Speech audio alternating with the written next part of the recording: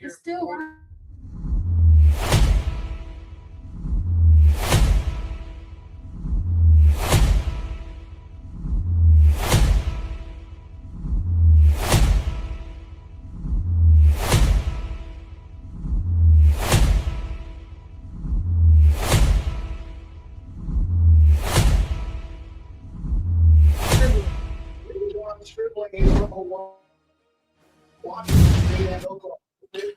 The Chicago Bears took Dylan Thieneman, safety out of Oregon, with their round 1 pick. But today is day 2 coverage.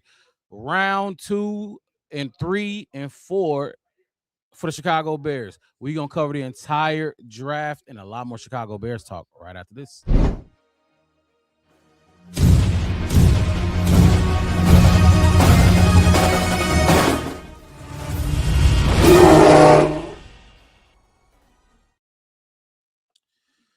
If you're tuning in right now to the Black Bear Podcast, hit that like button, subscribe to the channel, the Black Bear Podcast. One word, no spaces. It's draft time. We've been covering the draft for months now, not just us. A lot of people have. But look, I'm Dolo today, up until my co-hosts come in. Marcus mixed it, and maybe Chef West going to be joining me today. But let's get into this draft. I'm a little late. The first pick is off the board. Let me get this on the screen. Let's start tracking these picks right away. The first pick was the 49ers. They took, let me see who they took. Give me a second. Let me update this. Dejon Stribling, wide receiver. They needed a wide receiver, and they needed a wide receiver in fucking San Francisco, mainly because I don't know what's going on with Brandon Ayuk. And then did they trade him? I don't know if they traded him yet. All they had was Juwan Jennings and George Kittle, who's very injury prone. So I think that was a good pick for them, at least out the gate.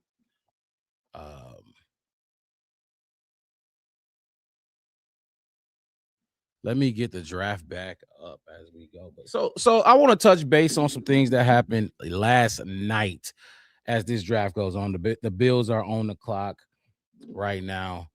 Dylan fucking Thieneman. Look, I had 5 people that I wanted in the first round at 25. Caden Proctor, which he went very early. Actually, I'll get his exact spot that he went in the first round. Caden Proctor went about 12. Yeah, he went 12 to the Dolphins, that was my first pick. That's who I wanted first. Then I wanted Peter Woods. Peter Woods is my guy. Peter Woods was there for Chicago at 25, but they decided to go with Dylan Thieneman. But also a couple other guys that I wanted at 25 was Akeem Mesidor. He went 22 to San Diego Chargers. Malachi Lawrence was another one. He went the very next pick after Akeem Mesidor. And then I would have took Caden McDonald at 25 if the Bears wanted to do that. They didn't. He fell to the second round. He's probably going to go tonight, so we shall see. But the Bears got picked 57 and 60 in the draft. What you doing? Just go to go to ESPN. You got to go to ESPN. My bad. I lost the draft. I got to get the draft back up, but. So 2 picks today in the second round. We also got the 89th pick. I almost forgot. So let's stay tuned to that. We got another pick in. They picking fast today. Chase Basantis from guard from Texas A&M. And actually what I'm going to try to do today is as these picks come in, I will play some highlights if I can find them of these dudes that they picking. But first, let's get the call.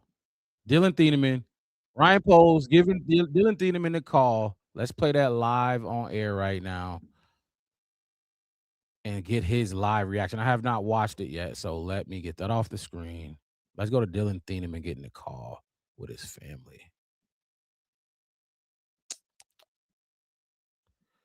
One second.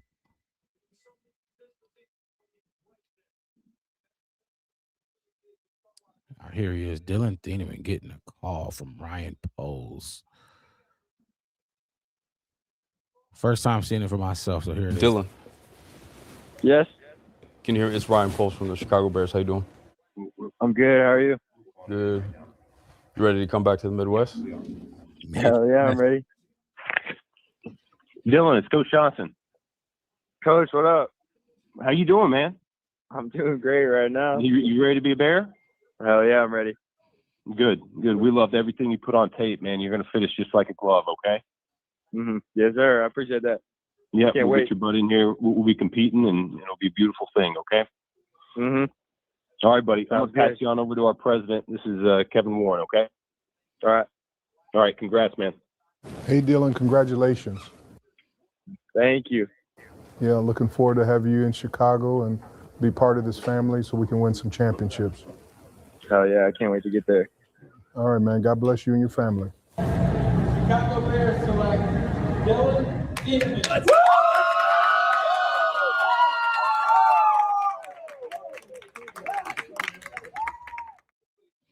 Dylan Thieneman. Look, I'm not mad at the pick. When I say I wanted Peter Woods, that was my second guy. Caden Proctor was my first guy. I'm a trenches dude. I'm the trenches guy on the show, and I wanted some Ozzie Trapillo insurance. Obviously, O-lineman went fast yesterday. They went off the board pretty quick, so you had to get your O-lineman by trading up, or I think Caleb Lomu fell in the draft as well. We got another pick coming up, so let's see who the Bills are taking. Oh, wait, no, not the Bills. Yeah, the Bills. T.J. Parker out of Clemson. There's an edge that maybe the Bears and the Ryan Poles was looking at, but he's gone. So let's see who we got for D lineman for prospects for the Bears. So that's what I'm looking at. We need D line. We need D line on this team. So let's see what we got left at edge. Zion Young still there. Cassius Howe still there. Gabe Yakis is still there. Derek Moore, T.J. Parker just left. R. Mason Thomas is still there. Dennis Sutton still there. LT Overton still there. So still some guys in there. It's getting a little thinner there. Let's look at the D tackles real quick and see what they got left for DT. Christian Miller is still there. Big Citrus. Dominic Orange is still in there. Lee Hunter in there. It's getting kind of thin at the D line spot. I don't think. This is gonna be interesting to see what the Chicago Bears do with the pick 57 and 60, because right now it's looking like it's gonna be thin, and a lot of those guys might even come off the board before we pick. They might have to trade up if they want to go get one, which I don't think I would trade up for any of these dudes left. So who do we got? We got who's on the clock right now? Oh, the Raiders was up. Did they trade? Did the Raiders trade? Like the Texans are on the clock right now. Let me pull this back up. Stop screen. Get this draft tracker back up here. Let me go to my sources because I can get these picks a little quicker than the NFL going to announce them. So let me get the draft tracker back up here real quick. There we go. And while it's on commercial, actually, let's continue our Dylan Thieneman praise. Let's look at some highlights from Dylan Thieneman as well while the draft is on commercial right now. Look, this dude, we needed safety. We didn't have another starting safety on the opposite side of Kobe Bryant, so they went and got one. At that point in the draft, you could have went anywhere with that pick, and they decided to go with the safety. Listen to his highlights.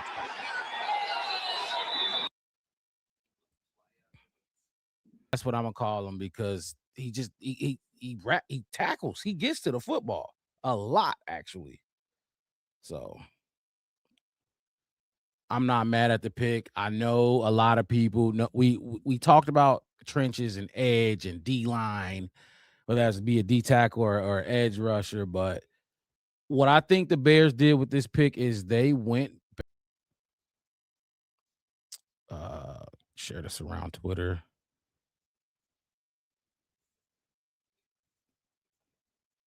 Again, if you're tuning in right now, hit that like button, subscribe to the channel. If you have not, we on the road to 800 subs right now, so show some love. Jump in the chat. Give y'all thoughts on who the Chicago Bears should take at pick 57 and pick 60. Let's get this draft board back up here.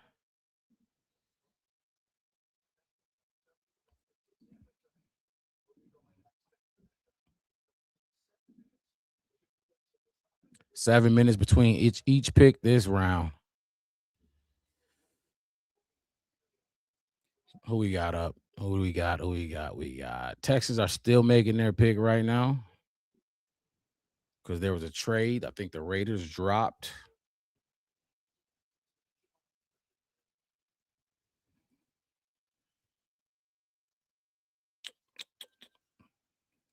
Announcing the pick right now.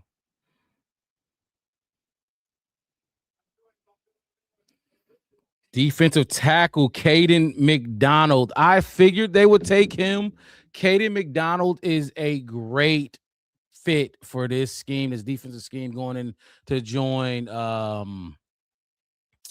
Will Anderson and what's the guy's name that played for Minnesota? Danielle Hunter. And then you get the best run stopper in the draft, and quite frankly, he'll be one of the best run stoppers in the entire league when he gets in. Caden McDonald was another Ohio State Buckeye. You know, if you follow the channel, I love my Buckeyes. This was an excellent pick for them. He fits perfectly for them. We called it all along, me and some of the guys in the chat, even on the show. We kind of knew he was going to the Texans. He fits perfectly with them, and that's exactly what happened. Chris Maddock, let's go. Day 2, we up and running, man. Let me know who you think the Bears should take at 57 or even 60. Benjamin Williams, what's up, my guy? We up and running again. Look, I wasn't able to talk to y'all yesterday. The other fella's going to be joining me in a second. What y'all think about Dylan Thieneman? Are y'all okay with passing up D-line at that spot and taking a safety? Or do you feel like this class is deep enough at safety where you could have waited till today and took a safety and got your maybe Peter Woods or whoever you liked on the D-line? Don't get me, I like the guy. This is a bona fide stud. I think he'll be a Pro Bowler for us for sure. And I think Dennis Allen can't wait to use this kid. I think he can't wait to use this kid. So let me know what y'all think in the chat, fellas. Let's see who's up on the clock. Who's up on the clock? Giants are up on the clock. Actually, I might can get some Caden McDonald highlights in here while we wait.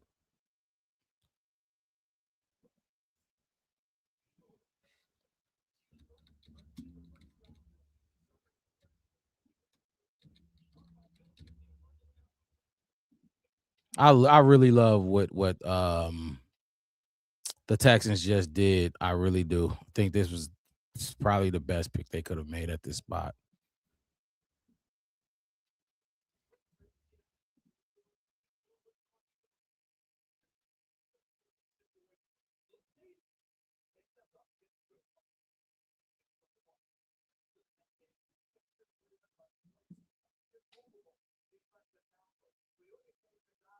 Trying to get Caden McDonald up here.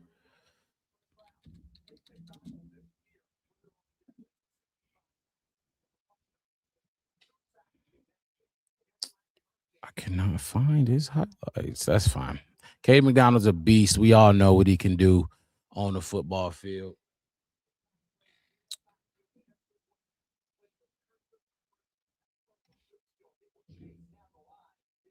I do want to keep getting into some of this Dylan Thieneman stuff because also the Giants, I got the Giants pick in. It's not going to be updated yet, but I got the Giants pick in right now. The Giants will select cornerback Colton Hood at number 37.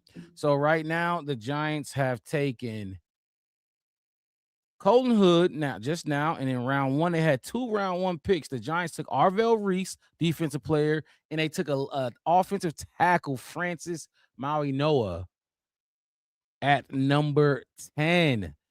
The Giants are making some good moves right now. They're really making some good moves. I'm not mad at what they're doing at all, but I hope the Bears come in and just come and get some of these dudes. Come get one of these guys. I would have liked TJ Parker here. Zion Young is still on the board. I know Poles, and I know they like him, but I wasn't the biggest fan of Zion Young in the first round, but I would definitely take him in the second round. Get some Colton Hood highlights up here for y'all.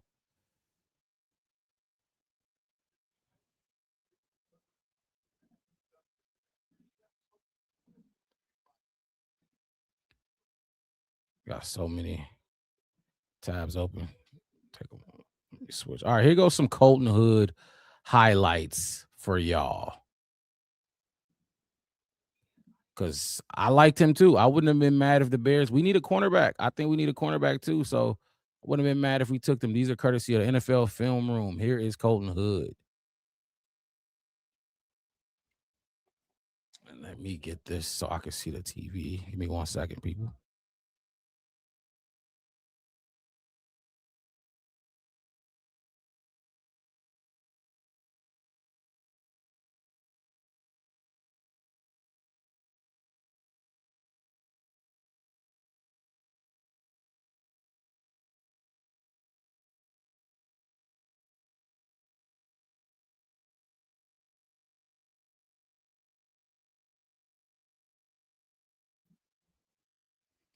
It's Friday draft. I'm mad I missed round 1, but I'll be here all night covering this entire draft. Colton Hood, we watching. These are Colton Hood highlights right now. Colton Hood out of Tennessee. Great pick. I like what they doing. And that leaves the Raiders on the clock, who previously traded back with Houston. And the pick is in for Houston. Colton Hood still playing on your screen right now.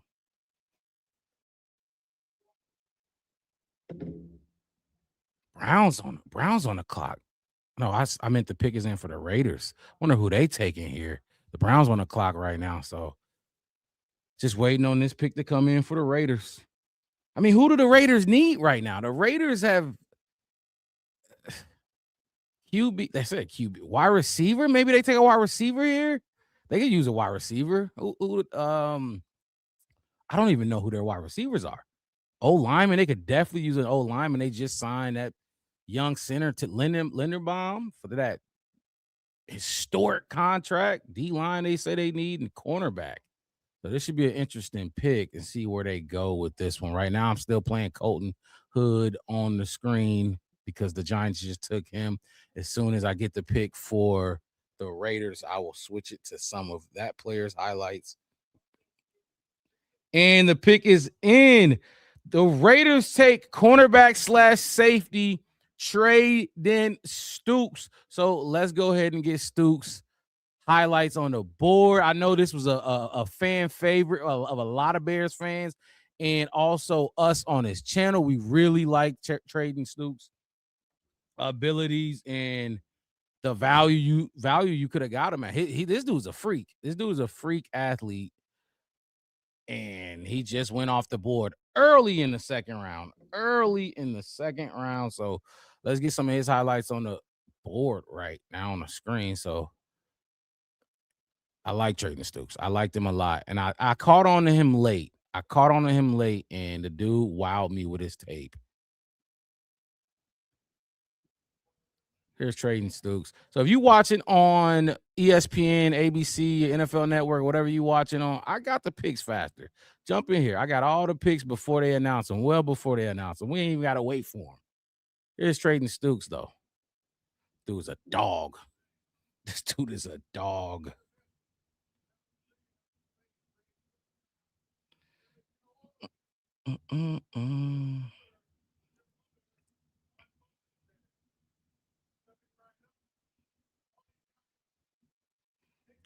Let's see. Look at this dude. Cornerback. Look, so he could play man. Look at that. But he also can play safety. Look at this. I like this play right here. Look at how high he gets up on this one. Oh my gosh. At the line of scrimmage. That's what you doing, young boy. That's what you doing, young boy. These YNs. Hey, the YNs in this draft, something else. And when they was coming up to the podium all first round, they was all confident. This class, for all the talk about this class not being that good, they don't believe that. They are as confident as any draft class out there. Trading Stukes. What a pick. That's a great pick for the Raiders. They needed that help, cornerback help. They'll probably keep him at corner. We'll see. We'll see. That'll be interesting to see what they do with him. But okay, so Browns are on the clock. They said they need a QB. They need some O-line help, wide receiver, cornerback, and edge. Let's just go back and see who they took because they had 2 first-round picks. First round, they took Spencer Fano, offensive tackle, at 9 in that trade with Kansas City. And then they took KC Concepcion at 24 with the Jacksonville Jaguars pick. So they up again. Let's see what they do. Are you going to double up on wide receiver and try to build that room? I think I would keep getting Shedeur Sanders some weapons because he's going to be your guy. I believe so. But Trading Stukes still playing on your screen. I'll take him down. And let's get ready to look at this next guy that's picked in the draft. Let's see if I can get it. I said, stick with me. Stick in here. We're going to get all the picks before they announce them. All the picks before they announce them. Oh, we got it. The Browns are taking another wide receiver at 39. Denzel Boston at number 39, pairing him with KC Concepcion. Boston checks in at 6'3", 212 pounds with a massive catch radius, strong hands, and 20 touchdowns over the last 2 seasons. Well, let's go look at this kid. I'm not that familiar with this kid, but let's see what he looked like. Let's look at some tape. Let's look at some fucking tape. Tape don't lie, people. The tape don't lie. See if I can find some Denzel Boston tape.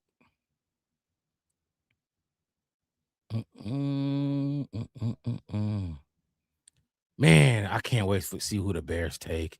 Green Bay's got it. They finally gonna get a pick in this round.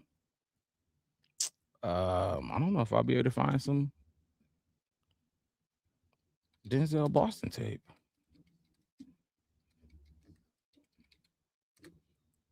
Let's see.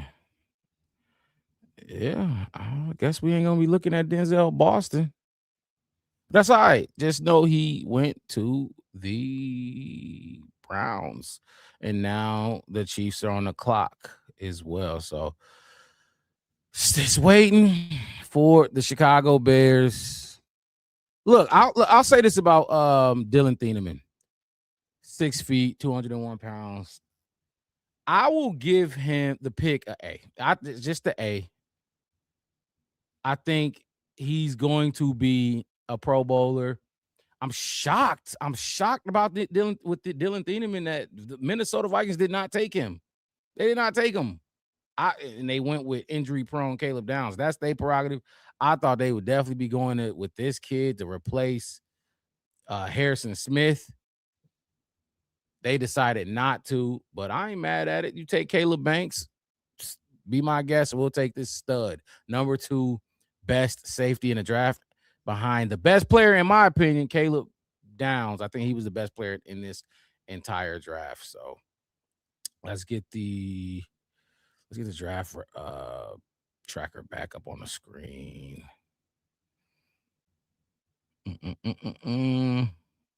So let's talk about the Bears and what we should do at pick 57, because that's the next one coming up. Well, according to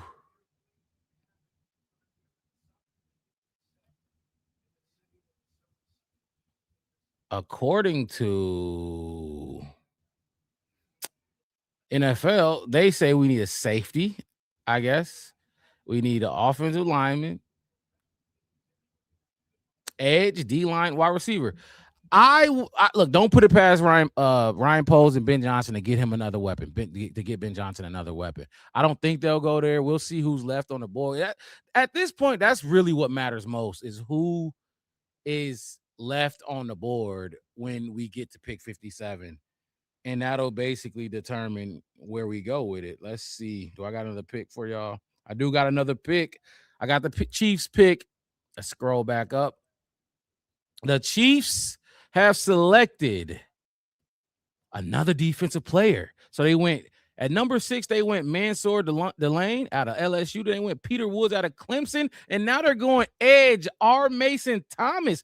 Why is the NFL trying to allow the Chiefs to stack the defense again and go get another championship? This is crazy. This is crazy to me. Chicago, do something. Unless y'all go get some of these studs. Let's go. Because we had pick 41, right? 41. The Chiefs just went at 40. I really, the Chiefs have one of my favorite drafts right now. I think they have my favorite draft.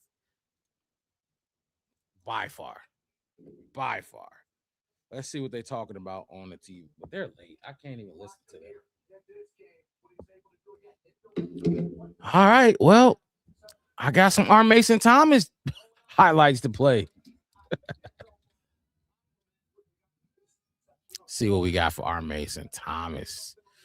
I liked him. I did like him in the second round. I don't know how he would fit Dennis Allen, but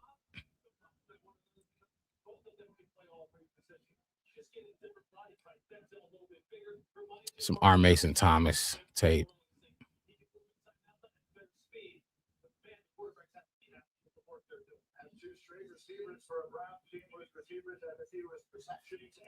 R. Mason Thomas on the screen. He just went to the Kansas City Chiefs. They are cooking right now.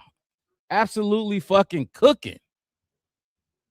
Again, if you're tuning in right now, hit the like button and subscribe if you have not subscribed to the Black Boying My Friday. Look at this dude.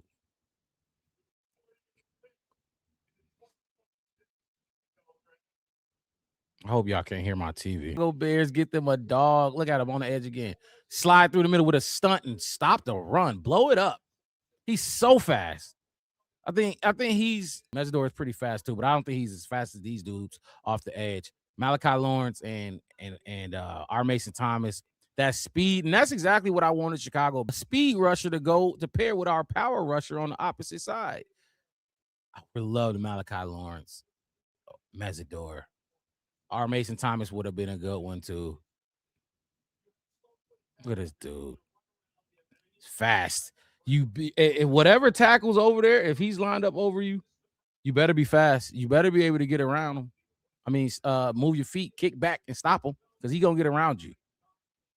Look at that dude. That's a stud right here. It's a stud. Who we got on the clock? The pick is in for the Bengals, and the Saints are on the clock. Let me see if I got this. I do got the next pick. The Bengals take Cassius Howell to replace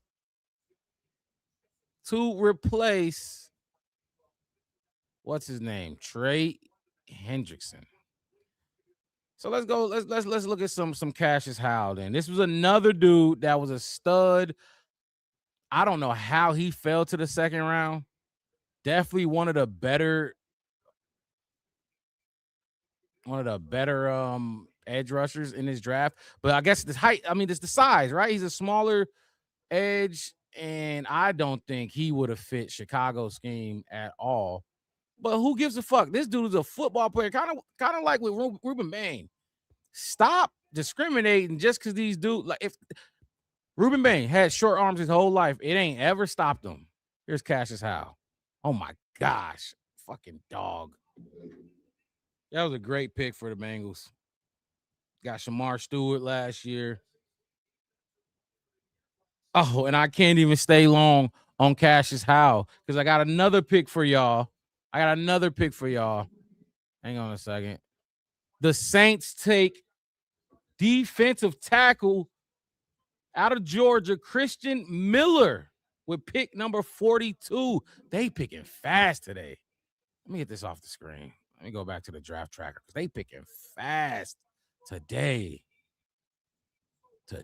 Christian Miller. I know my boy Howie, who usually in the chat, really liked Christian Miller. That was his boy. And he's a dog. You can't deny his talent. So let's see. Right now, they still got the Saints on the clock, but they took Christian Miller. Great pick. Defensive tackle out of Georgia. A powerful interior presence. Miller shows violent hands, and he holds up well against double teams in the run game. It's a nice pick for them. Christian Miller. Look. Let's see who they say they need it. Well, they won't show it. Well, they will. Wide receiver, edge, cornerback, D-line, O-lineman. The Saints in the first round, did they have 2 first? I think they only had 1. They took Jordan Tyson at 8. Got a wide receiver for Tyler Shuck. Okay, so they only had 1 pick. So they're coming in round 2 and taking Christian Miller. Dolphins are on the clock. As we wait for the Dolphins pick, they are announcing it on TV right now. I don't know why they wait so long. Well, I do know why. They got to get the money. They got to put together. The NFL got to dominate the calendar. True Pilgrim was good, man. Hey, I'm getting these picks in quick, well before they announce them on TV because, the NFL like to fuck around and take forever to announce these picks. But let me know, True. Hey, True, look, let me ask you this. Are you happy with the Dylan Thieneman trade? I'm going to ask everybody in the chat that comes in. Are you happy with the Dylan Thieneman trade? Of course, he's a good player. Or would you have rather them address the trenches on defense tackle, edge, even maybe trade up and get one of those tackles, that offensive tackles that was going? Let me know what you think, True Pilgrim, because great player. I wanted Peter Woods. Everybody know I wanted Peter Woods. Couldn't get Caden Proctor. He went too early, but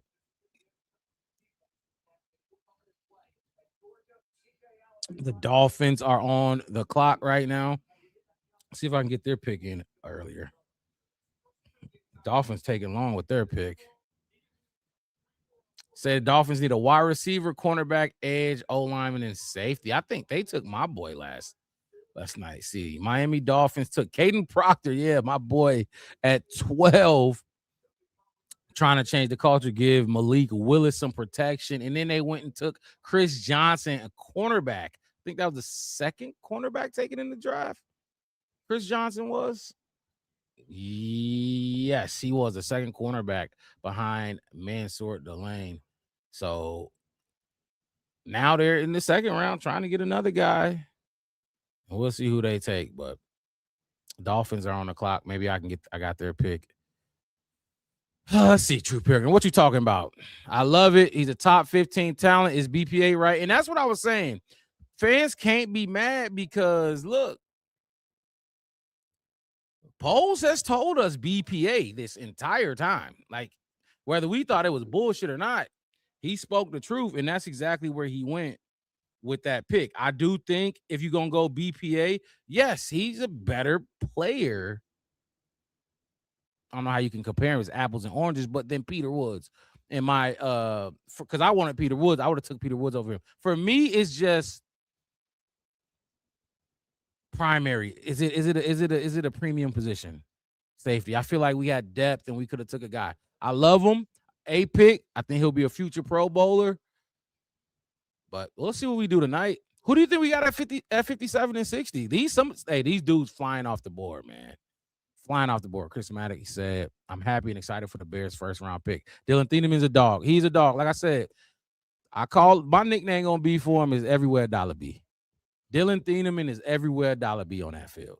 So that's what I'm gonna call him all year long. Him and Kobe Bryant gonna be a great tandem. Probably our best safety tandem since who? Adrian Amos and Eddie Jackson? 49ers did us dirty. I was hoping to get Stribling at 89. Okay, you thought he was gonna fall that far? They took him. Hey, they took him right away. They took him ASAP. So if you wanted him, there was no hope for that. Lee Hunter or Zion Young at 57. Oh wow. Think they fall that far? They might. They might. So my thing with Zion Young, I just didn't want Zion Young in the first round.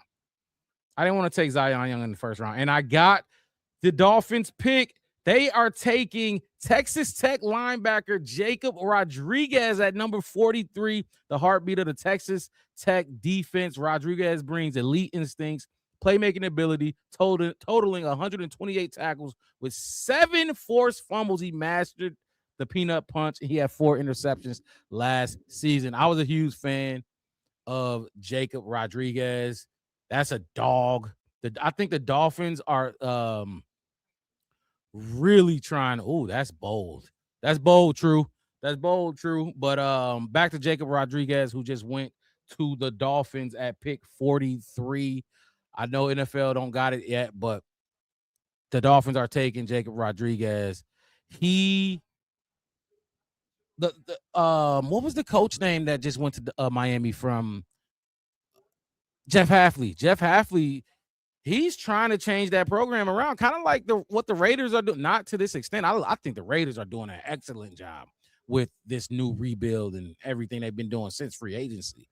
But Jeff Hafley's trying to do the same in Miami. The Jets are up next. I don't know if they're going to be able to do the same thing. They might be in the Arch Manning sweepstakes for sure. But Jacob Rodriguez, 43 to the Dolphins. What a pick. That's a stud. That's a bona fide stud right there. I don't know if y'all like linebackers or not, but I played linebacker, and I admire his game big time. Big fucking time. We got to trade. The Lions have traded up to 44 in the Jets spot. So they're on the clock. The Dolphins take Jacob Rodriguez. Let's see who the Lions, who are in our division, people. Let's see who they traded up to take. Let's see if I can get that pick. Wow. Yes. Yes. Hey, True, I fuck with you, True. I really do fuck with you. You know what you're talking about a lot of the times. I like having smart football knowledge people in the chat. You know what you're talking about. The Ravens are on the clock. The pick is in. So they traded up. They knew exactly who they wanted. The Lions have taken. This will be interesting. I can't wait to see who they traded up to pick. I don't have the trade compensation yet either. Come on, what we got? Give me that pick. Give me that pick.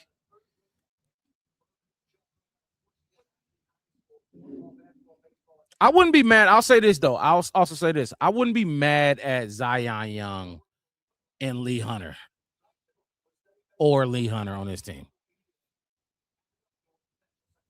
So I'll say that. Come on, Lions. Who you got? Who you got? We are at pick 45 right now. The Lions pick is in. They have not announced it yet. The Ravens are on the clock.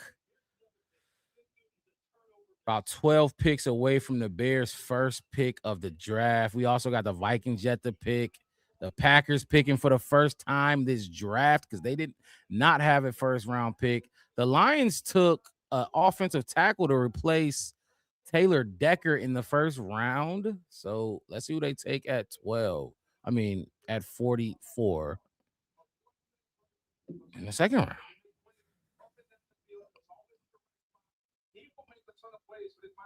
And the pick is in.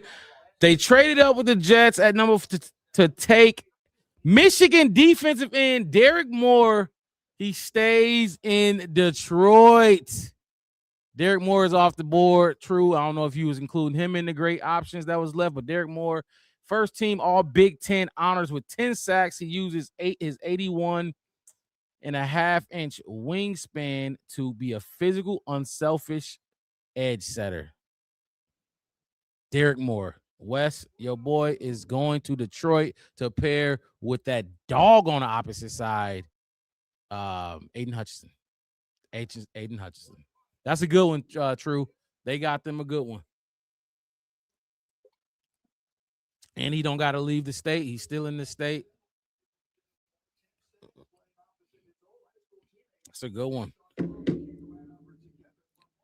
Let's see. Ravens are on the clock. Let's see if I can get some Derek Moore highlights in here.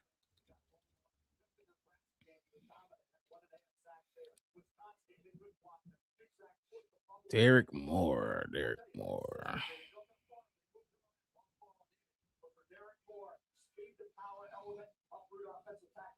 I feel like the Bears would go to settle for Gabe Yakis, who I like. I like Gabe Yakis, but there's some guys, man, with some moxie and some football acumen going off the board. I do like Yakis though.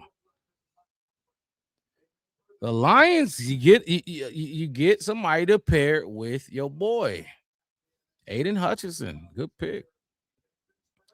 Ravens on the clock. They say they need an O-line, wide receiver, edge, D-line, and a tight end. Let's see who they took in round one. Who did the Ravens take in round one? I think they took the guard, right? Yeah, I can't even pronounce that name. Penn State guard. Yep. Probably the best guard in the draft.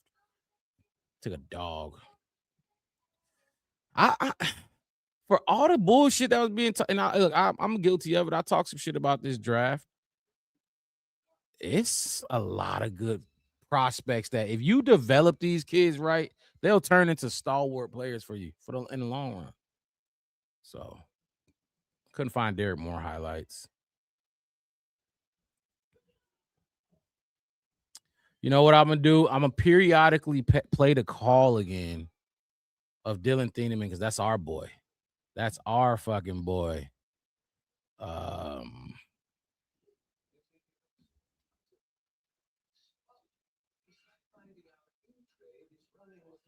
We play Ryan Poles calling Dylan Thieneman while we get this pick from the Ravens.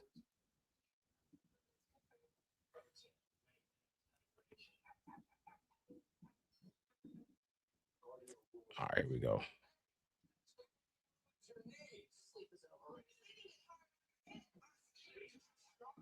Ryan Poles calling Dylan Thieneman. Dylan. Yes. Oh, I can't hear it. I don't know why I can't hear it.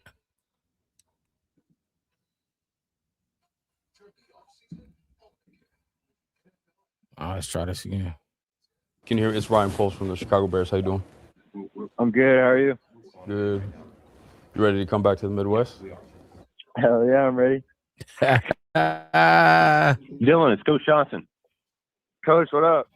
How you doing, man? I'm doing great right now. You ready to be a Bear? Hell yeah, I'm ready. So Zion Good. We love Young everything you has put on just tape, man. You're gonna went finish to just like a glove, Baltimore. okay? Yep, I got the same Yes, sir. I appreciate that. Yeah, Can't we'll wait. get your buddy in here. info We'll be you competing, got. and I guess it'll it's be a Lee beautiful Hunter thing, then, okay? huh? True. All right, buddy. I'm Sounds gonna pass good. you on over to our president. This is My bad for talking over the call, but Baltimore just took Zion Young. Like I said, I didn't want him in the first round. Would have gladly taken him in the second round. Unfortunately, we got it. So who we got left at edge? Let me look at some of these prospects. How about I take this down there? Because let's see who's left. They are flying off the board, man. Maybe I'm wrong, but it looked like it's getting kind of thin at edge now. Let me see who they got left. Prospects. Let's go to edge here quick. Zion Young just went. He's no longer there. So we still got Gabe Yakis, Jason Barham, Joshua Josephs, Romello Height, Denai Dennis Sutton, LT Overton. I'm just looking and we're not going edge. We can't go edge. Anthony Lucas, we're not going edge. We gotta go D tackle because they're not taking the edge.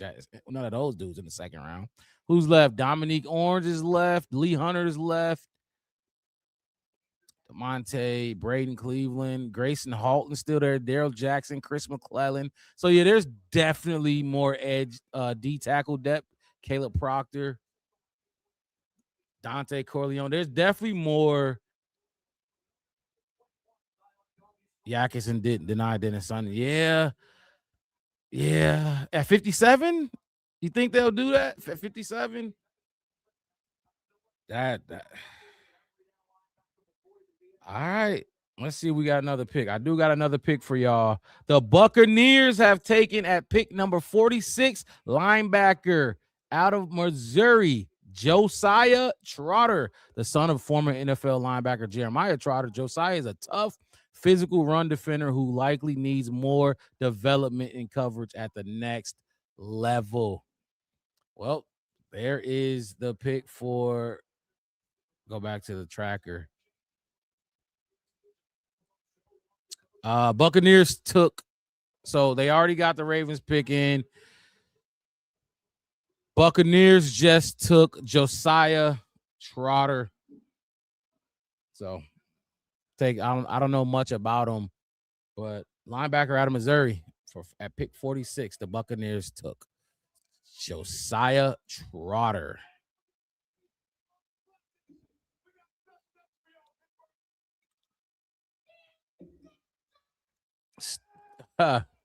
Steelers still suck. That's crazy.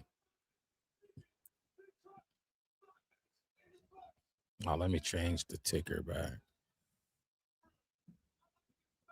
Again, if you have not subscribed, hit the subscribe button. We on the road to 900. We're trying to get to 900 subs, man. Keep growing the channel. We doing day 2 live draft coverage. I know it's a lot of podcasts covering the draft all over YouTube and Twitter and everything, but hey, man, come rock out with us. Have some drinks.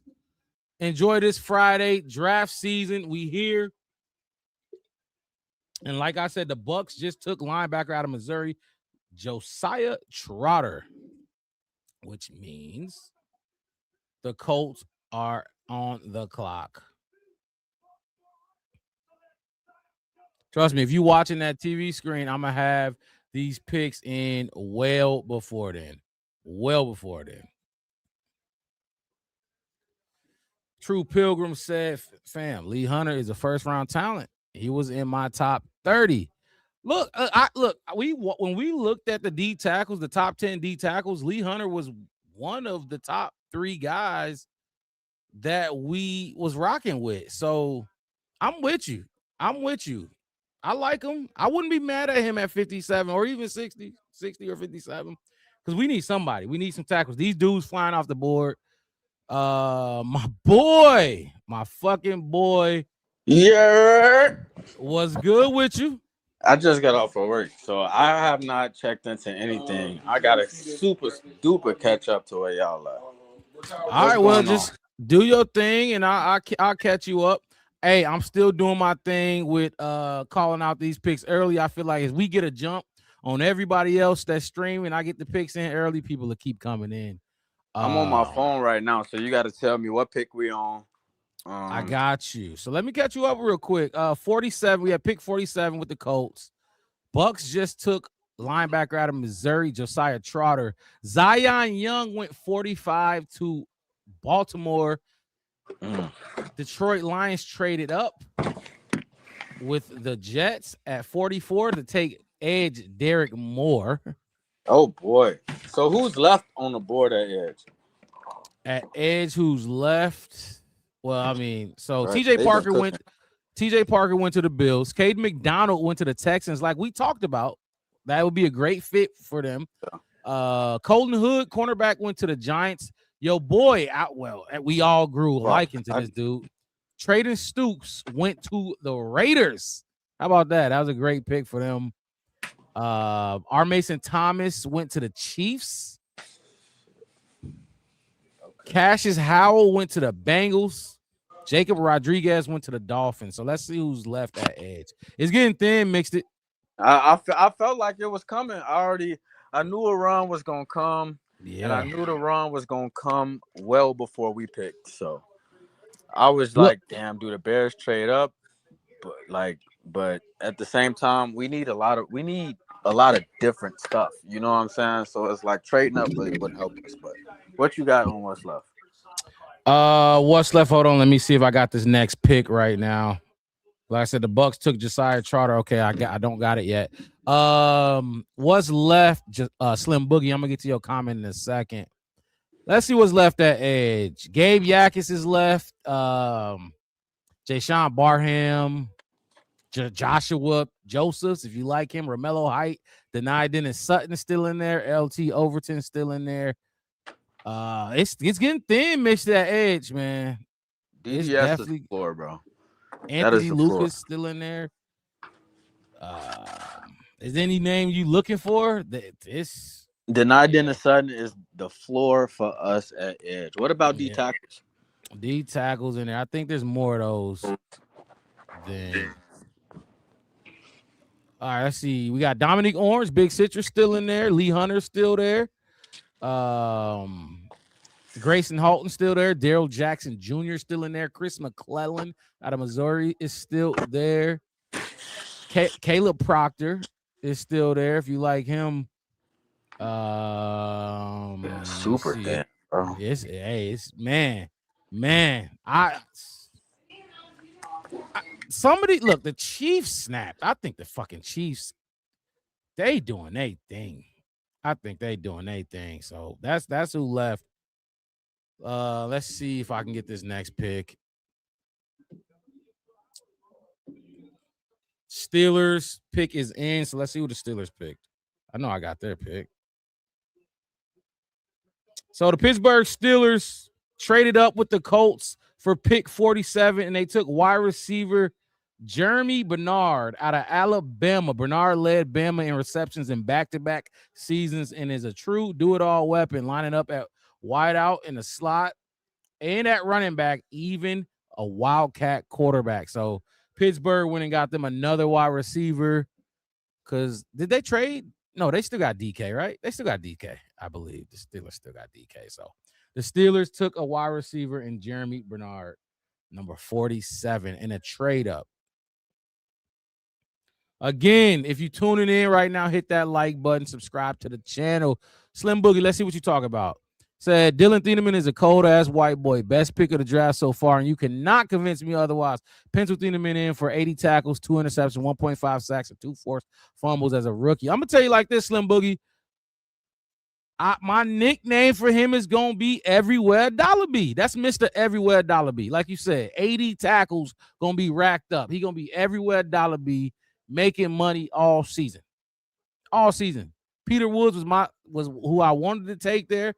But you can't go wrong with Dylan Thieneman, number 2 safety in the draft, depending on how you feel about McNeil Warren. That man Everywhere Dollar B. He's going to be an all-pro, Pro Bowl safety for the Chicago Bears. Like I said earlier, I think this is the best safety tandem we've had since Adrian Amos and Eddie Jackson. I really do. I really fucking do. So y'all still hoping for Hunter to fall to us. Lee Hunter and Grayson Halton would be awesome. Whoever we pick, like I said, we pick them. I will play the tape, look at some of their tape as we talk about them and break down their stats and their career in college. But right now, who is on the clock? Falcons are on the clock. Jeremy Bernard just went to the Steelers. So let's see. See if I can get this Falcons pick. We moving faster than the TV, so stick right here if you want them picks early and often. We moving faster than the TV now. Let's see. There you go. Now I can see myself. My boy. All right. Let me grab my headphones. Yep, do what you got to do.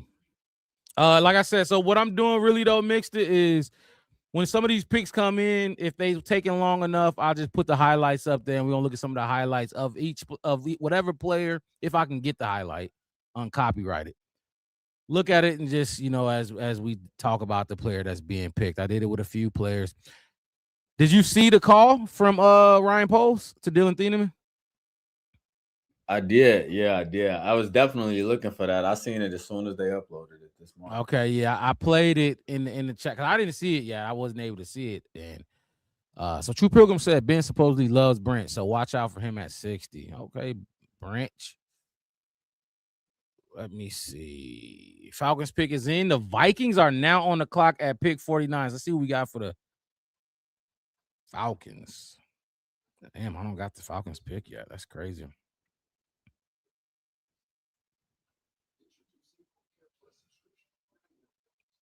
Again, if you have not subscribed to Black Bear Podcast. One word, no spaces. We continue in our draft coverage. Shout out to my boy Marcus Mixed It for holding it down for us in round 1 yesterday, and we going hard today for rounds 2, 3, and 4. Do we have a 4th round pick? We got a 3rd. I don't know if we have a 4th round pick. NFL fan said hi. What's good with you? Subscribe. Hit that subscribe button. Haven't seen you in the chat before, so show some love. Pay that toll. Support the channel. Who's on the clock? Okay, Falcons. Let me keep working on this pick. I like what the Dolphins been doing. I'm not too mad at what Jeff Hafley trying to do there. And wow, he's failed. The Falcons pick is in. Just took Clemson cornerback Avion Terrell, the brother of Falcons All-Pro cornerback AJ Terrell. The brothers are now teammates in Atlanta. Avion plays with physicality in the run and pass and is seen by his teammates as a nickel who can also blitz effectively. The brothers is on the same team, Mixed It. The brothers is on the same team. Avion Terrell and AJ Terrell are in Atlanta. That's lit. That's busting. If me and my brother was ever in the NFL on the same team, come on, man. Fucking like the Giannis brothers. Going crazy in the city. That's big for them. I'm shocked he fell this far. I'm gonna say, where are they at right now? What pick was that? That was pick 47? 48. Oh, Vikings on the clock with 49. that's not a bad. I mean, that's not. I mean, I guess, but McCoy was on the board for a long time. Who took McCoy? Colton Hood. He came off at what, like the late 30s? Okay. I'm trying to see who the Falcons. Did the Falcons not have a first? They did not have a 1st round pick. So that's their first big pick in this draft. Okay. Colton Hood went to the Giants. I'm salty about trading Stooks. I felt fine after we took Thieneman, but it's like I was just like, I know we're not gonna get Stooks, but I'm still gonna be a little bit upset to watch him go off the board. Still some hope, yeah. I was looking at his tape again. I was just like, man, the Raiders, they're trying to turn that shit around, man. They trying to change the narrative in Vegas, and it started with the quarterback. They got Kirk Cousins because dude played just like Kirk Cousins, and yeah. What do you think the worst pick of the draft was so far? Caleb Banks. I think Caleb Banks was the worst pick of the draft. Let me just go back and look real quick, but I'm pretty sure that's what I think the worst. Because I can see why a lot of teams picked who they picked. Cowboys got a dog in Caleb Downs. Let's see. Yeah. Concord. I started going to some of them Vikings podcasts last night. I was just they was trying to justify it, wasn't they? It was deflating as hell to y'all. Oh, was it? They wasn't excited? Absolutely not. Because everybody was talking about them getting Thieneman. And I'm just like, I know y'all are salty about Caleb, because my thing about Caleb Banks is like, even if you're willing to take a flyer on him, another 32 picks could have went by and his ass would have probably still been on the board. So you know what I'm saying? From there is crazy. Like, I got a rule of thumb for the first round. If you're a first round, like, lineman, you need to be a 3-down player. Y'all don't even know if he's that. You know what I'm saying? Like, if he get hurt, that's gonna be crazy, bro. Yeah, that's crazy. I want to see how Kevin O'Connell and them really feel about that because of the whole big conspiracy theory that came out after Kwesi got fired. With the pick and JJ McCarthy and all of that stuff, but they definitely wasn't excited about it. At least in my eyes. But I want to know how they feel watching Thieneman go to Chicago after that's who they thought they was Well, getting. did they hire? They don't got a GM, do they? They didn't hire one yet, did they? That's crazy. True Pilgrim said he watching some Gabe Yakis highlights. So I'm gonna just play some real quick. Let's see this Ben he talking about while we wait on this next pick. And as soon as they get the pick in, I'll announce it and we'll start checking in on those dudes. Let's go back to round 2. Minnesota traded out. Panthers are on the clock.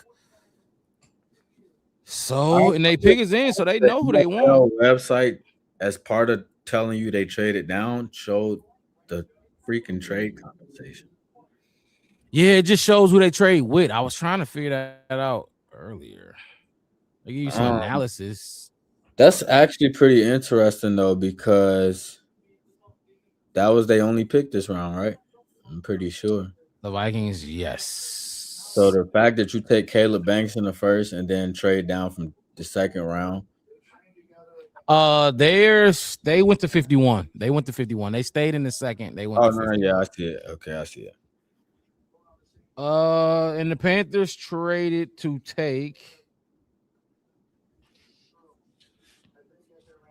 Let's see if I can get this pick. The Vikings traded with Carolina to take Texas Tech defensive tackle Lee Hunter. Yeah. What a pick! That is a good pick. Let me get this off the screen. Let me get him down. McCoy is still on the board. Wow, Lee Hunter just went to the Vikings. Not the Vikings, the Panthers. They wanted him. Jacobs might not make it, man. We might have to move up if we want to get him. Let me put the draft board back up. Wes. Oh, is Wes in the chat? Hang on a second. I'm trying. What's good, Wes? Yo, what's good, my boy? Hey, man. We rolling. I knew it was gonna go like this, man. Yeah, but hey, we get. Go ahead. It's getting. No, I'm with you, man. It's getting thin. Like, okay, so Lee Hunter. We just looked at the D tackle. Lee Hunter's gone. Who we want? McClellan? I mean, I don't fucking know. Yeah, true. I know you said Zion and you said Lee Hunter. They both gone. You might have to go Big Citrus if you make it though. Well, Grayson Holton is still on the board too. So, Chris Maddox said, everyone going off the board. Yep. Yes, sir. See, here's the thing. Here's the thing about the Bears picking at 57 and 60. They are basically in the same position they was in day one. Dude, that's a great position. point. You literally in a point where it's like what you do in round 2 is the same thing. It's the same situation you have to deal with, and the fact that what you pick is really going to be dependent on how the board falls because you're so far back. And to me, it's like, okay, you got 2 seconds. You could move up and take a guy. Want to trade up from one of them spots, but one, that's probably harder to trade than some of these other teams because they're not moving back as far. And 2, just based on team needs, if you trade away a pick to move up, you might get to cover as many gaps as you want to. You know what I'm saying? Right. So it's like it's kind of like a double-edged sword. And I feel damned if you do, damned if you don't. Right. And it's like, damn, it's the best thing for them to do is just kind of sit back at 57 and 60 and then they have another back-to-back like they did last year and do something. You know what I'm saying? Like, I think right now, man. But it hurts. Yeah, right now it's too late. Yeah, you gotta sit, but like, okay, what's saying is he in the roof wiring, putting in that hard work at work. But yeah, TJ Parker went early in the second. Let me scroll back up to the Bills. TJ Parker went to the Bills. Your boy Caden McDonald went to the Texans. by the way. And Traden Stoops went 38 to the Raiders, just to catch you up real quick on some of the guys that This shit I know hurts you so were bad. looking for. Man, don't it? But it started. They was already hitting us with daggers in the first round when they went a run on Mesidor, Malachi, Caden Proctor went 12. Like, come, I knew it was gonna be slim chance. He was gonna fall I to knew you had to 25. get in the 30s, bro. Like if you But really wanted to make a 12? crazy splash in the second round, you was gonna have to get up to them 30s. You're gonna have to get up there. Yep. You're gonna have to give up basically your back end of the draft. And at that point, it's like, damn, is it really worth it? Because again, you got multiple needs that you got to try to at least put one body in the room. You know what I'm saying? Like it would have been great to be in a position that like to be able to double up at a position or whatever. But right now it's like you got to get the best. Like you got to damn near go BPA at each position you can get in. Literally. And I was saying this before you hopped on with the Dylan Thieneman pick. Look, Ryan Poles told us he was going best player available. That was the best player available. You know what I'm saying? He was by a long shot though. Yeah, that was the best player available. Even if he wasn't on the board, there was so many people at the Bears beck and call at that point that it was just like the way that the board fell in the first round. It was a lot of trades and shit, but it was like they still was kind of picking in a way that helped us out, especially with Minnesota taking fucking Caleb Banks. It was like Banks. As soon as y'all did that, I was like, oh shit, we might be in really, really good shape. But as soon as I seen the Chargers take Mesidor, I was like, y'all ass sniped me 5 mock drafts in a row. I knew it was coming. Like, we got another pick. So right now they got the Jets. Pick is in. The Jets are taking Indiana cornerback D'Angelo Pons at number 50. Pons is a dog, undersized at 5'8", 180 pounds. But Pons is ultra competitive with strong instincts, high football IQ, and a nose for the ball. He has 7 interceptions, 36 pass breakups through his college career. I'm shocked he fell this low too. What's up? You know it's crazy?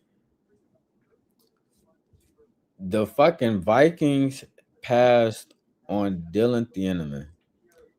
And EMW is still on the board for them. EMW is still on the board. So that's a good back in the second round. They finna take him. They about to take EMW. This is insane. This is insane. Oh wow! I'm glad you just brought that to my. Still on the board. EMW, Jalen Kilgore, AJ Halsey, Bud Clark, VJ Payne, Zakee Wheatley, Kamari Ramsey, Traden Stooks went, but I don't think Keontae Scott went. So it's like they got options. But so that's my thing, though. They would have, regardless of who they took, they was gonna always have options. This safety class is deep. Now, if they didn't pull for him in the first round. We took the second safety off the board. It just happened to be the second highest rated one. I'll give Poles. So I gave Dylan. I was with you. You gave him an A, right? You gave the big A. I'll give it an A plus if I knew that Poles ranked Thieneman yards ahead of the next guy. You know what I'm saying? Because if you had them pretty close, why you take them there? Look at this depth. If they finna get EMW, is that like that's insane? That's crazy, bro. That's crazy. That's insane. So you could have got Peter Woods and EMW, or Peter Woods. He was a top 30 pick. Yep. And he just fell to 50 plus. He's not even top 50 in this draft, in the real draft. That's crazy. But Caleb Proctor, well, not Caleb Proctor, Caleb Banks, he's still top 20. Jamal McCoy. I can't believe that. That was crazy though. Wait, who did McCoy go to? He didn't go to anybody. He's still on the board. Okay. Wow. If he's on the board at 57 to 60, the Bears fuck around and take him. You think Green Bay might take him? Green Bay might take him. Don't they need a corner? Green Bay, yeah, they do. They definitely do. Right after Minnesota. If they don't go with EMW here, that's crazy. They might like a different safety. They're gonna try to get back in a second or something. Let me see if I got the Vikings pick. Let's see. Okay, no, this is still about Pons. Wow. Wow. The way that this board fell, I knew it was gonna be a run on D lineman, but damn. This almost all D lineman. Mike Washington Jr. still on the board. Ben Johnson fuck around and be able to take a running back. And snatch him. True Pilgrim just put in the chat like this may piss some Bears fans off, but don't be mad if D lineman is not at 57. The Bears. Oh no, there's options. Yeah, There's options. There's options. There's shit. He could go center. Connor Lew, Sam Heck, Logan Jones, all on the board. Oh, this is gonna be interesting. And the Bear, like at this point, Mark Rob, what do? Do you look at that edge room and say it stand out too much? Let's go ahead and just take Gabe Jacobs, or we can probably take Denai Dennis Sutton at 60. We fuck around and maybe be able to take him at 89. But do you move up from this spot? Like, are you looking at this spot and like feeling like the Bears should start looking at somebody to move up to, or do you think that they should just sit tight? Jaden, they took a linebacker. Oh, Jake Golday. Wow. Jake Golday is a good linebacker, but they playing their ass in Minnesota. Wow. Hold on. But guess what? Mixed it so they're gonna still be able to. Let's see where they pick in the third round. This is actually they pick 82 in the third round. They still might be able to get them a safety at 82. That's know what I mean? That's fact. It's enough on the board where I can see them doing it, but it's just like y'all see the way that this run is going. You know what I'm saying? That's crazy. I know Minnesota fans is confused as hell right now. Let me see what they're talking about on this other screen. Oh man, like, I'm not excited about the pick. The Packers pick is in. Chris Madison might be a wide receiver, running back. Let's see who the Packers took. Who they got at running back right now? Josh Jacobs? Oh, they talking about us. Yeah, he's talking about us. I can see. Let's see what. So they got for the Bears needs. They got safety still, but that's probably not updated. O-line, edge, D-line, wide receiver. So O-line, edge, D-line, wide receiver. Which, I mean, those three: O-line, edge, D-lineman, D-tackle. Those been the three that we've been talking about for months of covering this damn draft. So the Packers is on the clock, right? Well, no, their pick is in. Let's see if I can get their pick early. Yeah, some of them in this chat mad. Whose chat is it? Vocal, right? Look, if you tuning in right now, hit the like button, subscribe to the channel. This is day 2 of the NFL draft coverage from the Black Bear Podcast. Hit that like button, the Black Bear Podcast. One word, no spaces. I'm your host, Mark Rob, with my co-host in the building, Marcus Mixed It again. Shout out to Mixed It for holding it down for round 1 yesterday. That was an exciting round, honestly. And it's shaping up to look exactly like it looked in that damn round yesterday. Can I ask you a question? Talk to me. While we waiting on the Packers to come in, what's up? How did you feel about the Jets in the first round? Okay. So David Bailey at 2. Yep. At 16, who did they take? The tight end, Sadiq. They took Ken Sadiq at 16. And they traded back into the first round into Omar Cooper Jr. Okay. I wasn't mad at. I think they need offense. I think they need offense more than defense over there.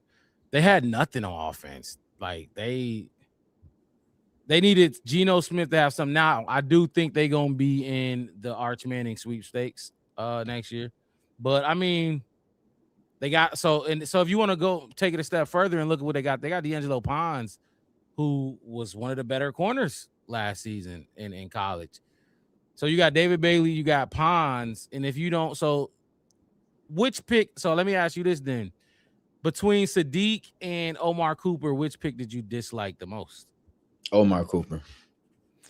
Do you think they should have just stayed out of the first round, or should have took somebody else there? They could have stayed their ass right there. Omar Cooper was coming to him. I didn't like the fact that you traded back into the first and you took a wide receiver. It took a wide receiver.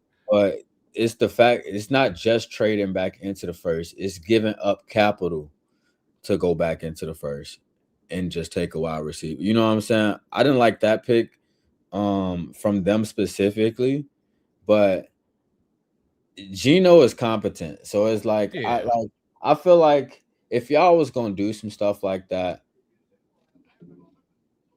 y'all probably should have got like one of the best offensive linemen or something, like something to where like when you do bring in this rookie quarterback that you're gonna bring in, they got some type of like you don't have to waste a year of their development not having a line in front of them. You know what I'm saying? Yeah, I don't mean to cut you off, but the Packers have made their pick at 52. Cornerback Brandon Cisse. That's how you say his name? Yeah. Brandon Cisse at number 52. Cisse is an explosive, twitchy outside corner with tools to develop into a starter and shows willingness in run support. So, like we said, they was probably going to take a cornerback here, but it's not McCoy. So that's interesting. Maybe we take him. We 5 picks away, mixed it. So, but look. McCoy had like a pro day work. Well, it's not even a pro day. It was like a private workout, like right before the draft to show teams that he was still healthy and stuff like that. And I think he ran like a 4.3 something. But teams, I guess, is not filling his medicals or something. Maybe they feel like long term he got like what did they say Max Crosby had? They said he had like a degenerative knee or something like that. Yeah. Like, I mean, McCoy got something similar going on or whatever to where he's just plummeting from Max Crosby. I forgot what it was. Core was it core muscle surgery, or was it it wasn't him? Was it with core? No, I don't know. But it was something deep. It was something deep in his knee. But yeah. So you think injury concerns is why McCoy is dropping right now? Yeah, they was talking about McCoy. Is this a fall? Close to Mansour Delane. So Mansour Delane went top 10. So I could actually look at some of their mock drafts, some people's mock drafts. Let me look at a different page. Just to see where they had some people mock to go. Yeah, like I'm looking at the cornerbacks on here or like, so you know how like they got like a grade for each person. Yeah. Each person is split by like a few decimal places. Like Malik Muhammad 6.21, Keith Avni 6.2, Jaden Kennedy 6.19. Jermod McCoy is all the way at the top at a 6.4. So skill wise, he's well above some of these other. Yeah, he's one of the top players. Trying to see what Daniel Jeremiah had him at. Hold on, who's picking right now? Right now, that's picking is the Colts pick is in. The Eagles on the clock. The Colts need. They say they need edge, linebacker, safety, offensive lineman, wide receiver. I had something yesterday where it was able to show me like. Let me see if I can go on. Wow, yeah, he had so Daniel Jeremiah's last mock, he had Jermod McCoy going 12 to the Cowboys.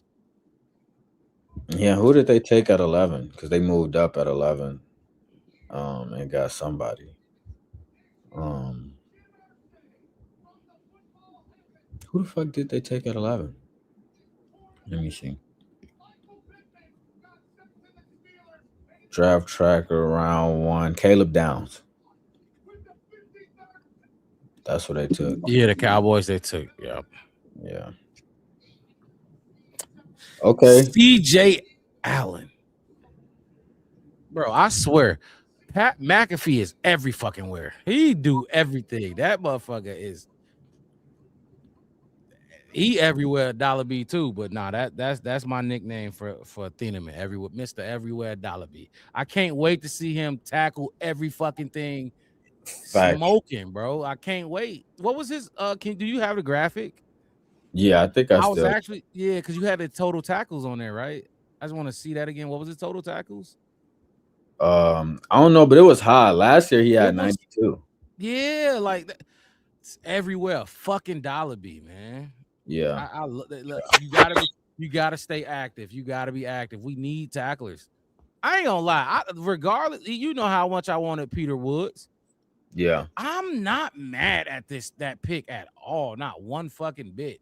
Like I ain't gonna lie. When we picked him, you know me. I always say this, but when we picked him, I'm like, damn, I might go get a Thieneman jersey type shit. You know what I'm saying? But I ain't finna get him the last 3 years. Mm-hmm.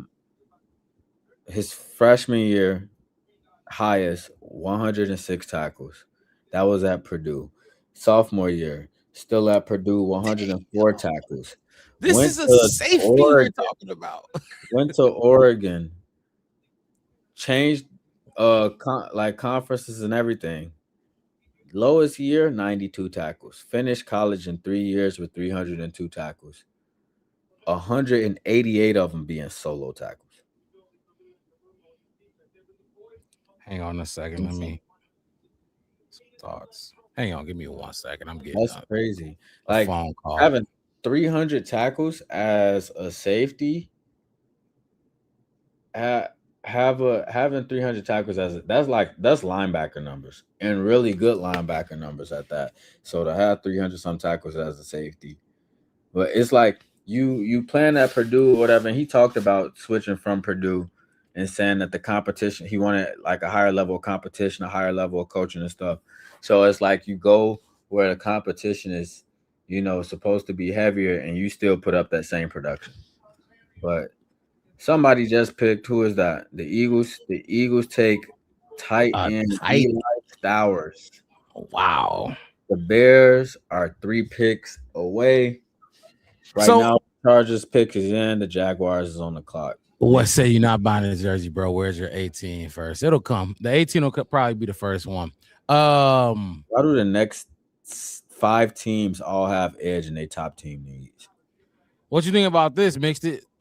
True Pilgrim saying, not gonna lie, I would take McCoy at 57. What you think about Jamal that? McCoy, I probably would pull it. Because if he's actually healthy, bro, you got your CB1 and CB2, and you already like Jalen Johnson. They have to prove to this coaching staff that he's gonna earn another contract. So if that's BPA, you gotta take him. But I only want him. Oh my gosh. So the Patriots have traded up with the Chargers. Oh, fuck. At pick 55, and they have taken defensive end Gabe Yakis. Yakis had 11 sacks last season and brings experience, 50 career games, with the strength and versatility to play hand down or stand up edge rusher in the league. That's a good pick. I don't know the compensation. I'm not the for some reason, they take a little minute to get the compensation on these trades, but wow. Well, Gabe Yakis, I don't know if we keep getting sniped. Ben Johnson, fuck it. Go get the best receiver on the board. Go do what you do. At this point, wow. I'm fucking disgusted. I am so upset right now. Boy. This shit is a snipers only match or something, because everybody just coming in and taking all. Okay, so let's do this then. Well, you got the draft board up on your screen. I'm gonna put the prospects up on mine. That way you don't got to keep switching over. But right now, this is who's left on the board. This is perfect. Switching over like this. This is perfect. This is who's left on the board in totality. These are all undrafted right now. So it's nobody drafted gonna show up here. Jamal McCoy is number 1 on the board. Anthony Hill, EMW, is still on the board. That's crazy. The That Bears, is the crazy. Bears could have damn near just did whatever they wanted to do in the first round. And Chris, sit and get EMW here, huh? yeah. Gabe Jacks is coming off the board. Jalen Kilgore is still on the board. Zachariah Branch is on the board. Halsey's still there, ain't he? AJ For Halsey safety? is still on the board. Kyle Man. Lewis, Max Clare, Bud Clark, But Connor Liu, Keontae Scott, Malachi Fields, Dominique Orange, Caleb Tiernan, another offensive tackle, Mike Washington. It's a Sam Heck. This is a long list. Logan Jones. This is a long list that the Bears could pick from right now in this spot. But you what think Bears go center here? position- I don't know. That's what I was going to say. What positions do you think that they go for at 57 to 60? I think they go cornerback or center. Cornerback. Unless they like Dennis Sutton. Right? I mean, do they have those players ranked? Hold on, let me go back to the screen that you are those ranked in order or just like position? They in order from the grade. So denied Dennis Sutton is well done here. He's a third round pick, huh? Third, fourth round pick. That's what they saying. Damn, I gotta look his name up or something because let's just go to edges right now. Chris Maddox said Jennings Dunker. I looked at his tape one time. He's okay. Denied Dennis Sutton, Romello Height, Joshua Josephs. This is like the floor. LT Overton, I'm not interested. So like here and up is what I'm looking at. And some of these other guys we haven't even really talked about. We haven't talked too much about Joshua Josephs or Kerryon Crawford or Jayshon Barham. Defensive tackles, Big Citrus. Really the only man left standing. Dominique Orange. This is like kind of the same conversation we was having about Caden McDonald. McDonald. The size and stuff, like, is it the play style or whatever of what Dennis Allen is going to want? You know what I'm saying? Put him at nose for sure. I don't know about 3-tech, but I think Caden McDonald is good enough to still continue to develop more skills in his arsenal. But trying to see this next pick. I'm not getting it right now. The Bears end up with Drew Bowery. I'm gonna be laughing. That would be crazy. That would be fucking insane, bro. Wide receivers. Zachariah. Breaking news. I wish I had a drop for breaking news. I don't got a drop for breaking news. Why the fuck don't I have a drop? Don't I have a breaking news drop? Oh, I do.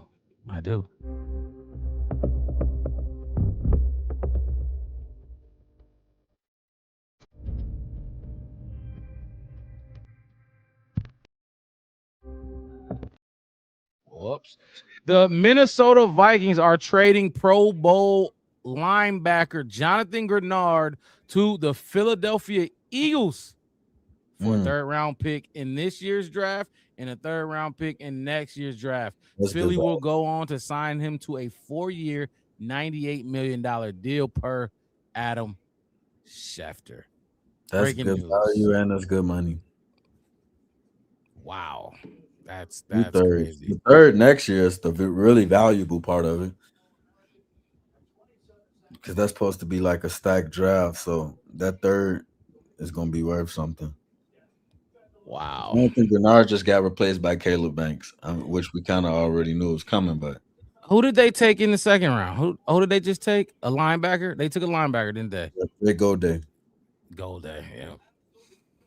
Wow, what are the Vikings doing right now?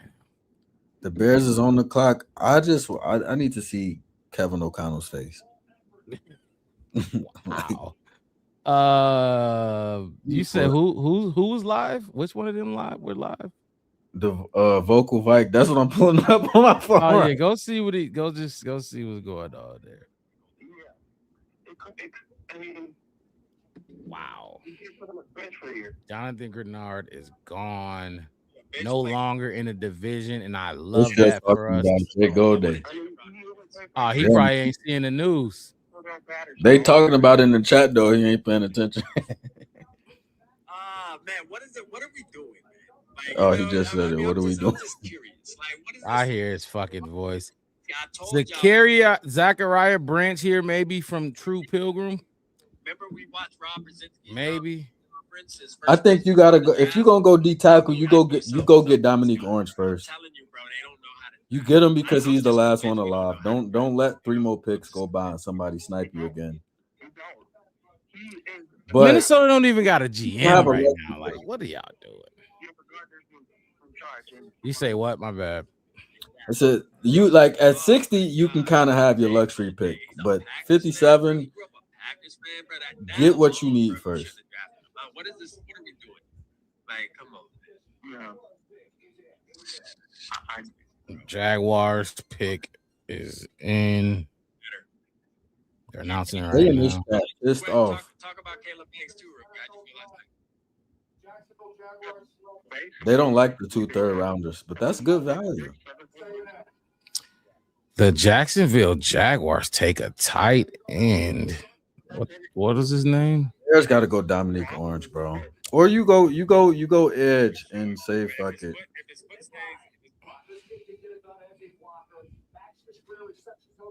Wow. All right, y'all. Hold on. My bad. Nate. What? How the fuck do you say that? Boricature? Boricature. Texas A&M tight end, a senior. The Bears are on the clock. This is crazy. I'll give my guess. I think they go center here. I wouldn't be mad at it. But damn, Edge, bro. who's left? Let me see. Edge or D-Tech? Edge? Shit, both. Shit. Rally off. Yeah. I don't like none of this. Man. D-Tech, Dominique Orange is like, I don't fucking know. I don't really know too much about these other dudes. Oh, Grayson Holden's still on the board. Oh, you think they go Grayson Holden? Please go Grayson Holden. Please do something. I think, and by what they're doing right now, I think they have a lot of faith in Dio. They have a lot of faith in a bunch of those. As far as D tackle goes, they got a lot of faith in. Remember, we signed like 3 or 4 defensive tackles. You know what I'm saying? Like they got a lot of. They gonna use people was all on those here bodies. People was on here saying that they might not make the team and all this other stuff, but they might not. Wes said it yesterday on the live that he feel like the Bears is gonna have this pass rush back committee situation going on, and that's kind of what I feel like they gonna end up doing. Like if you're gonna have a good pass, I want them to be able to stop the run, bro. Like I said it last year when we was doing these NFC North games. I said, man, every team in the North can run, and you need to be able to stop that shit, or you're gonna struggle every time you play them. And we didn't do that good in the run game last year. We didn't really do good on the D line, period. But you need to be able to stop that run. So I want somebody that's big and that can kind of be a stonewall. So that's why I was cool with McDonald, but I don't know too much as far as whether or not if Dominique Orange got pass rush ability, how good he is against the run game or whatever. Right. Big body. I'm right there with you. I don't know much about him either. Just he a lane clogger. He gonna clog the lane and gaps. Oh man, who the fuck? Who so Bears pick is in, the 49ers on the clock. So let's change back to your screen. So it could pop up for us here. I'm not getting it either. I don't have the early pick. That's crazy. Oh my gosh, bro. I do not have the early pick for the Bears. That's crazy. What, man? Like, how do you do that, bro? How do you manage, bro? It's harder to, the nerve. Is that Vikings? You can make a graphic for that. Like, you tripping, first of all. Like, to make a graphic for that is crazy. You should have just, let's see what fans are saying. Is that, yo, stop. Shout out Rylan. He said maybe Quasi wasn't the problem. Terrible. Good deal, Rob. Couldn't get a second. What the F, Rob? I hate you. This dog shit. They wanted a second for Jonathan Grenard. Embarrassing. You got 2/3. You're not getting no 2/3. I'm cool. I would have been Yeah. cool with. They ass tripping. They had to pay him 4-year, $98 million. The Yeah, they Chicago Bears. Should I say it? I'll say it. Yeah. Chicago Bears take Iowa center Logan Jones at 57, the successor to Tyler Linderbaum at Iowa. Jones started 51 games at center over 4 years and was a unanimous All-American this year. Wow, I guess I got that one right. I'm not Taking mad. a center, taking I'm a not mad at fucking that. center. What do you do You at get it? 60? You getting gotta insurance, go and this is D-line. what I'll say about center. And actually, let me go see if I can find Logan Jones tape. We're going 60, so go ahead, mix it. You was about to say something about You gotta go. 60. You gotta go D-line at 60 now. Give the mic back to Dennis Allen. Get back up here on this here podium and do your shit, sir. Because y'all cooked in the first round, but you got to get back up here and do something. I like the pick in Logan Jones though. The question at center for the Bears is answered in terms of what it's going to be. You still might have Garrett Bradbury start the season. He might play through the season, but you got somebody in the successor, and then you didn't wait long to get him. I'm surprised they, with Sam Hecht on the board, they go Logan Jones, but I guess it's just really a matter of like play style, stuff like that. Because at 57, you had your pick at what you wanted at center if that was the position you was going to go. You know what I'm saying? So Right. it's which one of those guys you value more. And Ben Johnson know what he wants in terms of play style. So is he somebody that's going to be able to be the point man for the offensive line and be that smart player that we need? That's what we're going to see. I'm trying to find. I can't find. Why am I not finding nothing on Logan Jones right now? Oh, here we go. All right, Logan Jones. He is. Come on. Wow. Jimbo Covert announced the pick. Okay. Damn, why is my computer doing this? It's not allowing me to show Logan Jones for some reason. 2 years in a row, the Bears won. Is that your screen that's showing, or is that mine? Yeah, that's mine. You can swap it. I'm trying to find this. I don't know why my computer is acting up now. Can you just get his measurables and everything? Yeah, I'm yeah. not even. Like, what the fuck is going on? All right, this is what I got for him. Iowa center Logan Jones, 6'3", technically 6'2" and 7/8, but that's basically 6'3". 299 pounds, 30 3/4 arm length. His 40-yard dash time was a 4.9. 10-yard split, 1.75. 9 2 inch broad jump, 32 inch vertical jump. So I found a little analysis for him. I'm gonna read this real quick. There says he's undersized but highly experienced, NFL ready technique, which is very important. Jones has a dense frame and he's got short limbs. He has an impressive initial quickness and stays firm inside his framework with his hands while his feet rarely stop pressing forward. Long nose tackles with quick hands are his kryptonite at the point of attack. Iowa's scheme limited his true pass set count. So proving he can anchor and play with gap range will be essential. He's operational in gap schemes, but better in zone, which that's what we run. Zone run schemes, where his athleticism mitigates his lack of length. Jones' age, traits, and center only value could limit his suitor count. But he has the polish to help early with the right fit. I mean, and honestly, just reading that little breakdown, I see why they took him. Yeah. Mm-hmm. Sounds like they're gonna have his ass moving. Yeah, and that's what they did with Dawman. It was quicker, undersized, quicker center. that can get to make those reach blocks in that zone run scheme, and that's what he Get up to the specializes second in. level. And get to the second level and make some of those tougher blocks that Bradbury might not be able to make because he's a bigger dude, slower center. So this is, and I bet he's smart. They love a smart player. Yeah. I bet he's fucking Emil smart. Warren finally goes off the board at Who'd he go to? 58 to the Browns. The Texans is on the clock. The Bears are another pick away from making a day 2 pick. They went center at 57. Do you think Ben Johnson still got the mic right now? You think he finna do some shit and go receiver or running back or something? Because you still need a third running back. Now you could just get a third body and run it with the same group that you had, unless you do basically what you just did and go get a successor to DeAndre Swift being the point man. You know what I'm saying? Right.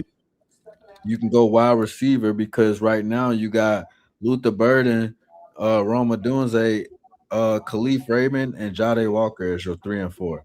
So you could do that. You could go you can go back to that D line and do something for the first time this draft.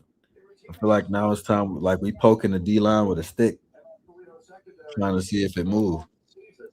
Because Dennis Allen ain't got him one yet. So it's gonna be interesting to see what Ryan Poles got to say, because that's gonna be one of the first questions they ask him is why didn't you go D-line earlier? Why didn't you trade up when you seen the run coming, etc.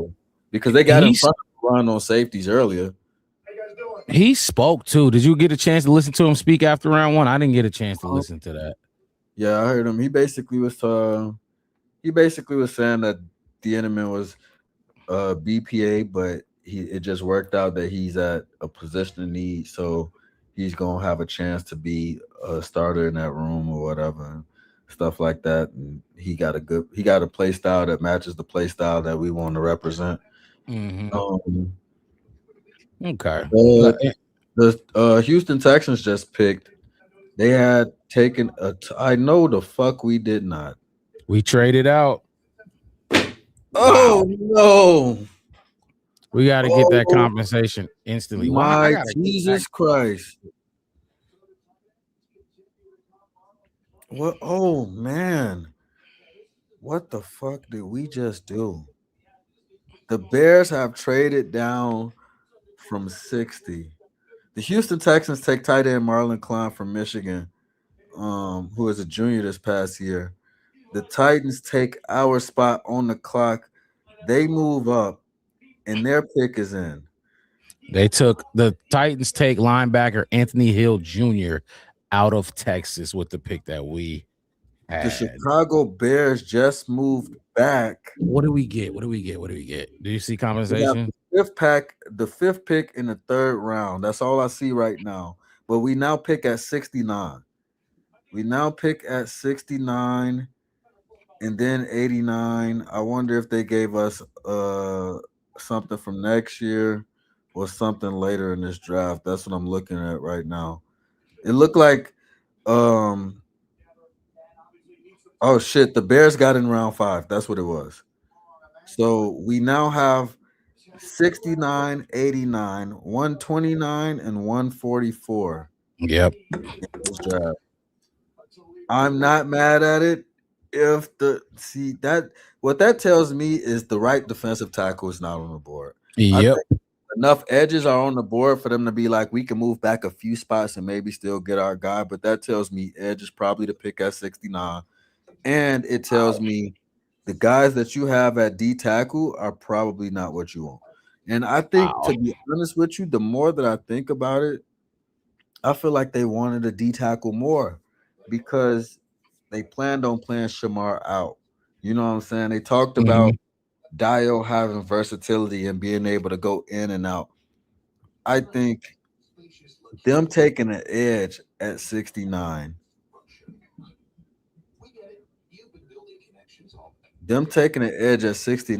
I think that means Shamar's probably going to play more in.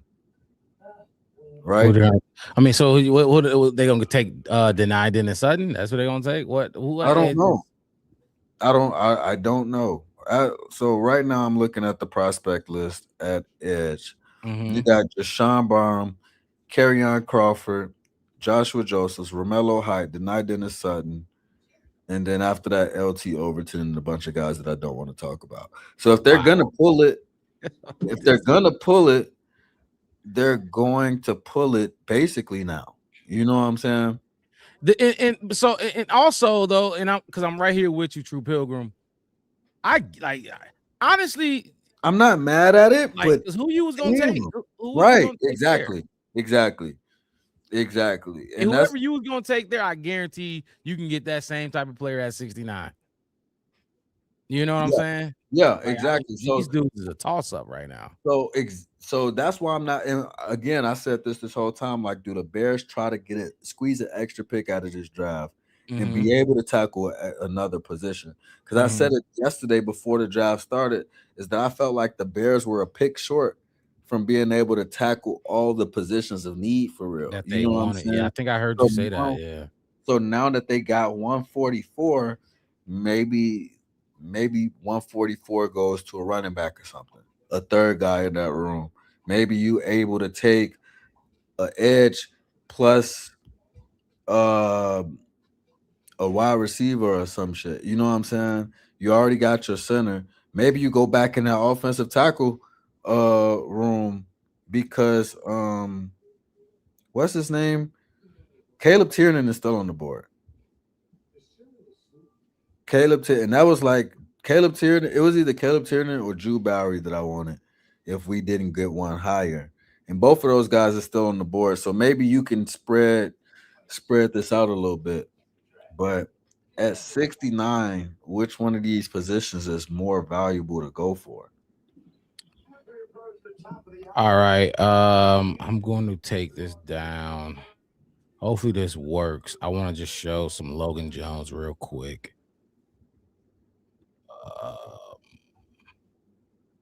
Because we got a few picks before we get to Chicago. So let's just look at our center that we got. Logan Jones. Hopefully this works. This is not, I wasn't able to proof it, but see how he moving dudes for Iowa, how he was moving dudes for Iowa. Who was their running back? I don't remember who their running back Anthony was. Hill Jr. went for the Titans. Linebacker. Yep. That's look at him downfield, moving shit. Wow. There you go, getting to that second level. Oh my gosh. You see beat his ass did. Boom. Oh my goodness. Yeah. A force multiplier when it comes to the run game. Ben Johnson know what he want to do this year. He just told you all what he wants to do this year. He wants to get back to being top of the league in that run game. Pancakes. I just seen 3 or 4 pancakes already. He putting dudes on their back, get to that second level. Yep, and kill him. Oh yeah, he a mauler. He's a mauler, and I saw this and let's see what he do on the screen. Find some work. I'm looking at this real quick. Mm-hmm. If Deni Dennis Sutton is there for you at 89, right? Mm-hmm. Do you go running back here?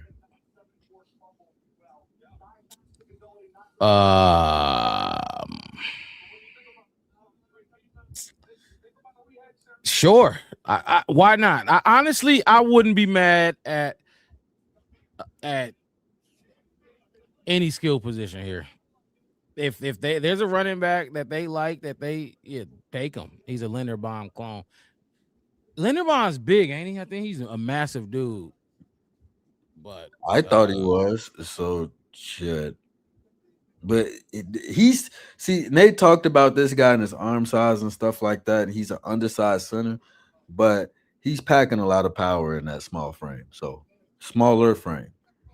But the fact that he's able to move like that and use his feet, you could tell, you could look at his tape and right away you could see this is what attracted Ben Johnson to make this pick. Another Buckeye. Another Buckeye. Max Claire, tight end out of Ohio State. What is that? 5 now? 6? I want to say. But 3 more picks in the second round. Again. I'm gonna keep saying it throughout the entire stream. Hit the like button, subscribe to the channel if you have not. If you have not subscribed, please hit that subscribe button. The Black Bear Podcast, one word, no spaces. We covering the day 2 portion of the NFL draft. Again, my boy mixed it, held it down. Round 1. If you missed that, go ahead and check that out as well. But we covering all of the Bears picks today, so keep tuning in with us. We getting some picks early, some we lose a little track and get caught up in it. But again, hit that like button, help us get to 900 subscribers. So hit that like button, subscribe. Mixed it. You asked me if DDS is at 89, would I take a running back? Would you take a running back with this? I would if it's a high level one, like if it's Mike Washington or something. And he's still there right now? Yeah, he is. Okay. But see, to me, I didn't do a whole lot of research on running backs before we went into this, because obviously that's not one of our higher positions of need. But I want a burner and a home run hitter. I think Mike Washington is really a thumper. So yes, he's not very sudden in tight quarters and is a step slow to see it and go when the hole opens. I need somebody that can burn. So like if he don't go running back, if he goes wide receiver there, I wouldn't be mad at it. But I want a burner either way. And that don't necessarily mean he can't take somebody that just got juice later. They might not be the best pass block, or they might, you know what I'm saying? They might not be a super high rated talent, but if they a burner and they got some speed and you can train, like you can coach him up or whatever and get him to be a better player, then like True Pilgrim said, Damon Claiborne is a burner. And Damon Claiborne's still on the board too. He actually 3rd behind Adam Randall and Mike Washington. So if he's a burner and you can pull him, I wouldn't be mad at it, because again, to me, that's Ben Johnson telling you exactly what kind of football he want to play this year. Trying to see if I can see the whole trade compensation in case for that move back. We got something from next year. I think I just saw Adam Schefter posted it. I can find it again. Yeah, the Titans have traded up to pick 60 with the Bears receiving picks 69 and 144. So yeah, that's all it was. This one. Wow. So the Browns ended up taking McNeil, Warren. So McCoy's still out there then, right? So okay, so let's just talk BPA right now. Who do they have listed for just BPA all positions right now? McCoy. This is it. Brandon, Kilgore, Branch, Skyler Bell. Keep scrolling down a little bit. Kyle Lewis, Halsey, Bud Clark. Bunch of safeties in there for sure. Yeah. Jayshawn Barham. Is that the first edge? Is Barham the first edge they got up there? Yeah. For BPA? Okay. Deontay Scott is Dominique Orange is the next edge. Kerryon Crawford. So it's a lot of people on this board that can go before Denied Dennis Sutton. That's why I'm saying, like, if he's there at 89, right, he's cool at, because he's all the way down here. You know what I'm saying? Right. These are all of the names ahead of him. That's a good question. So that's a good question, because 89 when you pick, or because they didn't trade down to have to then trade up and lose capital to try to get somebody. You know what I'm saying? So where they pick at this at 69, it's got to be a sound pick. Then you're just gonna get stuck with what you got. I'm trying to see if I can get if I can see. I just want to see that Edge's highlights real quick. I don't think they're taking. They're not going to take Edge. I don't think they're going to I take think they're Edge. going. I think they're going to wait and try to get Dennis Sutton. Get denied. Yeah. He might make it to you at 89. At Like, 89. the run for Edges is got to be over. Ain't shit left. You know what I'm saying? Yeah, that's what I'm. Yeah, that's what I'm thinking. So it's like these other guys that might go ahead of him, the Kerryon Crawfords, Joshua Josephs, the Romello Height, who had a lot of hype. Like all these players, that's supposedly slated as a better draft grade than him. Should they Another Buckeye just went off the board. muddy up Davidson, the even Nosa. That's crazy. Is that 6?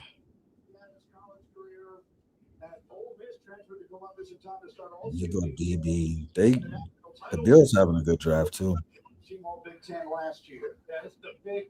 So the Chargers, they apparently got back into the second round, swapped out with the Patriots. Oh, in New England. Mm-hmm. Give me 1 second. Give me 1 second. Mixed it. Yeah. Let me see what the Seahawks got in the first, because they could fuck. Oh, they took Jadarian Price. Okay, so they out on running back.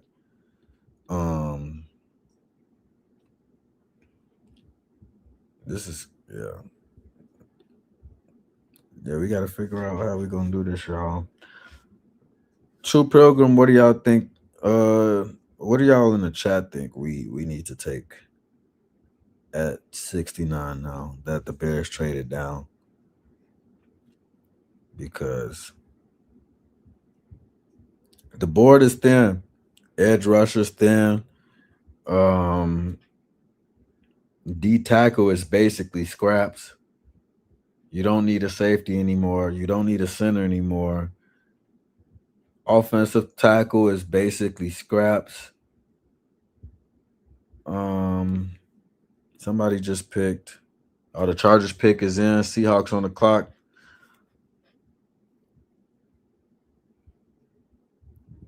Defense as a whole left in this draft is like a barren wasteland.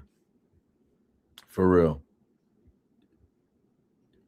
Except Jermod McCoy. Well, it's a few defensive players that's still available, but overall, defensive players in this draft that at least apply in some level to the Bears. These lists are scraps at the back of the second round.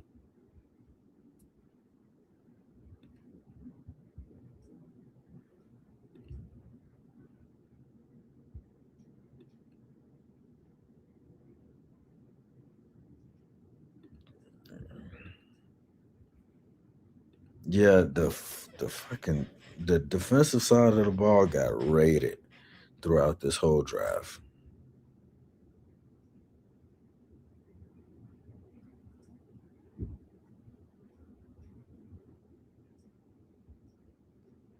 Wow.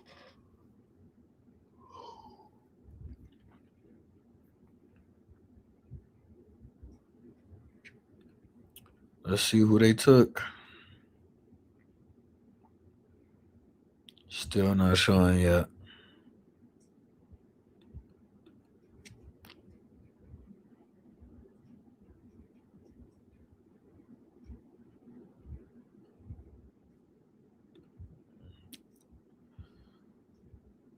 Oh, what just happened? Let's see.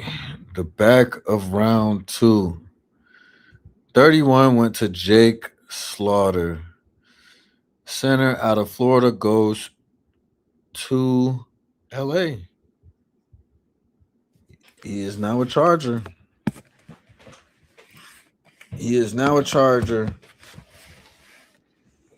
Seattle Seahawks' pick is in. Third round is starting now. The Bears have traded down and are 5 picks away. Jake Slaughter went to the Chargers. We waiting to see what that'll be. Center? Yep. Okay. Is that where we at? Is that that was the last pick out of the second? Seahawks gotta go. Seahawks gotta go. They pick is in. So right now we in the third round. The Cardinals is on the clock. We just ain't seen the Seahawks pick yet. Okay, so The first pick though was Jadarian Price. So which I saw that when I woke up. I'm like, because I once the Bears picked, and I was out, but I saw that they picked Price. I'm not mad at it. You needed the Kenneth Walker. First of all, the Chiefs snapped. I think they got Kenneth Walker. They got Peter Woods. yeah, Mansour they Delane. had a good offseason up to this Yeah. point. Really good But offseason. to this point, third round, we have two players. It was a lot of action in this early second round that I wanted us to get involved in, and we didn't. I'm a little upset about that. Now we can still go in, round 3 and grab some, whatever. But I heard you when I walked. There's a lot of scraps in there. There's a lot of scraps in here left. Not excited. Not excited at all. Not excited. And that's why I wish Howie was in here. J2K was in here. Yeah. Maybe they know a little bit more about these dudes, but this is not. And I don't know. We got a lot of holes mixed it that we talked about that we needed to fill. Safety was one of them, and you went above and beyond on that pick. I love it. If that's your guy, go get him. We knew you needed a center at some point. Center was a possibility in this draft, and as it got closer to pick, 57? It got more clear and clear that they was going to take a center there, just based off how the board was playing out. Didn't know it was going to be Logan Jones. D tackle and D and edge was probably the most. I think if you ask most Bears, 80% of Bears fans would have said that's the biggest need. You don't have either yet. You know what I mean? Where the meat of the draft. Now, I don't know. I guess they're gonna roll with the guys they got and get some of these dudes on the back end. So yeah. True Pilgrim said Logan Jones is the best center in the draft, in my opinion. I'm just a little. Is it just me? I'm a little underwhelmed right now. I'm not mad at our picks by any means, but we knew what a fireworks was gonna be at. You know what I'm saying?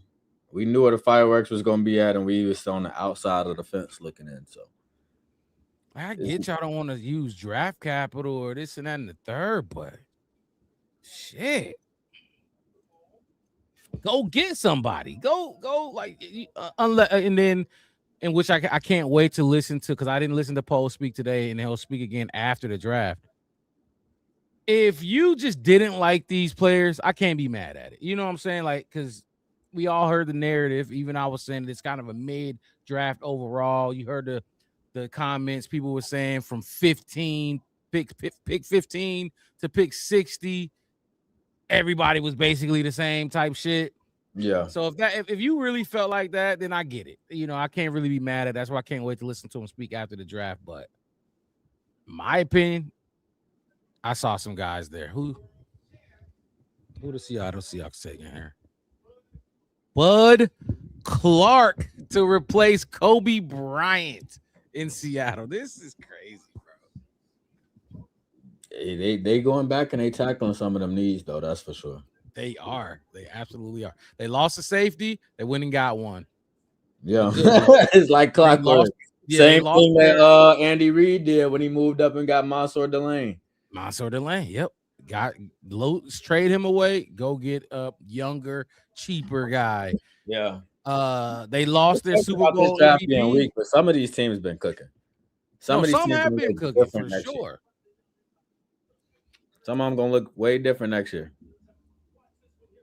Seahawks lost their Super Bowl MVP and went and replaced him with Jadarian Price. Right. They're doing shit that how we thought the Bears were gonna be doing. Just cookie like basic. Okay, we need this, so let's go get this type shit. Right. And it's just like when you looked at that list, that the Bears was gonna have to go against in terms of watching the board fall. Yeah.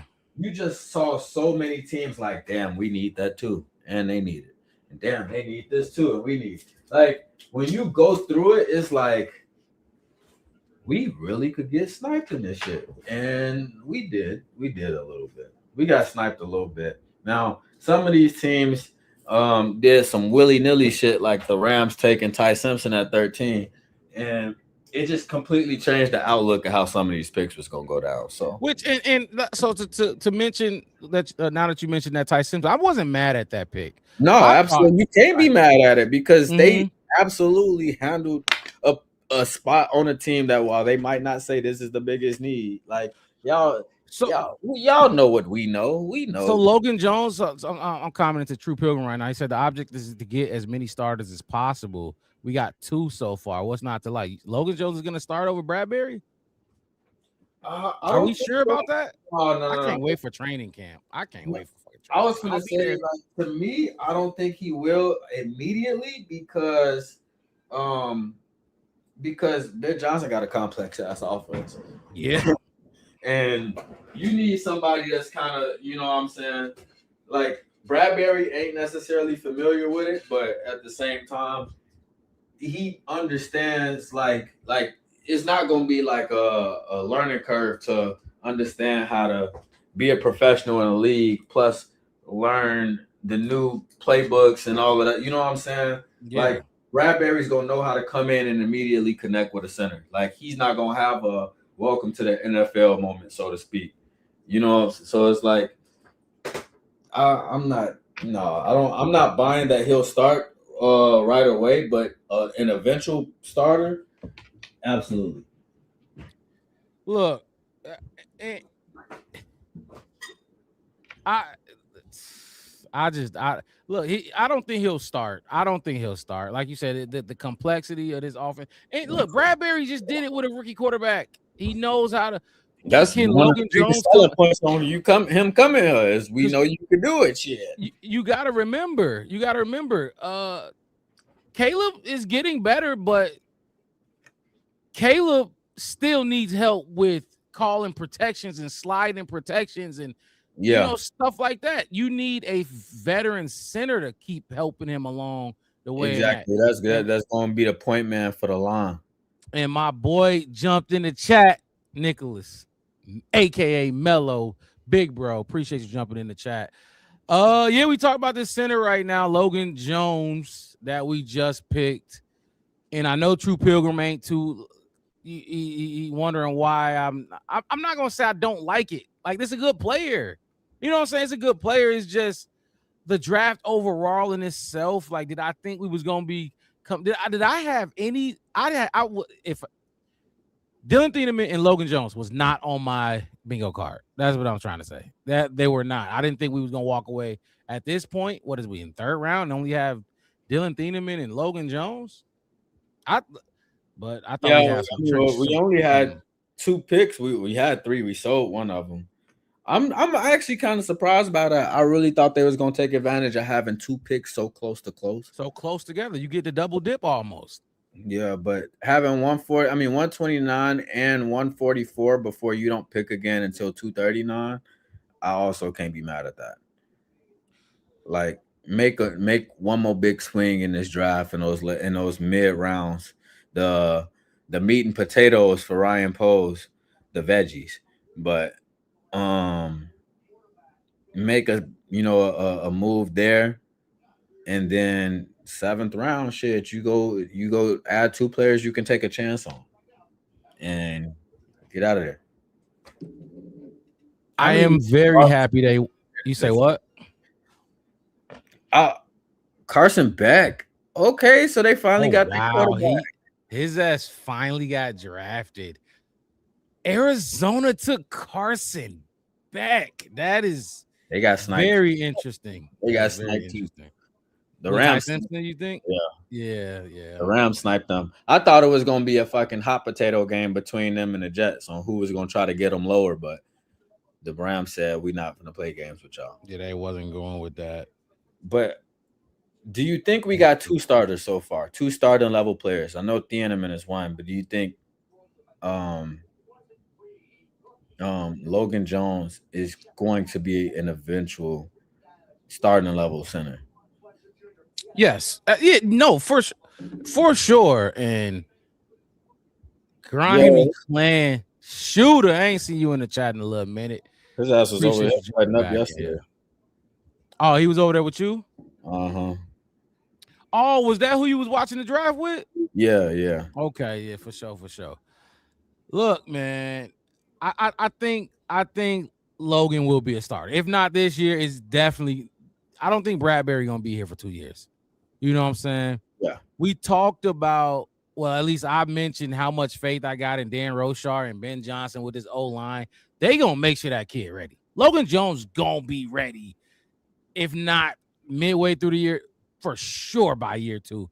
They gonna develop him and get him ready to do what they need him to do, just like they did with everybody else on the offensive side of the ball. Them young boys on the offensive side of the ball. I got faith in that. You say what? I got a follow-up question for that too. What's up? How many more starting level caliber players do you think we can pull out of this draft?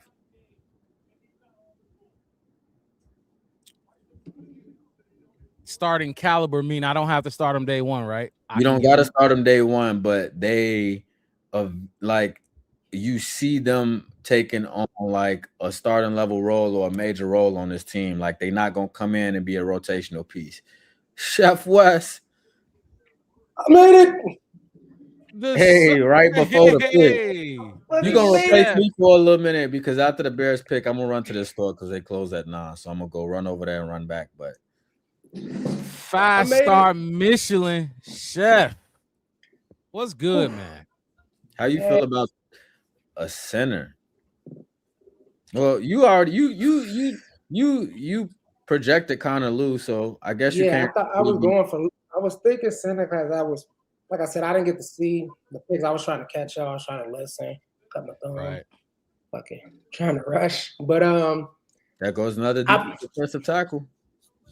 I mean, I'm not, like I said, I'm not mad at it. Like I said, when I jumped in last night in round 1, I think this is going to be a defensive line by committee, given how the draft is, the value, no matter what position you really was at, especially for defensive linemen. Everybody had their question. Everybody had their, like you said, Mark, when I was just listening in, after 15 to 60, it's kind of like, man, everybody's a B minus. Everybody's like a C plus. It's like, do we really want to put that value into that? We can probably get something better. And I didn't get to see the highlights, but I was listening, talking about the center. I can't think of his name right now. Logan Jones. Logan Jones. So, and you were saying like pancake. He moving up second level kind of stuff. Oh yeah. He was moving. You got to see them clips.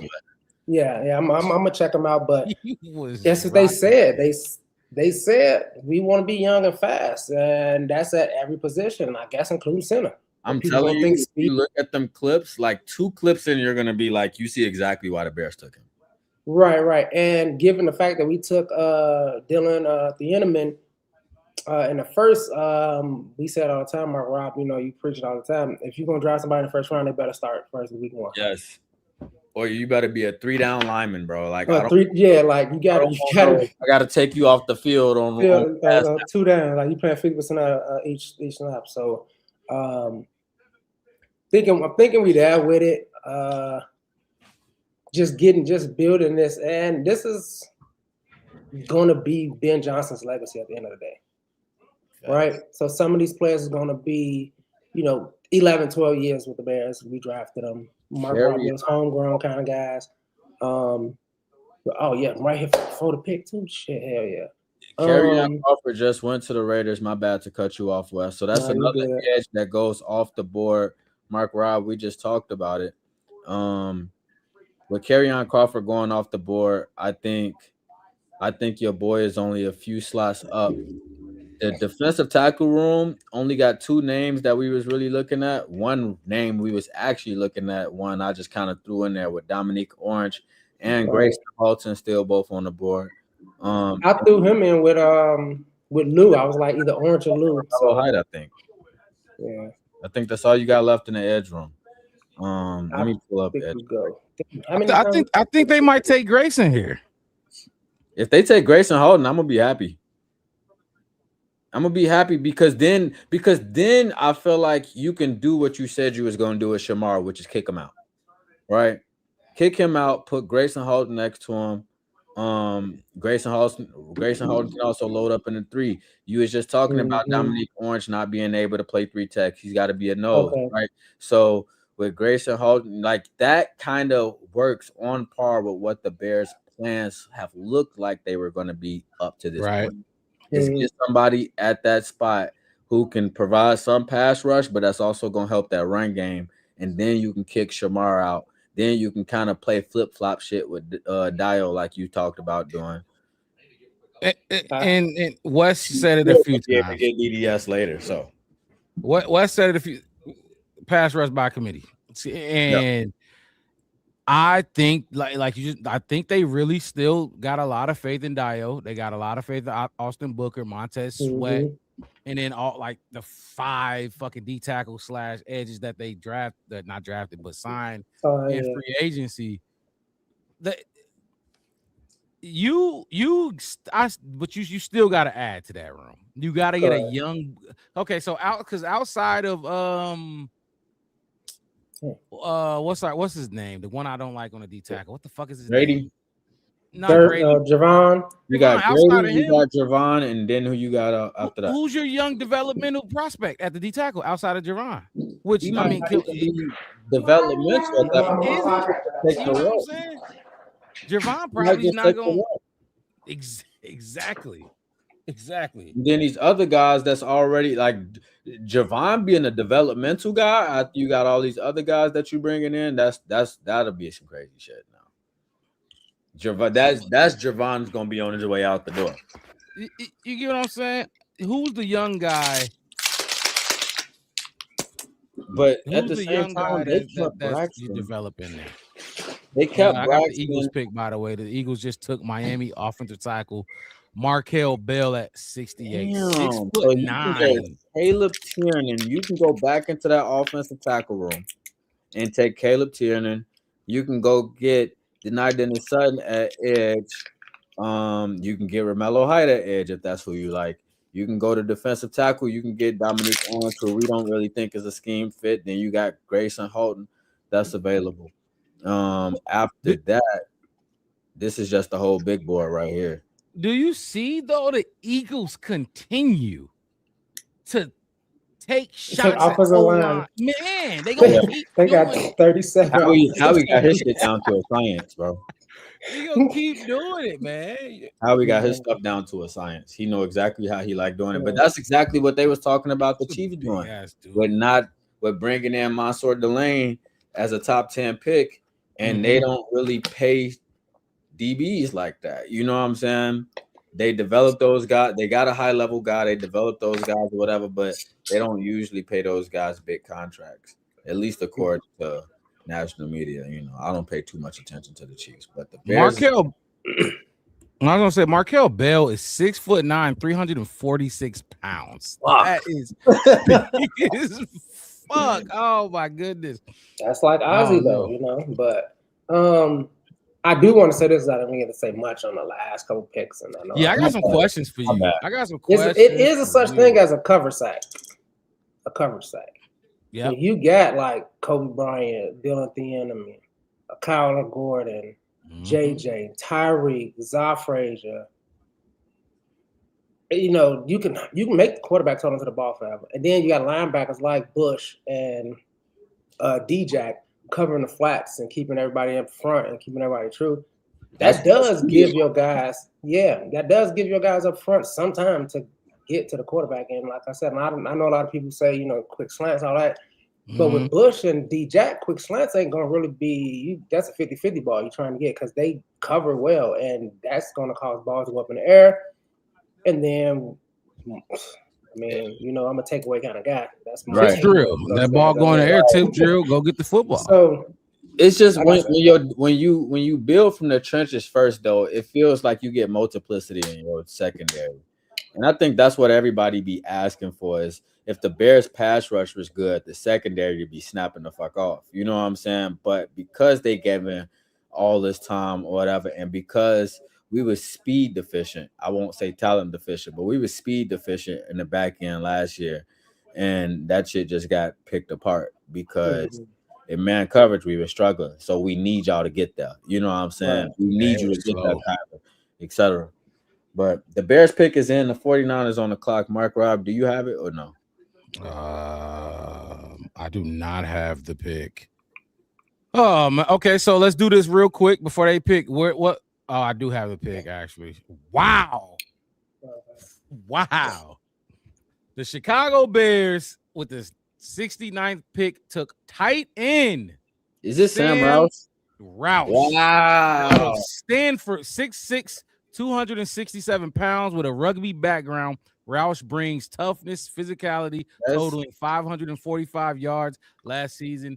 Though drops have been an issue, not gonna be an issue here because his bitch ass gonna be blocking. Durham Smythe replacement. Right, that's your three. There you go. That's your three. Let me run to this photo. I'm gonna hop out and hop back in. So you're gonna have to clean up. So what I'm gonna do right now, and I got some questions for you, Wes. Welcome back to the draft. Welcome back to the fucking draft room. You got me? You can hear me? Yeah, I got you. Yo, boy. We talked about because we didn't even Peter Woods went. Well, Caden Proctor went 12. So we weren't even fucking close to getting him. Proctor went after, so we took Thieneman. But Mazador, Mixed was upset about that. Caden McDonald to the Texans at pick. Let me put this back up here. What pick was that? He went early in the second. Okay, here we go. Pick 36 to the Texans. Thoughts on that? I knew he wasn't gonna be there after 25. Mm-hmm. Would you gonna be there for us again? Mm-hmm. Would you have wanted trade up, go get him, go make a play for him? Because remember, he was one of my 5 that I would have took at 25. Yeah. You know what I'm saying? I think he was the only one out of my 5. Let me double check. That fell to 25. I mean, that fell to the second. Right. I think that was it. That's the 2, and I kind of recently added TJ too, and those are the 2 that I was thinking that was on kind of hopefully drop to us later on as far as picks go. But I mean, I don't know because it's because given how the draft is, it's either the talent level per position, whatever they play, is all smushed in there in the middle. And I feel like if we're gonna go for somebody that is a project, why not go best player available? Yep. 1 and 2, or get some depth somewhere else that you might need. Because for me, it's if we weren't gonna get no day 1 defensive tackle starter, then you can wait. I mean, you invest, like you said. We already invested in Sweat. Time in Javon. We invested money in Grady. We invested Time in Booker. We invest money in Dio. We got a project in Shamar. Then we went and got 3 free agents. This past agency coming in. So you're looking at 8. I don't know how many, maybe 8 to 10 people in that room already. So. And I mean, I don't know. I mean, other than the slight, I wouldn't call it slight, but the noticeable improvement in Austin Booker, I don't see nobody else really, growing that much. Which I'm glad you mentioned Austin Booker, because if this is where we at, let me take that down real quick. If this is where we at, we gotta depend on Austin. He gon', you know what I'm saying? He gotta be healthy. He gotta come out. He gotta show that next. Because like I said, I don't want to say it was a small improvement. He has some big improvements, especially in big games against big opponent. Late in the year too, when everybody else like was quitting, faltering and faltering, injured, and all that. It's like he took his bumps the first month, like September. I guess you want to say he wasn't playing, and I think as a second year player, he's like, I still didn't get to show what I'm capable of, and given some of his follies that he had in his rookie year, I mean, he was getting to the ball, he just couldn't get nobody on the ground. Couldn't finish, tackling too high, tackling too low. You know, lunging too much, arm tackling, all that kind of technique kind of stuff. But with that being said, if you look at, and I'm just trying to look at the whole picture of it, given like, you know, the Thieneman, the Kobe, the Bush, the D-Jack, everybody else besides, I want to say Za, in that back end, that defense all tackle. And that was something that we was complaining about, even against that Green Bay game. When there's like 4 of them against, I think it was Jacobs, and nobody could fucking tackle him. Oh my God. Dylan ain't having that. Dylan ain't having that. You know what I'm saying? Like Kobe, they not having that, and they gonna get to him quick. You know, he might get met in the backfield next time. So, did you get a chance to see? Did you get a chance to see Dylan Thieneman's call? Get the call? I saw it this morning when I got off work at like 7 o'clock this morning. I saw him get the call and all that. And then I think I had sent you one on there. I was like, man, I was watching. I was like, man, this has on that Twitter. Yeah, I'm like, is that a Cooper DeJean kind of feel, man? I don't know. He looked like he got that. And so I went and I looked at some of his highlights and stuff, and just the way he like stonewall tackles some people. Like he don't fall back when he tackles people at all. I call him. I was just telling Mixed in the chat. My nickname for him gonna be Mr. Everywhere Dollar B. Cause I heard you. Yeah, man. Look, hold on, I'm trying to see if I can find his. I can't find his fucking stats right now, but dude, man, he had like almost 100 tackles every year. Yeah, dude, like 90 something. Yeah, in like 313 or something. I heard. And he ain't so slouching in pass and coverage either. He's there. Wow. He's disrupting, balls. So True Pilgrim said Roush is a good player. I just don't understand the pick. So let me ask you this then, Wes, and I'm gonna pull up some Sam Roush tape real quick. Hopefully I wasn't able to run this through the copyright. So hopefully we good on it, but I'm gonna play it. Trading Stooks. I remember when we did our first mock draft, you talked about how much you liked them, and Grimy Shooter said he gonna be all over the field, and that's the hope. That 4.3 speed, he got range. 4.35. A lot of fucking ground. But Trading Stooks, because you mentioned him and you was adamant right away before he even got that he was fucking with him. I looked at his film because I was a little late on him. I seen him over Twitter. But I'm like, I ain't look. Watch the film, and I'm like, oh, this dude, like, you know what I'm saying? I seen it. Raiders take him. They took early second. Right? Yeah, he was sixth. Yep. That's that little pocket right there. That's that little sweet pocket. You see that pocket? Look at that Armation Thomas. Yeah, that's people went. That pocket right there. But remember last year, we were in this pocket.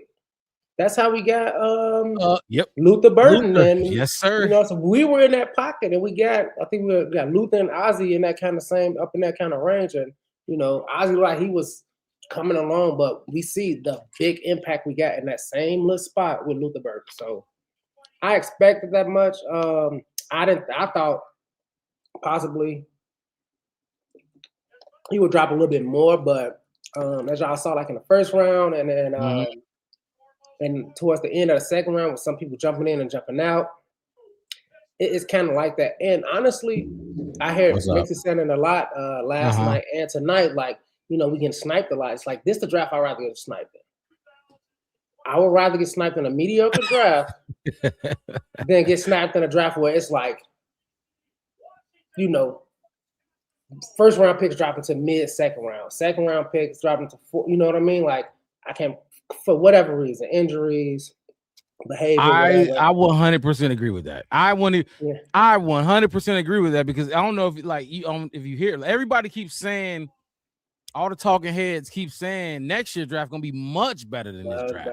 Much better than this draft. So, and as long as we don't leverage none of our, value and our picks from next season, right? I think And I think this is kind of like being with what we did last season, right? And the picks we got this year. Didn't even get our compensatory picks either, right? That we should have got. Man, hey, them motherfuckers would have looked nice. Nice, right? We could have packaged them. We could have packaged them bitches up and went up and got some. Yeah. You know what I mean? I think that's. But given the fact that we're going to go through this kind of draft, given the success we had, we have the same success next year. We know what to do with these picks again because, you know, we've been picking top, 15, 20 the last top 10, you know, like we look at a lot of these picks. So now we know what it feels to be in the back end of the draft and what we can get, especially with a lot of talent coming in. We're going to be like, okay, what happened last year? This guy went. We would have got him if we would have traded up. Maybe we should trade up the history of the draft and kind of stuff. See what I'm saying? That's a good point. This is Ryan Poe's first time picking late first round. You're late in the second. We got an extra second from the Bills, but that's a late second too. That was not late, but it was like it wasn't early. It was, you know what I'm saying? It was late. And it shows that you're trying. It shows that you're still trying to maximize what you got in this draft. Because is EMW still on board? He went. He went right before I pick. I ain't gonna pull up the screen because I want to play this real quick. But go right ahead, you can play it. I'm gonna see what. No, okay. So he went right after Logan Jones to the Browns. So Logan Jones went 50 exactly. See, that's not. See, I didn't see it because I heard of Logan Jones and I'm like, we got like 30 more minutes of work. I'm like, I bet. So I kind of like checked out, right?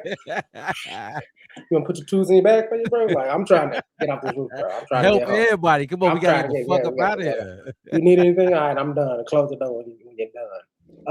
But no, and see, that's my kind of in hindsight kind of thing. Like, could we have taken like, you know, TJ or Caden or any of those other guys? Let's see, who else is in front of that? Gabe Jacobs. Yep. You see what I'm saying? Like Zion Young, I know you spoke on him earlier in the previous round. Casher Howell. I mean, all these other R. Mason Thomas. I'm just looking at the edges that went. Yeah. It was a run. Like, it was we could have got one of them at 25, and then EMW would have fell to us. Right, we could have got like you said, we could have got somebody else at 25, right? And then and I get it if y'all don't like, because people don't apparently they didn't like Emmanuel McNeil Warren. You know what I'm saying? He fell this far, but you could have took him. But shit, Bud Clark went late. Halsey's still in there. You know what I'm saying? Like, so you could have took somebody else at 25. You could have got EMW at 57, and shit, you got 62. You didn't have to. You damn near would have got Logan Jones at 60. You know what I'm saying? So I didn't put him on my board. Like I said, I thought Lou or what was the other center I was looking at? I was trying to use two phones on that Lou. Yeah. Or Brian Parker II out of Duke. Like I'm glad you mentioned that because I'm gonna be pushing this. I'm not pushing a narrative, but I'm gonna be trying to find answers to this question.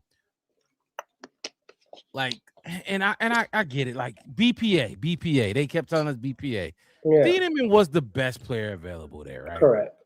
They fell in love with him. They had to because the scenario you just laid out, dude. What the fuck? Look. Peter Woods went to Kansas City after us. He went up at pick 30. He went pick 30, I believe, or 29 or 30. You could have got Peter there. You could have got who we just said at 57.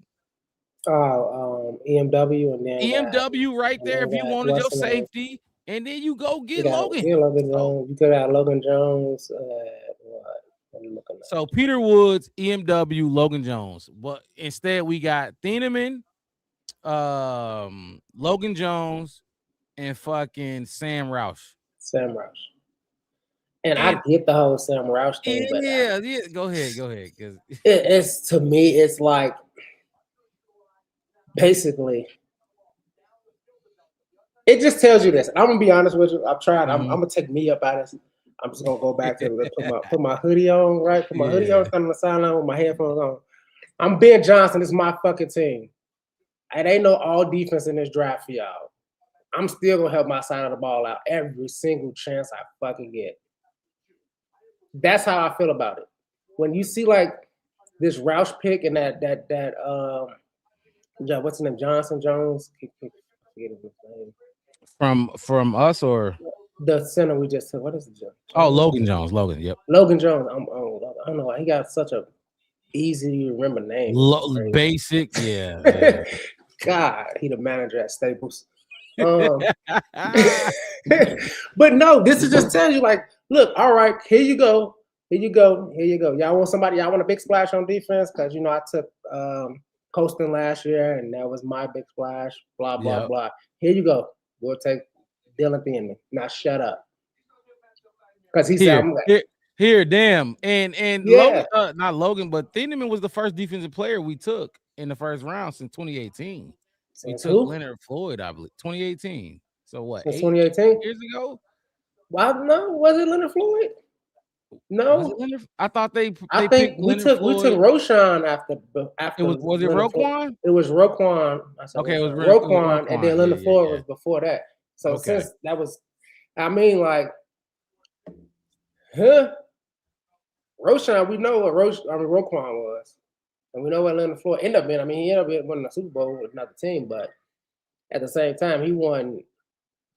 Popping up on everybody's screens and everybody's highlights and everybody, oh my God, he's such a great defender board, like Smith was. So I think it'll be, but you can roll the Roush tape. It's just, like I said, I think it's just Ben Johnson, like, dude, I'm going to fill out this whole entire team. And then on top of that, you just added one of the best freshmen to one of the best universities in the NFL called Al Harris University. Mm-hmm. It's going to be so let me go through some of the last picks, because we've been having some good conversations since this Sam Roush pick. So right after the Sam Roush pick, went edge Romello Height to the 49ers. And after that, it went wide receiver out of Clemson, Antonio Williams, to the Washington Commanders. After that, cornerback out of Washington, Takario Davis, went to the Bengals. Followed by the Saints took another tight end. I don't know if y'all been hearing it. This tight end class was very deep.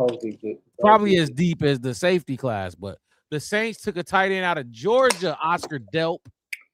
I heard a lot about him. And then the Giants just took Malachi Fields, wide receiver, to pair with Malik Neighbors out of Notre Dame. And now the Dolphins are on the clock. So I'm going to roll this tape of our new found. Okay, I got you. Mixed it.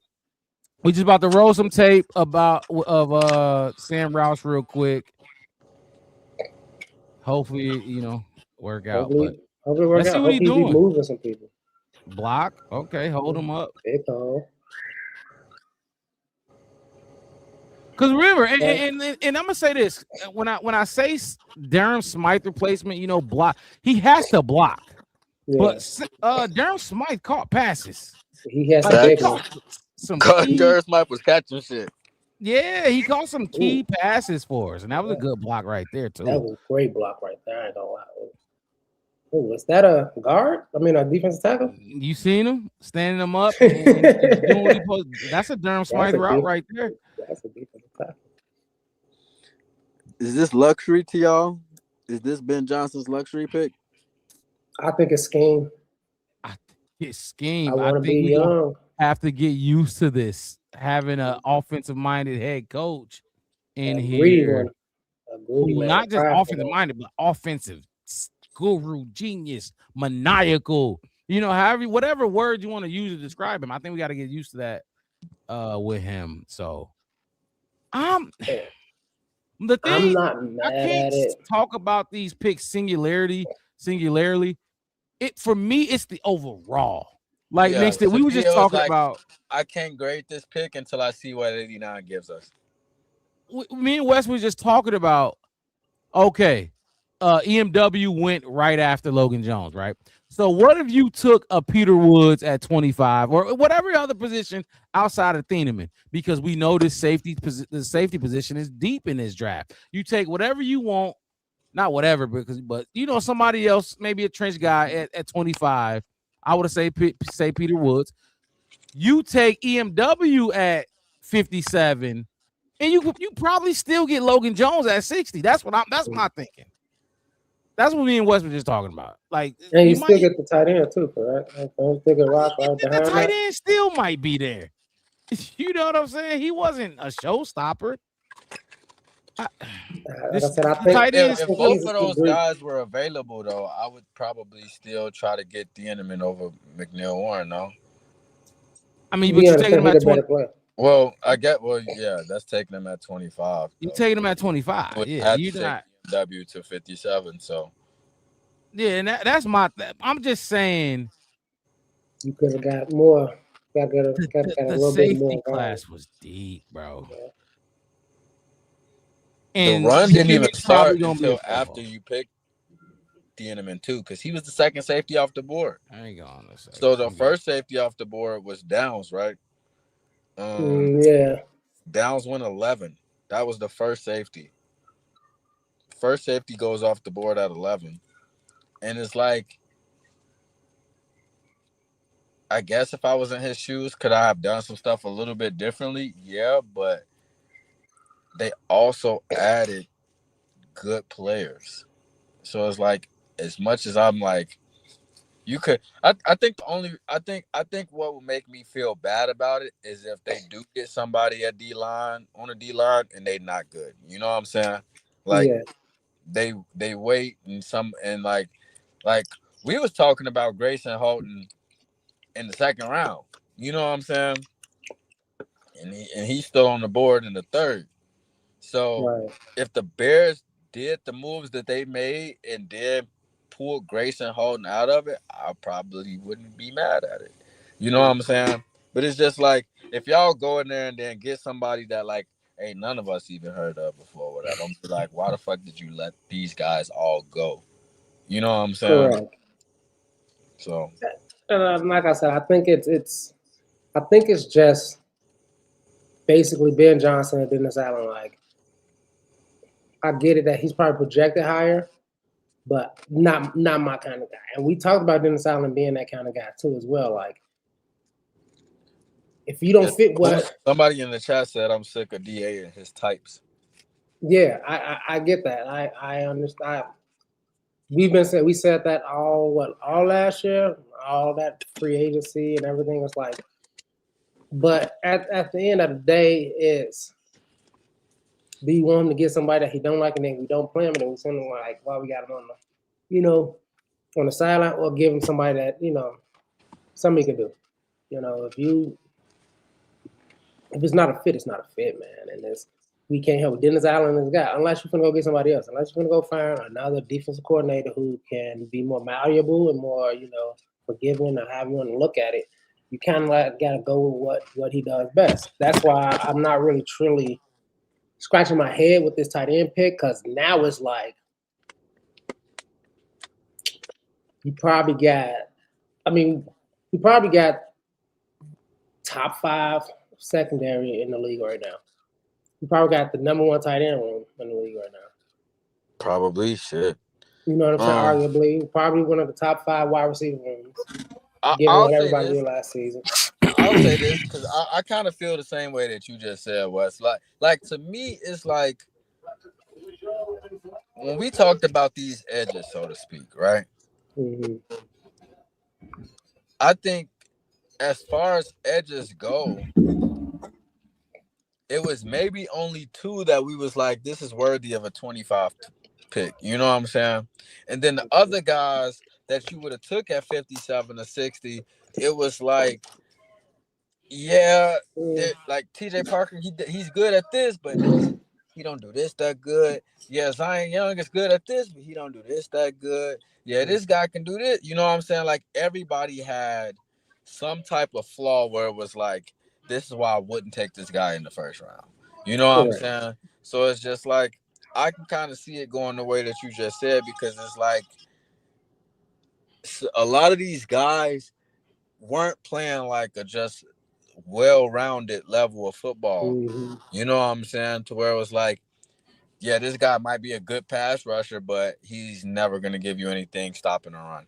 or he's not good at setting the edge, or this guy is good at rushing the pass. I mean, stopping the run at the defensive tackle spot, but he's not gonna give you Did no the Packers pass. just trade up? You know what I'm saying? Oh no, I'm looking at something different.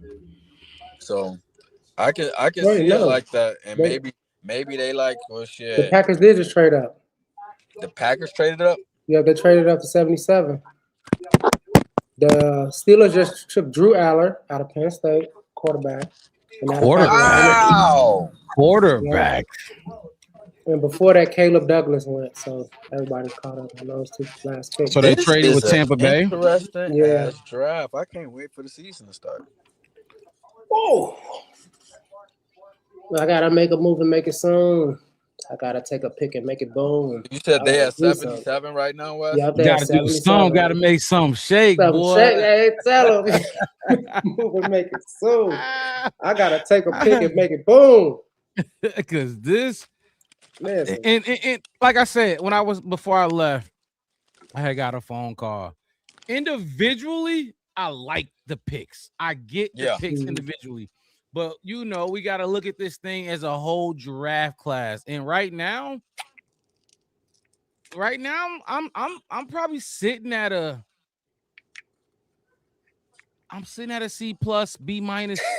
I'm sitting at a C plus B minus. I really am, because okay. Let's be realistic. Are we really gonna be looking at Sam Roush like, oh my God, great third round pick? Let's look at who did we get in the third round last? We didn't have a third last year. We did, didn't we? No, we didn't. No, we didn't last year. We didn't have a We third. traded. We Okay. traded out of the third. Remember, we traded back into. We traded out of the third. And had Because 3 then we seconds. was like, well, but I ain't gonna lie. History says that third round picks that we get, Struggle. that's a they in the NICU when they born. They need help. They preemies.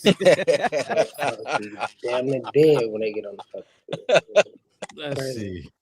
And we had to go back. When we did that show, Mark Rob, we spent like an hour and a half looking at all the third round picks. Like, whoa. Green Bay Packers select at number 77 defensive tackle out of Missouri, a guy that we've seen talked about, Chris McClellan, 6'4", 313. McClellan moves well for his size and has been Yeah, durable, playing in 51 games over 4 years. So I'm not What too position moved is by he? it. Defensive tackle. Yeah, D tackle. We talked about him briefly, but not too much. But well, they went D line. They moved up to do it too, so they scrapped moved for up this to year. get They didn't have a first. I don't think they have a first next year either.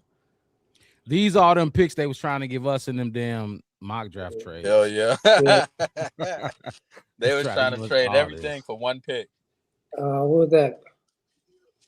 Grimy Clint Shooter said Rogers out of that. Okay. Rodgers Been out of there. For Drew Aller. I mean, Drew Aller could. Boy, I it better mean- be Drew Aller, Will Howard, and whoever that fucking third dude is. Oh, they do got Will Howard, Ohio Will Howard. State. No, not I was not hard to think. What he I don't know what the Badger. fuck Will He Howard was a is. Badger. Badger was he Wisconsin? I know he had one of that reddish color helmets. They better not go into this fucking year with a fucking 42-year-old quarterback on their roster. I know that.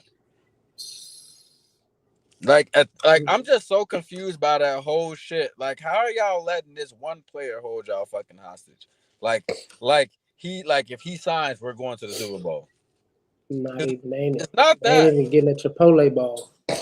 Y'all ass steady ending up in this same spot where y'all late in the draft and y'all can't draft out. Like, maybe you would have been fucking getting Fernando Mendoza if you didn't fucking let Aaron Rodgers keep putting y'all ass through the ringer.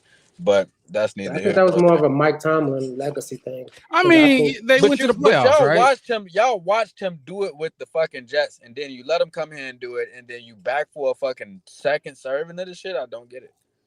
They went to the playoffs, didn't they? Fuck the playoffs. They can't do shit in the playoffs, Mark Rob. What's the good getting the playoffs if you always lose? You might as well be the You gotta 7th go seed to the Packers. you got to Nah, you got to you gotta go playoffs. to the Playoffs is playoffs. the first steps. Come on, Bro, you got they to can't. you got to be able to You- color in between the lines Okay, before you become Picasso. let's No, okay. mix it. Let's- I would Let's no. be very clear. You gotta go. There's a big gap between who the hell the Steelers are playing in the playoffs and them. Hey, The, I'm gonna get the Steelers are almost Nah. a guaranteed first Patriots? round exit. What? The Patriots was the represented in the AFC. Bro, it's like saying why have a player tournament in NBA when you know the AFC is Who just the gonna Patriots be put them tough out? anyway. Who No, put I'm them just out? saying. I feel like the Steelers. I feel like the Patriots are not that much better than the Steelers. Is what I'm trying to say. And they represent. I don't think the Patriots from a quarterback perspective is that much better from the Steelers. But as a whole, if I was taking the two teams, if Aaron Rodgers was leading that team, you can't tell me that they're gonna go in this bitch and win a ton of games or So they're gonna go in the postseason and win 4 straight. I can't. Are you I'm saying never subscribing to that. just lose and get a first round pick or sign Rodgers and go to the playoffs? I'm not saying just lose and get a first round. I'm saying whatever the 1 year of shit would have brought you. Like, okay, take it from this perspective. Mm-hmm. The Jets were fucking awful. Right. That was probably some of the worst professional football we've seen put in back-to-back seasons back-to-back games in a very long time. It wasn't even close to competitive watching the Jets. And they just got a crazy fucking haul. They could afford to make mistakes and stuff in this draft because Aaron Glenn and them was just like, we gonna commit to it and we gonna sell everybody for Skittles and we just gonna go through this year and ride it the fuck out. Next thing you know, they looking like they're gonna be more competitive than the fucking Steelers this upcoming year, especially if they don't know what they're gonna do at quarterback. I don't know about that, man. I don't know. The Jets is a lot of on paper kind of thing. They got a lot on paper. They got a lot on paper, but the Steelers haven't had an opportunity to have much on paper to begin with because you always picking 20-something and you always get sniped. They always in the playoffs though. Like you trust me, give me the playoffs. I don't care. I don't want to lose. I don't want to have the Bears not an AFC team, but if you was telling me the Bears was facing the Steelers in the first round of the playoffs, I'm already looking at the second fucking round. This Steelers I'm looking team at it that as a we just Steelers seen, fan. This Steelers team we just seen, that shit wasn't even that was not good. They were good at fucking quick game, and that's it. That's it. If it wasn't quick game, that team was falling the fuck apart, and they did as soon as the playoffs came around. I don't know. I gotta keep going to the playoffs. I ain't gonna lie. I sat through enough of that no playoff shit. If Rodgers taking me to the playoffs, give me him. I'll take him. Let's go to the playoffs. Fuck it. If we lose first round, I'll still go to the playoffs.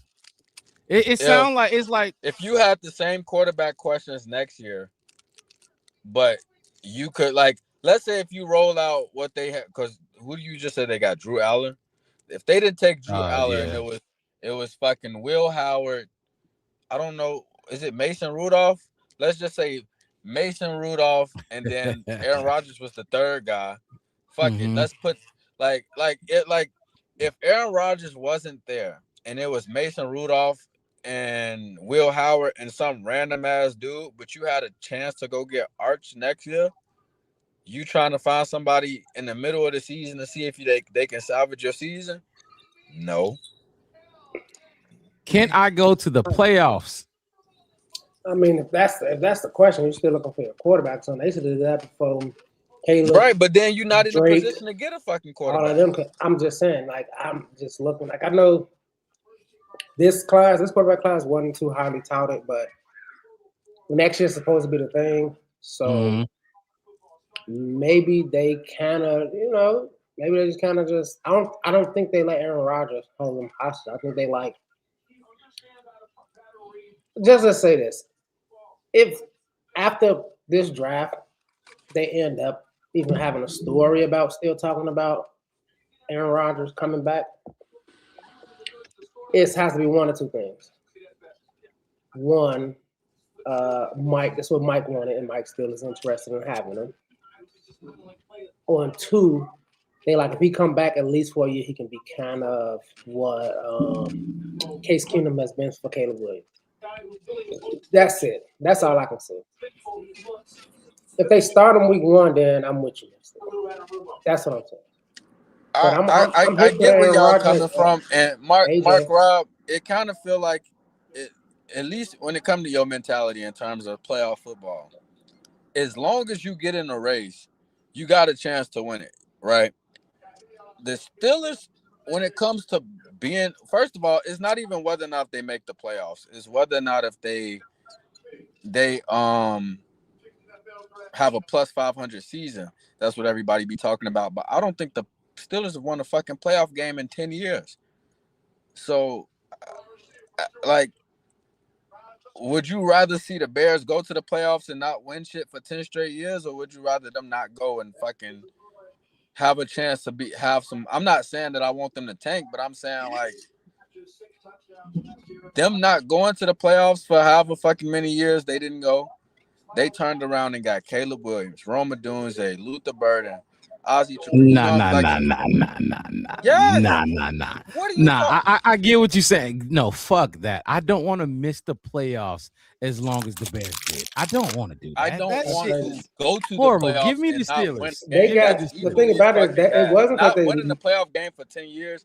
Don't tell me at least. But my who team cares? wins You the can win playoffs. one playoff game and get The bounced just fucking like the goal Bears is to win the did. bowl. I don't give a fuck about a playoff Exactly. game in the grand scheme of things. So if you ain't winning no fucking playoff games, you can't get that to begin with. So who cares about, oh, we won one playoff? Like last year, we That's won a what I'm fucking trying to playoff say. game. I don't give a goddamn. Right. That's what I'm I trying. want a bowl. That's the point I'm trying to make. You got to win a Super. It's not about going there and keep losing, Okay, you go there, you win one game, and then you get bounced. What's the difference? You got bragging rights over the team you just beat in the playoffs, like we do over Green Bay. But that's it. We didn't win shit. We didn't win the bowl. That's the goal, is to win a Super Bowl. But as a fan, we ain't seen the playoffs since 2018. You gotta go to the playoffs. I ain't gonna lie. I can't. I feel like if we went 10 straight years and lost the first round every fucking time, it would be equally as bad. It would be equally as bad to me. That's the same. That's like how. That's crazy. Yes. That's crazy. How is that we didn't crazy? get Caleb and Rome and all of that. How is that crazy? That's like looking at the games that we lost last year with Flus off of fucking clock management and shit, and saying like that's. I feel like that's equating the two fucking things. Like it's like almost ain't good enough. So going to the playoffs 10 years in a row and getting bounced at the beginning of the play, like that's who fucking cares about going to the playoffs at that point. So you rather just win 3 games instead of go to the playoffs? You rather win 3 games for 10 years straight? If my team can't compete at the highest level, then I don't give a fuck about the games that we talking about. The highest level is the people that's consistently going to the playoffs, and they got a shot to win the shit. You gotta go if to I the go to the playoffs. playoffs and I'm giving up a free game every fucking year in the playoffs, then I don't fucking care about going to the playoffs. Why can't we make it further in the playoffs? I mean, that's we can't make it further because we don't if you got think a real about it, fucking person throwing the ball. You just gotta punch your ticket. Yeah, you got to. I mean, Green Bay been doing it for a long time. That's what I was about to say. I mean, they're touted that like we're still gonna be, until we do this for like 5 years, we're gonna still be on Green Bay shot. Green Bay, I forgot who I was watching. I think it was Pat McAfee. He had, I don't know, some dude with glasses on, and he was talking about the Dylan Thieneman pick and how good it was. He was like, yeah, but it's still the Bears and blah blah blah, and they keep getting bad over and over and over. But they gonna dick eat. I know. That's all they gonna do with the Bears. So I'm Correct. like, that shit. I don't know. I got calluses for that shit.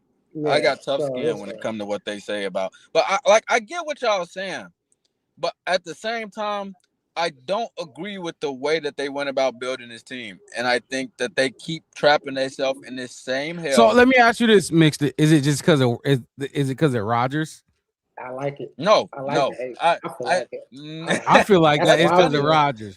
If it wasn't Rodgers, you'd be okay with it. But I think about Justin was just never fun.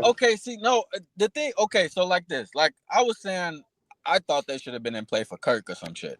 But either way, the thing about it being Rodgers is you've seen 2 examples prior to this year of him holding a team hostage, and it got them no fucking where. It got 2 head coaches fired. It got a team basically to start a whole fucking rebuild. And Mike Tomlin is one of the all right. top. you What are you think talking that about? was you think Rodgers did all that? All of that shit was brewing in the pot before Rodgers got there. That was 5 years. You holding yourself hostage, bro. You holding yourself hostage. Yeah. If anybody was holding the had- Steelers hostage, it was Mike. Bro, Mike Tomlin. okay. So let me ask y'all this question then. Do y'all think that so with Rodgers the Steelers is a French playoff team, right? Yeah. The Steelers. I'll say with yeah. with Sure, with yeah. Kyler Murray, do y'all think they would have been a French playoff team? Is Mike Tomlin there? It's Yes, he was. from He's this right, regime. Yeah. Then Then why the fuck y'all don't pay him $1 million and go get him? Because Rodgers got a Super Bowl. Rodgers got multiple Fuck. MVPs. Rodgers is 43 has one of the- and you can't do shit but play the quick game. I don't get that. Why are you saying that that's better? Why are you saying that's better when he fucking shrinks Mixed the it. playbook? Man, I'm not gonna lie, mixed it. Your hate for Rodgers is I love spilling it. out. It's overflowing right now. It just sounds like it because it's like No, Joe Flacco. That makes no fucking sense to me. I feel you. I feel where you're coming from, but how much y'all it's a think lot of hate. they gotta pay Rodgers to bring him back? I don't know, 10. Yeah. 10?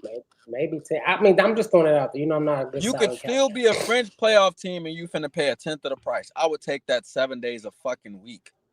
Mixed it. That's Mixed it. a maybe, I'm not though. trying to lose, bro. That's what I'm trying to tell you. I'm not trying You to have lose. the I thing don't about care. it is, Y'all Tyler just said- possibly can still get you to the playoffs, but you have Y'all more would of a be way more guarantee. competitive with with come on, bro.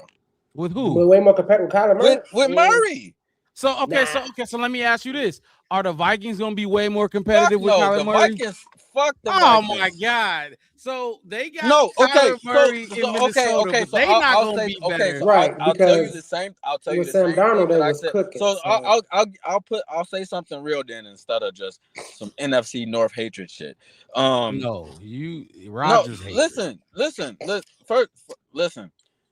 When I was talking to these Vikings fans or whatever, and they asked me how I felt about them getting Kyler Murray or what I thought about, I told them I still felt like the Vikings was gonna finish fourth, and I said that because 1, Kyler Murray is little.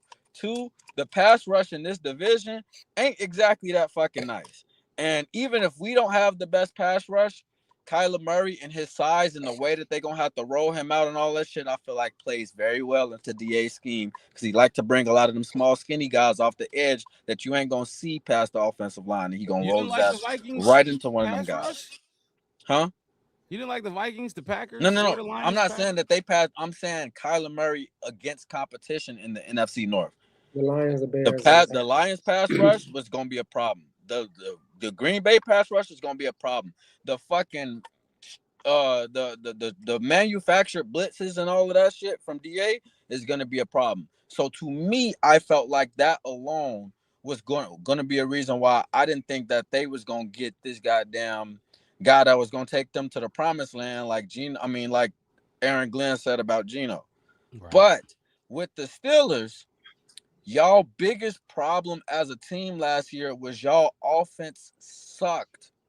It sucked because the playbook was little as fuck because Rodgers is a statue and he don't want to get hit. He's got to play the quick game and all this other shit. So everything else that y'all really tried didn't work. What was winning y'all games these last however many years is on the back of that fucking defense Mike Tomlin had put together. So why don't you get a guy that's going to extend the playbook somewhat, that's going to allow y'all to do a lot more rollouts, allow y'all to do a lot more play action, allow y'all to do a lot more shit extensively if y'all still going to be a French playoff team. You go pay that man $1 million and save the other 9 and go get another fucking dude for him. Yeah, you don't like Rodgers. That's all. I can't take. I have no takeaways from it. But I mean, like my other thing is like it's not impossible or unfathomable for Kyler Murray to take the Steelers for that price to the playoffs.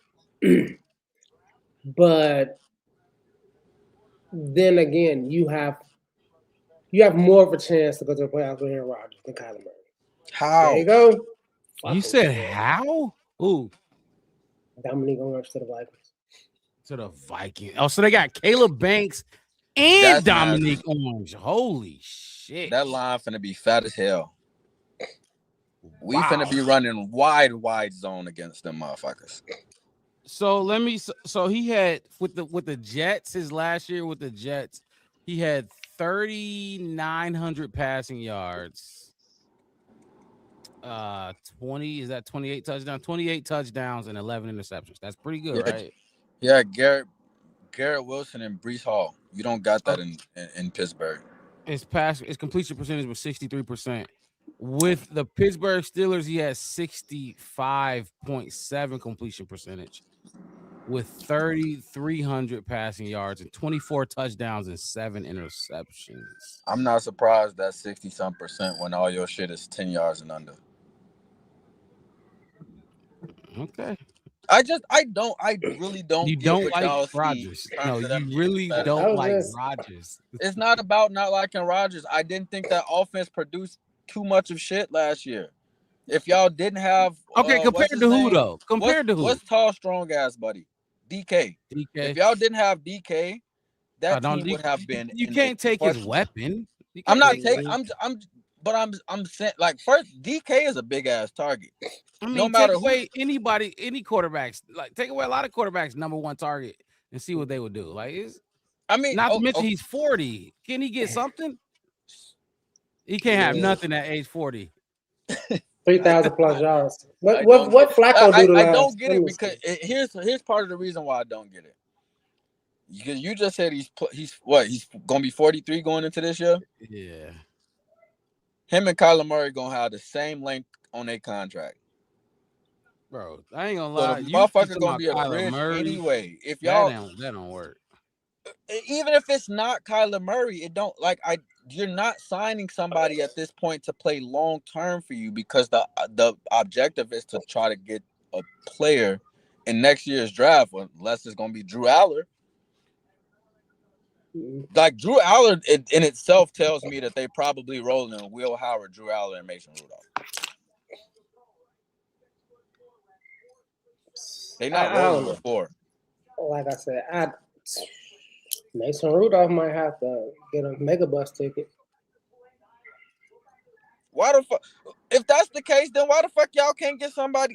That's I don't. Kirk Cousins costs too much money. Anywhere he go, you got we just not gonna come to agreement on because I'm just saying. I don't see it from y'all perspective at all. I don't get it. I don't see it from yours. I think Mike Tomlin was the one that held him hostage, and now I don't think Aaron Rodgers. You said Mike Tomlin held him hostage? No, held the Steelers hostage because of his prestige, his legendary always over 500, always making the playoffs. But what would y'all prefer, them to just lose and tank? No, I don't. I'm not saying that. I just don't feel like it's because of Aaron Rodgers, and this makes me sad to say that. I wish that I right. No, I'm just saying that fed into it, and now you back into the same position. If you don't take a quarterback. Okay, fed into it. It was a part of it, yeah, for sure. Okay, it was a part of it. If you come out of this draft without taking Drew out, to me, they got sniped for Ty Simpson. But if you don't take Drew Aller and add a quarterback into that room this year, and you walk out of this draft and say we waiting on Rodgers to tell us what he gonna do, y'all sold the whole organization short, including the players that you got on these contracts that's gonna lose another year.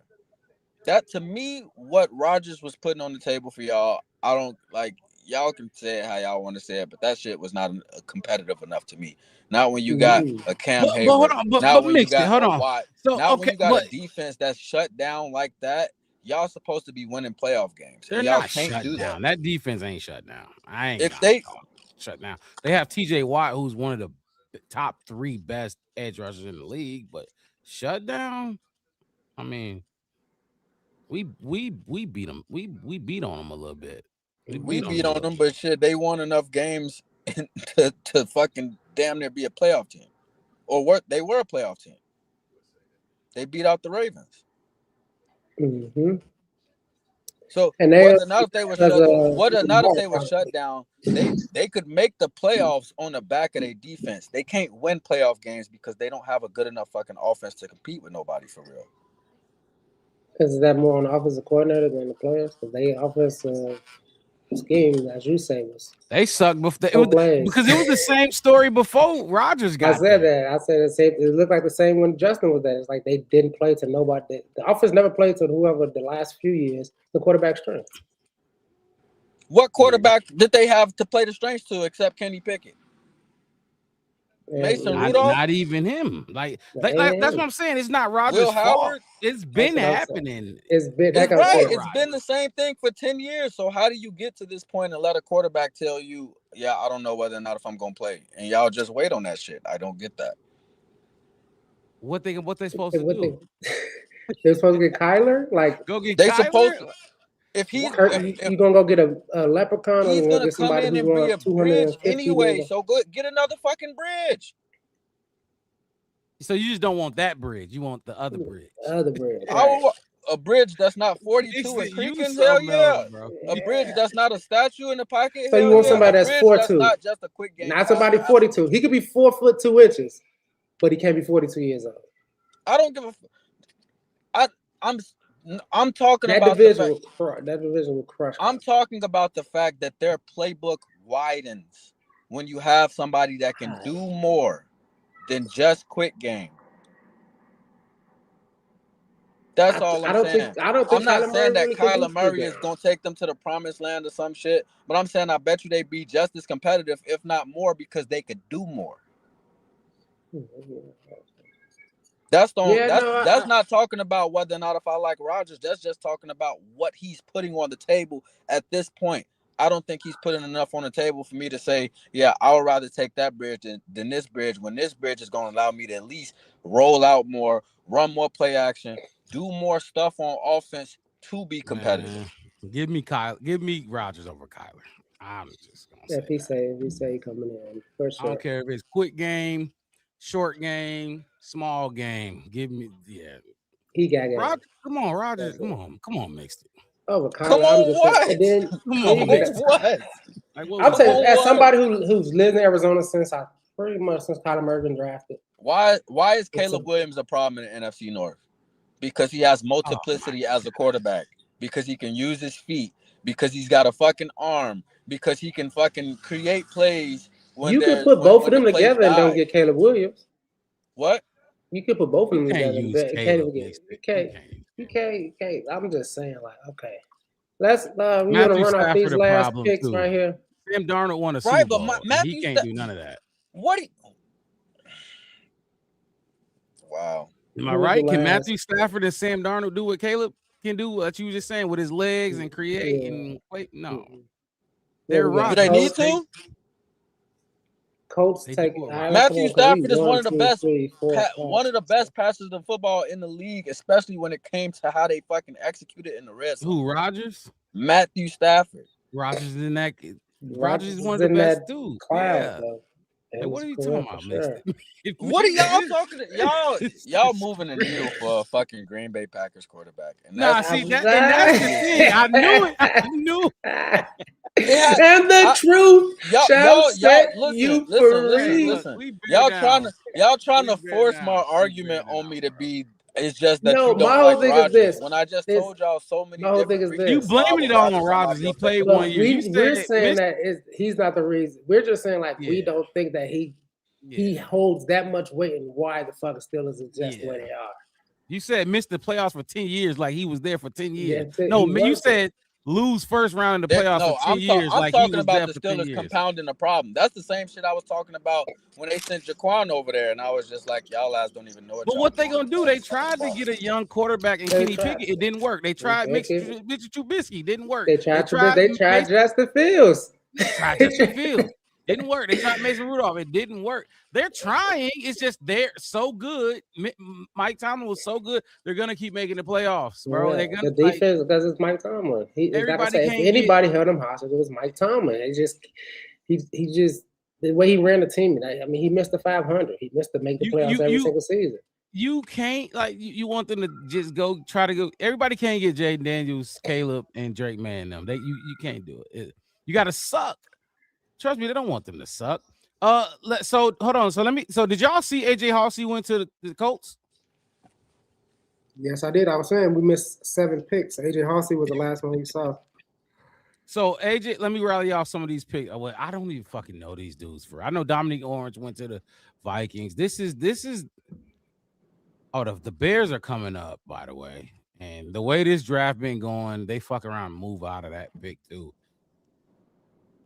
I'm not excited about what we've been doing, fellas. I don't like what's y'all overall thoughts on what we totality, not individual picks, but I mean, we got the Thieneman jump up and down and hoorah. Logan Jones, nice center for the future that I think should be starting after year 1, maybe even after, depending on what Bradbury do for us. Then you got a blocking tight end. You still got Cole Kmet. So you know what I mean? Cole Kmet had a really good season. And that's our draft room, right? That's our class right now. Not Michigan, but West. This is kind of looking like, but not, and don't take it literal, but it's kind of looking like that year when we only had 4 picks. Yeah. But guess what? In those 4 picks, we had Caleb in Rome. But we don't what I'm saying? I don't know. I'm not too excited for this. I'm not You either. have a lot of undrafted you're gonna have a lot of undrafted free agents. I think this is more of a stoking a fire kind of thing, because we left the season with this Kings at the off season. Can they sustain it? And I think this is more kind of like the eye of the storm in a way. Like we're gonna make some moves, because I mean, when you think about it, like even the Eagles, like a lot of the offensive linemen they keep picking and stuff like that. Mm-hmm. If you a Fairweather fan, you just like, oh, okay, they didn't go get this guy. They ain't go get the Travis Hunters or the big names and all that kind of stuff. And usually a lot of those big names go to teams that don't make the playoffs. But if you're actually watching and looking at it, you're like, okay, I see what they're kind of doing. They kind of just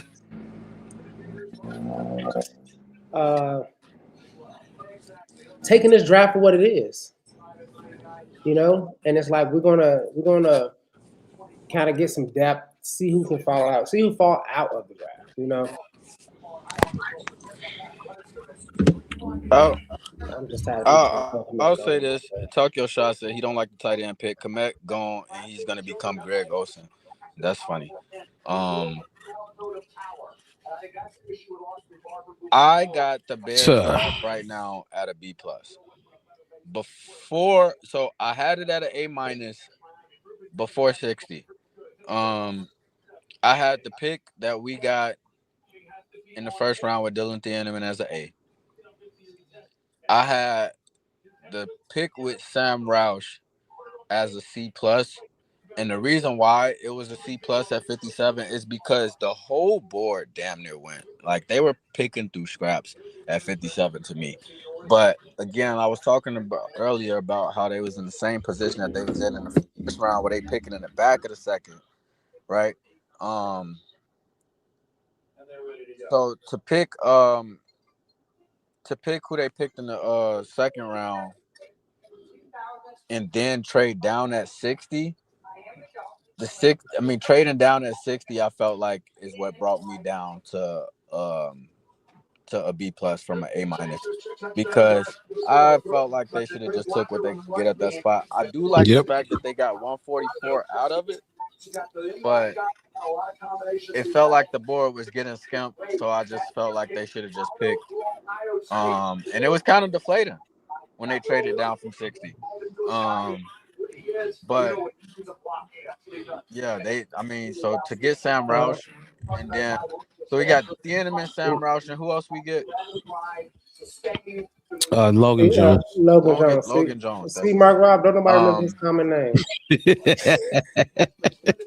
To get them, but like you tackle all we on the clock or whatever, but it's just like you had to pick a battle. You had to either choose if you was gonna be aggressive and move up and end up with less players, or just deal with the board falling the way that the board was gonna fall. And for the most part, you did that. So I feel like they didn't pick bad players. I just feel like it wasn't too much to choose from. outside of 25, and I feel like you got the best player available at 25. So Yeah. Talk Your Shot said it has to be a Komet trade brewing. Really? I don't know about that. No. Komet just got extended. Did he not? Now they restructured his contract to get 10 more. Him and I forgot. Whoa, Two when did players got this restructured. happen? Before the draft. Before the draft, he restructured Cole Komet. Like and yesterday? Jonah Jackson. Yeah, Jonah Jackson and Cole Komet both freed up got almost restructured. $11 more million. Y'all didn't send this to the chat. Where the fuck was I at? You was That's on big vacation. news. I don't know, man. It was just them two, and it was just enough to pay the draft class. But Jonah Jackson and Cole Komet both got restructured.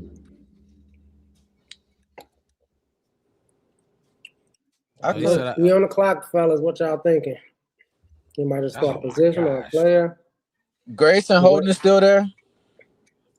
I'll look real quick.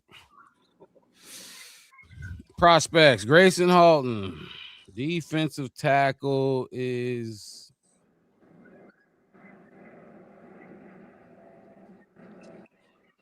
If he's still there, you go him or DDS. That's the pick for me. I'm thinking he's still here. I don't see him though. Yeah, I think he's still there. Wait, why don't I see him? I don't know. He on the edge. Oh yeah, there you go. He's still there. Talk Your Shot said, I've never seen a team do this after they restructured the contract. Well, they didn't have. They need 3 in that room at least. They needed money to sign their draft class. Right. You know what I mean? You got to sign these dudes. We had but $1 I don't million. think that means he on his way out right now. I just because don't his contract go through next year or through this year? So my question for you, Talk Your Shot, is why cut him? Why cut him June 1st to save $9 million? What you gonna do with $9 million at June 1st? Ain't nothing out there worth $9 million. Who you finna get that to?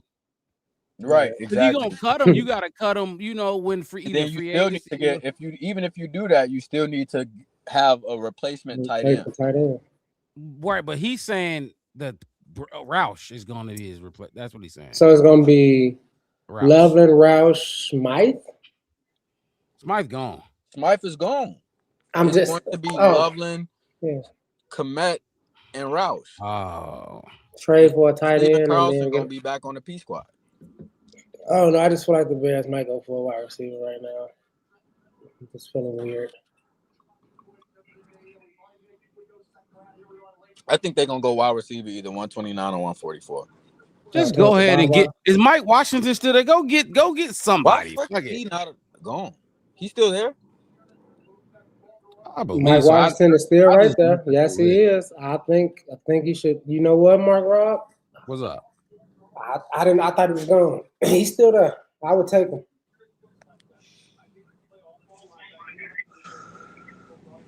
I think Cole Komet's still safe though to play through this year, and I think it's gonna be like a Burden situation. Jags took a guard. He's gonna be in the room, and he might draft the tight end again next year, and then Cole Komet will be out, or Cole Komet will be out before that, and then he draft another tight end, and Sam Roush move up to 2. Can't have that much money in the tight end room. How much money do you get as a 3rd round pick? Your contract not guaranteed. They had to negotiate. Right now, yeah. How much money? I'd have to look. I don't know. I Talk Your Shot. If you know, I don't know. Maybe you're right. Maybe that is too much money in the tight end room. You might have a point if that's the case, but I don't know. Bears are on the clock. The pick is in. Let me get this back to the goddamn. You dig? Who was they talking about? I think that's exactly what you just said. Though, Talk Your Shot. I think that's exactly why Cole Komet is still gonna be here to start the season at least. I think Cole Komet is still gonna be here. I think Sam Roush is just gonna probably end up replacing him at the end of this year. Maybe. But they got to roll with Cole 3. did too much. I would have agreed, but I thought he did. I thought they liked everything he embodied as a player, on the field and off the field last year. Like he contributed big time for us. But hey, I'm not ruling it out though. I'm just trying to get this Bears pick. Mike Washington Wide or maybe receiver, Skylar Bell. Xavier Thomas. Oh my God! I just said wide receiver. Wow. I told you I felt wide receiver this round. I told Wow. you I fucking felt wide. Did DA go the fuck home? DA went home. DA left. Like- Ben Johnson said, "Get the fuck out of my face." He gave him Dylan thing and said, "Here, damn," and said, "Get the fuck out of my face. Get your begging ass out of my face." That's what Ben Johnson said to Dennis Allen with the Thieneman pick. Every pick went straight to this is crazy. Wow. What I just say, what I said about the draft. Ben Johnson said, "Here you go. Here go your one starting. Boom. Just so y'all know, I'm the head coach. LSU. By the way, I said I felt wide receiver. I thought they were gonna go Skylar Bell. That's who I was just. I thought they was gonna go Deshaun Stribling later. Wow. I gotta get it. Oh, yeah. So what's his 40? Let me find his 40. I don't know none of his shit, but I'm wow. What did he run? Ooh, 4.28. Oh, he's a burner. What the shit? 5'10", 192. What the Slim Reaper. 4.28? He couldn't have been at the combine. That's straight. I just looked it up. He wasn't at the combine. No, I'm saying it might have been his pro day. He was. No, it shows him Was at he the combine. combine? Yes, Okay. he is. It's a video of him at the combine on his page. They showing his 40-yard dash. 4.28. Oh, wow. What's the record? Whoa. Isn't that like a record? 4.28. Okay, hold on. Check this. Okay, so check this out real quick. Xavier Thomas, wide receiver for the LSU Tigers. You just said 5'10", 192. 2025 season. In receiving, he had 41 catches, 488 yards, 11.9 on average, 4 touchdowns. Longest catch, 62 yards. 2024, 23 catches, 218, 2 touchdowns. Longest one, 21 yards. Both of those were at LSU.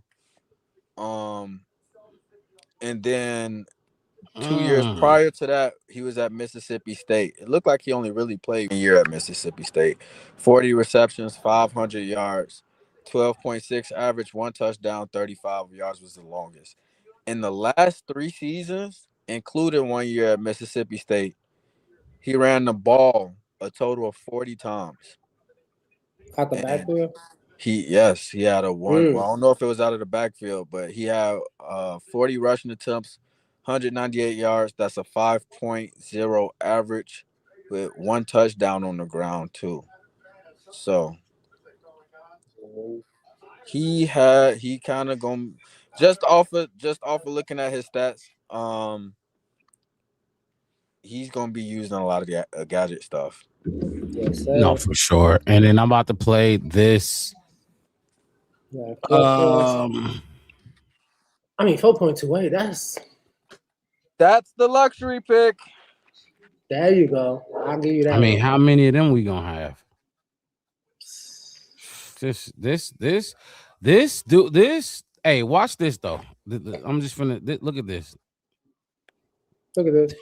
Somebody go look at this. This dude fast as hell. Somebody go look at this. This motherfucker is. Somebody go look at this. It's not. I'll play some on field stuff, but this is what I just found real quick. Watch these 40. I ain't never seen drills. dreads. Look at these drills. Oh my god. Shit. Hey, Mike Wright, what'd you say you wanted from the receivers last year? Look at this one. Look at this.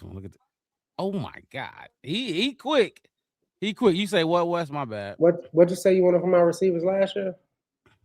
What did I say? Separation. Oh yeah.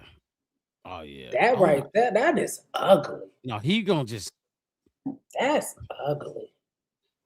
This is when you know what he gonna do? Twitch? Yeah. You know what that's gonna do? He fucking up at the end too. How you make on the line move, fucking 15 yards down the field. Is He's this gonna the hit him punt again. returner? The kick Oh returner? my God. Look how much space he got on that. Nah, he's killing everybody in these drills for sure. God damn, look at that separation. I mean, look. And Ben, fuck. Ooh. Break off on him. And look Oh at that my space. God. Look, he scare you. He scare you into overrunning the route. No, he gonna make you have to back up for sure. Yeah. Like, you know, Did Mitch did he yeah, I think accidentally he leave? jumped out. I think he jumped out the casa and come in the house or something possible. Okay, all right. What's up? And Ben we trust. That's all I can tell y'all. Just let everybody go in. When he pick offensive players, You got to, because I mean, think about like the shock value we got. Even like Luther, we was like, you know, dog.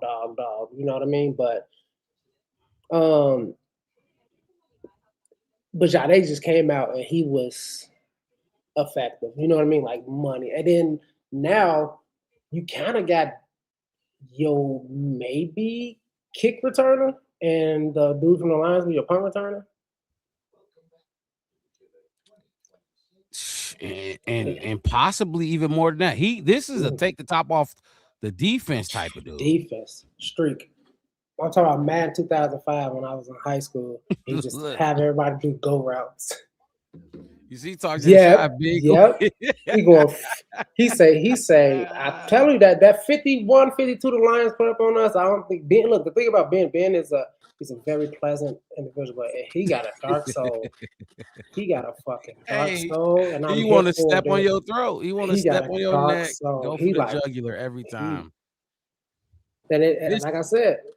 And I think I feel like he basically told Dennis Allen, I spent all this money on your prototypes already. I gave you every type of prototype you want. Hey, y'all can hear me? I'm not driving it. Yeah, we got you. Yeah. Hey, yeah, I was just watching a clip with y'all from the green room. Watching the clips with y'all from the green room. He's shaking shit. Boy, Ben Johnson got him a burner, boy. He got him his little. That's his J-Mo pick right there. But while y'all talking about him and his returning, I'm gonna give y'all his stats on his returns, because he was a return man in the last 4 years. So, at Mississippi State, he had, he returned for 2 years. He had a return for a touchdown off a punt. 63 yards was his longest. In 2022, 31 was his longest. In 2023, those both at Mississippi State. And at LSU, he had one for 39 and one for 17. Those was both his longest. And punt returns, he had 61 returns, 584 yards, one touchdown. With his longest being 63 over the last 4 years. That's all just punts. And kickoffs, he had 2 touchdowns. Both of them 94 and 95 yards was the longest. He had 35 returns on kickoffs, 952 return yards on kickoffs with 2 touchdowns, and 95 is the longest. And that's on 35 attempts. He had 952 return yards. Well, Hightower, I mean, I think at the end of the day, as a not even just as a fan, just looking at it, been doing this for a while, like really digging into it. I think this is kind of like everybody kind of gets something as I'm looking at it, you know. And you got to pick what, you know, like it's like, you know, Christmas and Daddy gave everybody $100. You just got to know what store you want to spend your $100 in. I think Dennis Allen spent a lot of his shit in free agency, and it's like. You see what I'm saying? You spend most of your money at this store, the free agency store. You keep buying this little shit now. You keep buying that. That's what you want to go. But we go. You ain't gonna have no money. Go to this store. I'm saving, man. You know, I'm saving. You know, I'm gonna save. I'm gonna hold because I know we're going to that store. I'm gonna save like $80. I spend $20 in this free agent store, but in this draft store, I'm gonna go ahead and, you know, blow my bag on that. Like, so that's like you get a little bit of money and you spend all your shit on food, and then your friend gets the money and then you come back with some new shoes on. Yep, exactly. You spent all your money on McDonald's. But man, oh man, that dude right there, Jesus, that's a fast dude. You see what I'm saying though? Yeah. Individually, you know, when we talk about these picks individually, we can do it. It is fun. They're good players. When we look at this draft overall as a whole, and we got 3 more rounds to go to, you know, to round 5, 6, and 7 is tomorrow, right? Or 4, 5, Yep. 6, and 7 is tomorrow, right? Yeah, 4, 5, 6, and 7. That's tomorrow. This- You know when we- that those fly. So Yeah, they don't go into as much depth, but individually we can be like, but at the end when we look and see one defensive player taken in the first, what is this, our third pick, or is this our fourth pick? This our 4th pick. In the first 4 picks, one defensive guy, and Grayson Halton's still in there, so you still might get a chance to grab him. What is our next pick? So what we No, picking, we James? get to 129. 129. 129, 144. So we got a 4th. Oh, so was that in the 239 and trade? 241. Where did we get 129 from? No, we The had Rams. 129. We picked up 144 in that trade down. Okay, 144, early 4th round or early 5th round pick. We also have we don't have a 6. We got 2 7th, right? 2 7. They should just package both of them bitches together and go get Grayson Holden. And I'll be cool with everything they did. And you couldn't get the speedster in the 7th round or something like that? One of those speedsters that only just run? No, it Okay. was like I thought they was gonna go somebody else a little bit later. That's what I thought they was gonna go. Like you could pick up somebody that's just got speed, you know what I'm saying, later on in the draft. But this is not. This is more than just a speed guy.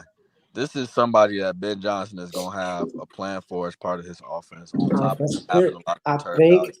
I think they're gonna try to treat him like a young DJ Moore. So let me Now, just read a little he bit. had- Go ahead, he- go ahead, Mick. he- I was gonna say now the thing with like when you look at how Ben Johnson used Jameson Williams, right? That was their speed guy in Detroit, but he had Jameson was a 1st round pick, right? But I get that, but I'm saying like just the way that they like he was a 1st round pick, but who was they like go-to receiver for real? Amon-Ra St. Brown. Amon-Ra. Right? And then even Yeah. if you want to take it a step, Sam Laporta.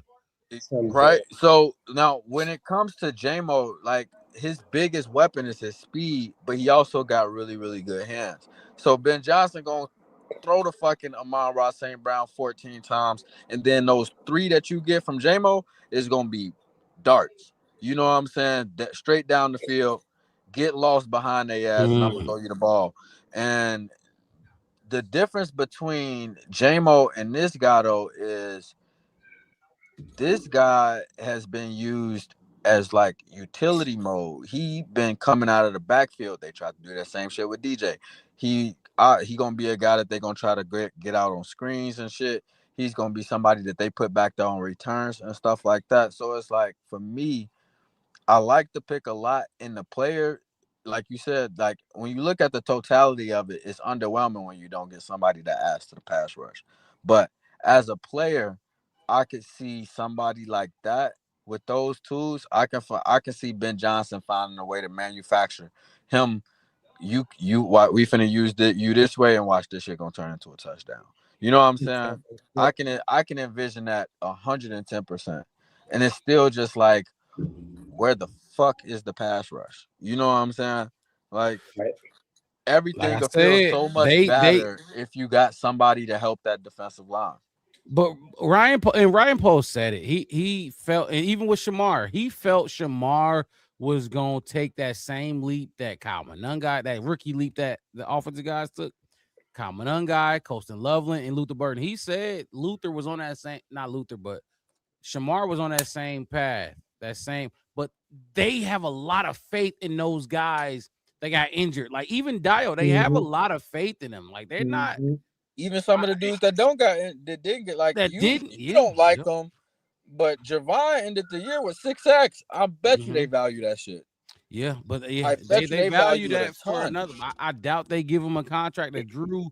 I doubt he's here again. And look, if he is, I'll be wrong and I'll hate it, just like Braxton Jones. Oh my God. But anyway, so let me read this about Xavier Thomas real quick, and this would be kind of it'll kind of like back up everything we've been saying about Thomas right off the gate. So Thomas lacks gaudy production as a receiver, but his athleticism, versatility, and return talent could bolster his roster value. He has average size with enough vertical speed to stress defenses downfield. He's average in beating man coverage underneath and struggles finishing catches through contact. That might be an issue. His vision, burst, and elusiveness as a runner makes the evaluation more interesting. Thomas is likely to be viewed as a wide receiver 5. Wide receiver 5. How many we got already? 4? 4. Wide receiver 5 with a value as a return man, but teams could dig a little deeper in his potential as a running back. So Wasn't we talking about a burner at running back? Running back, there you go. I'll say now you're getting a 2-for-1. You're getting that big that biggie bag from As Wendy's. long as Steele can teach him how to read them holes right. That's maniacal. That's a maniacal pick if that's the case. I ain't gonna lie. You get him in there and shit, he just burned one up the fucking middle of the seam one time. Like that should be crazy. But I like so what you did say as far as like what I don't like is him finishing through contact. Mm-hmm. You can't. But, hey, he gotta just beat. You gotta. That's an over the top guy. Exactly. No. Exactly. No, And what that leads exactly what I was gonna say, which is watch it when Ben Johnson put Caleb Williams in empty sets next year. He's gonna be a guy that's gonna come out the slot and just burn deep ass post. And you know what I'm saying? Like because it's going like teams is gonna be keying Coastal Loveland. You know what I'm saying? They're gonna be keying Coastal Loveland. They're gonna be trying to key on Luther Burden. They're gonna be trying to key on Roma Dunze or whatever. You're gonna have a guy that teams don't really got tape on yet that can burn and that you like. He's like I said, I think Ben Johnson is gonna manufacture ways for him to be open for them. You know what I'm saying? It's the same way he did Jade Walker.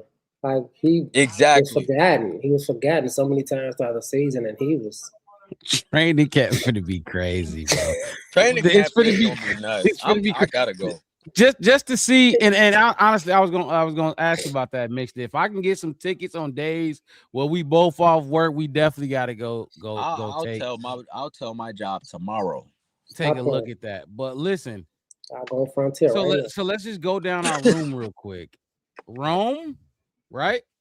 Luther, Khalif Raymond. I'm missing somebody. Jade Walker. I ain't gonna say him yet. But so is he the next one up though? Xavier and Jade kind of on the same spot because it's gonna be some competition in that wide receiver room. That's going but I'm just starting with the most like tenured guys right now. Right. So it's those 4 that Jade's the 4th and one. then the only other 2 that's on the roster, Khalif and Xavier. That's 6. Right? Wait. No. Hold on. How you get? Am I missing somebody? Do it again. Rome, Luther. Right. No. Khalif Raymond. Rome, Luther, Khalif, Jade. Now stop Xavier. right there. After those 4. Oh wow, I said 6. That's 5. Exactly. We've been talking about this. How we needed a wide receiver. Xavier, and then all you got is your P squads, JP and Maurice Alexander. Maurice Alexander. They might still. They're gonna have like 20 undrafted rookies. Undrafted free agents. UDFA receiver that comes in. And because wasn't Jade a UDFA? Jade was UDFA. He fought for a roster spot. He got elevated. And then you had JP and Maurice, and you were saying last year JP was in. JP might make it. They might be banking on JP making the roster. JP was at training crazy, working shit, bro. That's I'm telling you, crazy how that younger. That's 6 of the youngest. Bears gonna have 2 white men that can jump. Man, that's your wide receiver room right there. And it's fast. Xavier Thomas is gonna Xavier Thomas is gonna get some play. Oh yeah. He gonna get some play like running back. I think Jade is too though. He gonna motion wide back down into a wildcat with Man, whiff or something. And Let you got him two break wheel off some routes. shit for Richard Hightower though. I'm gonna lose my shit. Oh my God! you say let him do Because what? I'm gonna For lose Richard my shit if Hightower? you break off a big play for Richard Hightower, bro. Because If we get any return next year, Hey, for him. Richard was drawing shit up for Devin Duvernay. Oh, right, that's what I'm saying. Imagine like, what he can do with a burner back there. That shit'd be crazy. Oh man, but Ben Johnson a motherfucker though, ain't he? That was a toy. My team. That was a toy. Ben Johnson just That got was- a toy. Ben Johnson, like, this is my team. I don't care what the media say, the fans say, the podcast say. This is my team. Oh, bro, he said, "Fuck the." And also what this tells me is they did not like this defensive tackle group. Yeah, They didn't like Like I it. They said. didn't like the edges, the tackles, the cornerbacks. Nobody took Keontae Scott yet. He's still there. I think Keontae Scott's still there. I would say this right now. Kilgore's still there, right? If Keontae Scott is still on the board, and I know Grayson Holden was still Yep, Keontae Scott is still there. I'm gonna say this right now. This is why they get paid. Right, I was gonna say I would have got my ass fleeced. Yeah, I would have been fucked up. I would have been fucked I would around have in been this fucked draft. up in that room. I would have been I what? would have been doing all. I would have got my ass fired next year. Oh my Look. god, I would have been had one of them dudes on my team. AJ Halsey. Okay, no, he went. I forgot. Yeah. He went already. No, okay. Let me ask you another question though. Yeah. So we talked about before. Ian Cunningham convinced Ryan Poles not to trade up for Roma Dunze. Now he ended up with Jeff King. How, like, do y'all envision where like a world where Jeff King is influencing Ryan Poles to look at this draft and draft different players than what we was talking about in a lot of these mocks? Hell, everybody was talking about in a lot of these mocks. The Bears for 4 straight weeks was mocked a fucking edge rusher in the first round. You know what I'm saying? Zion Young did not come to this team. Akeem Messidor didn't come to this team. Gabe Jacques didn't come to this team. TJ Parker, Derek Moore. And we talked about when the Senior Bowl came out, we was on the Senior Bowl just looking at edge rushers. You know what I'm saying? So now it's like, now we didn't got in this draft, and outside of Thieneman, we got a center, a tight end, and a wide receiver. And we was a top 10 offense last year. Top 10 ain't good enough for Ben Johnson. Back-to-back offense. Now you heard I Caleb. feel- Caleb want to be the highest scoring offense in NFL history, which is over 28, something over 28, so 29, 30 points per game. And what we averaged last season, like 25, 24? No, we was No, like what was it? almost 27, I think. 20. I knew it was we above. one of the I knew it was highest. above 25 for sure. I was lowballing it. I couldn't remember exactly. Look, When we faced the 49ers, I think we both were like one of the higher, like we both was in the, like that higher end range. I think the highest in the league was like 27 and some change, but we was close to them. It was like within like 1 point or some shit. yeah. I mean, it's an offensive league, man. The offensive head coaches is winning. Offensive, that's how explosive is winning. And you just need, honestly, you don't need to spend a lot of money or draft super high on your defense to get there. Your offense has to be, what we say, Mark Rob, blue chip. Yep. Blue chip. We got 2 first-round picks on each tackle position right now. We got one of the best offensive guards to probably ever play in Tooney. We don't know what the man in the middle going to be, but he just came from a Super Bowl, so he did it somewhere. Bye-bye. Who is that? Hey, who the fuck is he blocking for? Who is the running back? What the fuck? But this is Logan Jones. I just want to put it up as we Recap. continue to recap and get through what happened today on an unexpected day. I ain't gonna lie, very unexpected. Hey, Outside of Wes the thought video, that was Davion Thomas.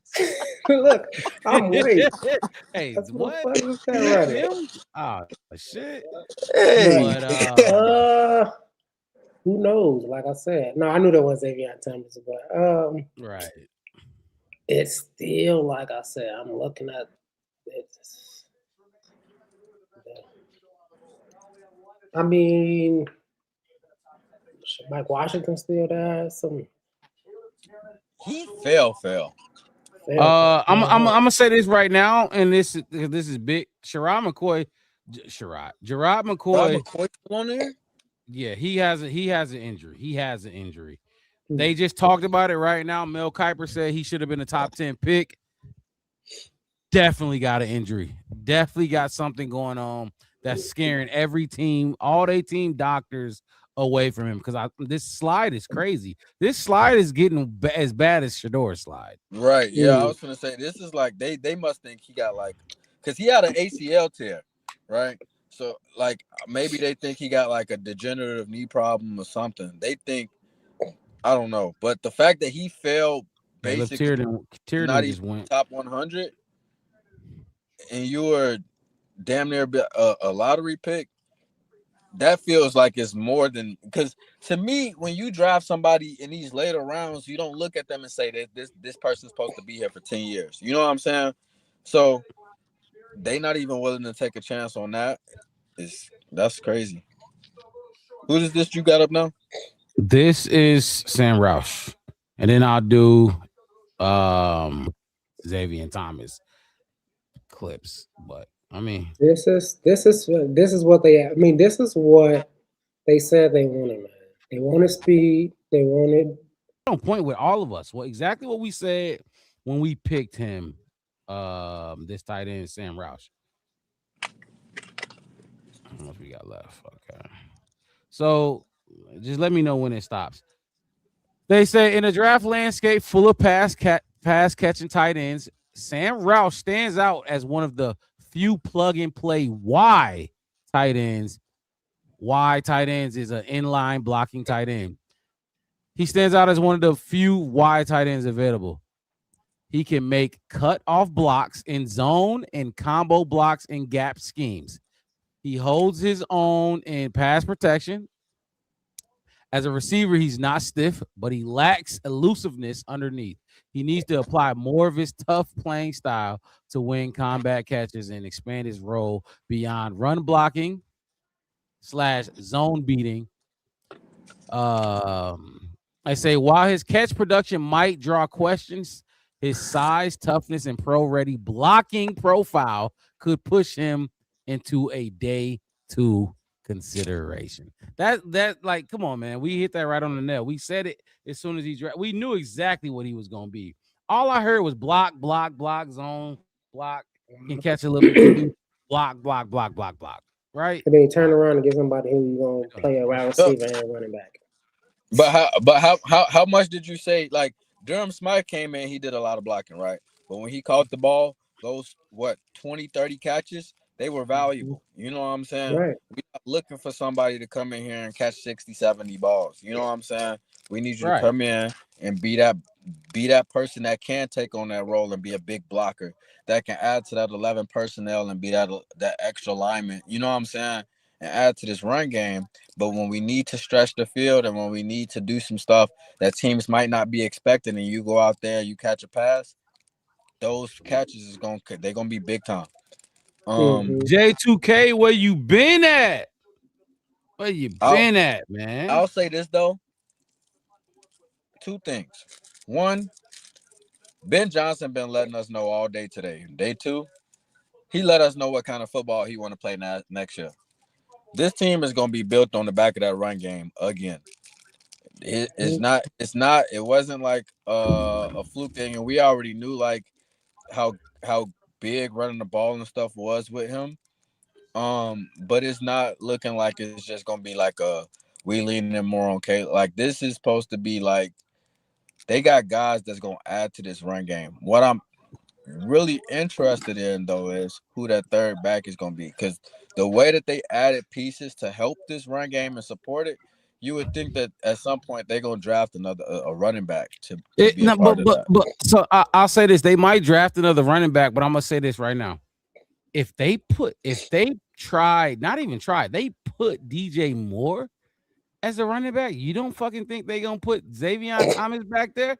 Definitely. Oh my god, that'll be true. like if DJ ass can go, they're definitely gonna say, hey, in training camp, go your ass over there for the next 2 days. Go work with the running backs and Right. Stewsville. Technically, he would got be three. beginning. He do got 3 running backs because he gonna, you know what I'm saying? Because he gonna He'll come out of be- that wide receiver room and get in the backfield. Absolutely.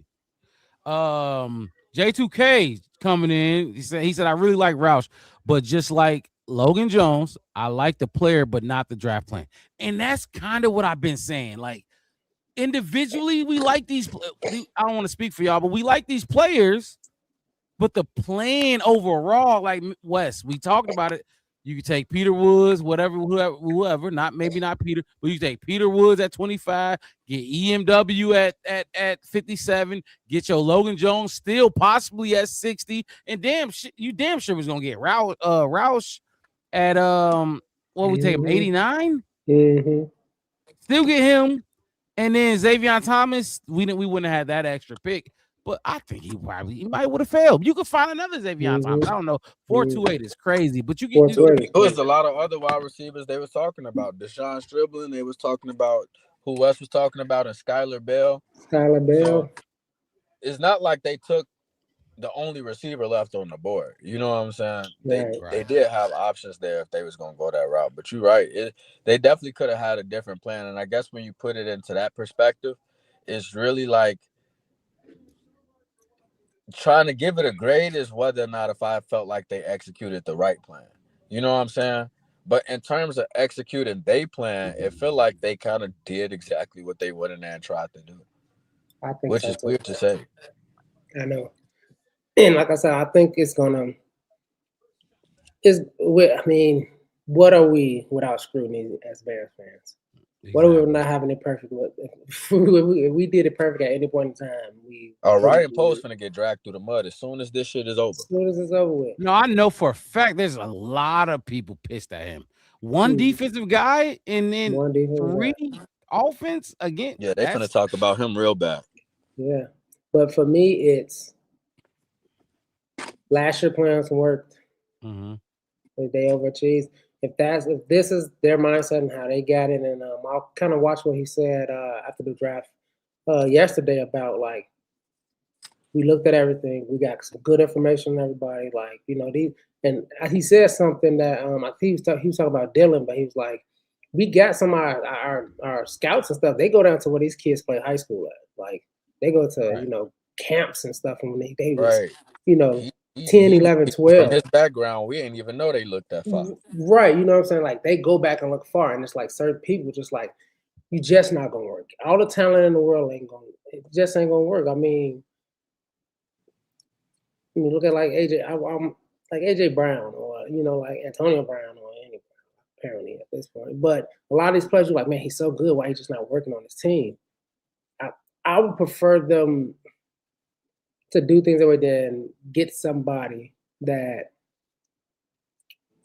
don't work for them.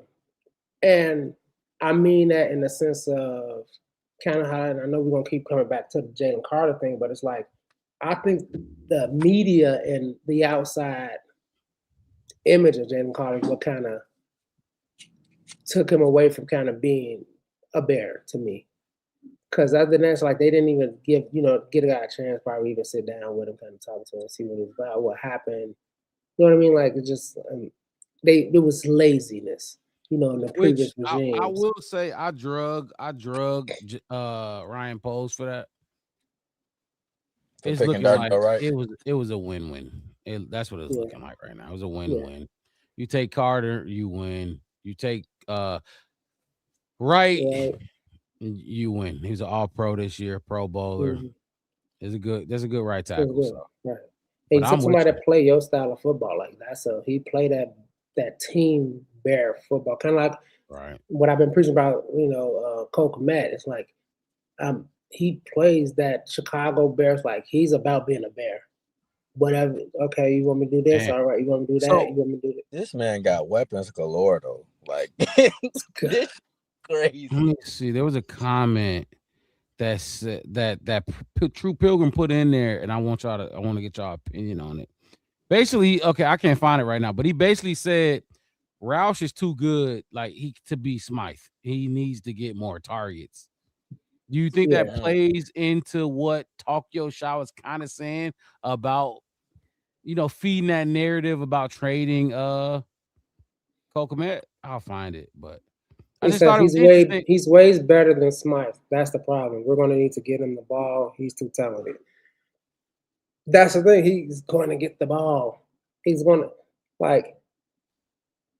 even last season when we talked about we had when we talked about DJ and Rome and Luther, you do have 3 1,000-yard receivers. But do they need 1,000 yards in a season for you guys to be successful each? You know what I mean? Like, you can use a lot of these. Yeah, Ben Johnson cool if everybody got 600. Yeah, you know what I'm saying? It's like if a he minute got 5 restriction. receivers with 600, he cool. Yeah, it's like, you know what I'm saying? I got a minute restriction, 750. Yeah. He costs 750. Let me go ahead and get Roush in here a little bit.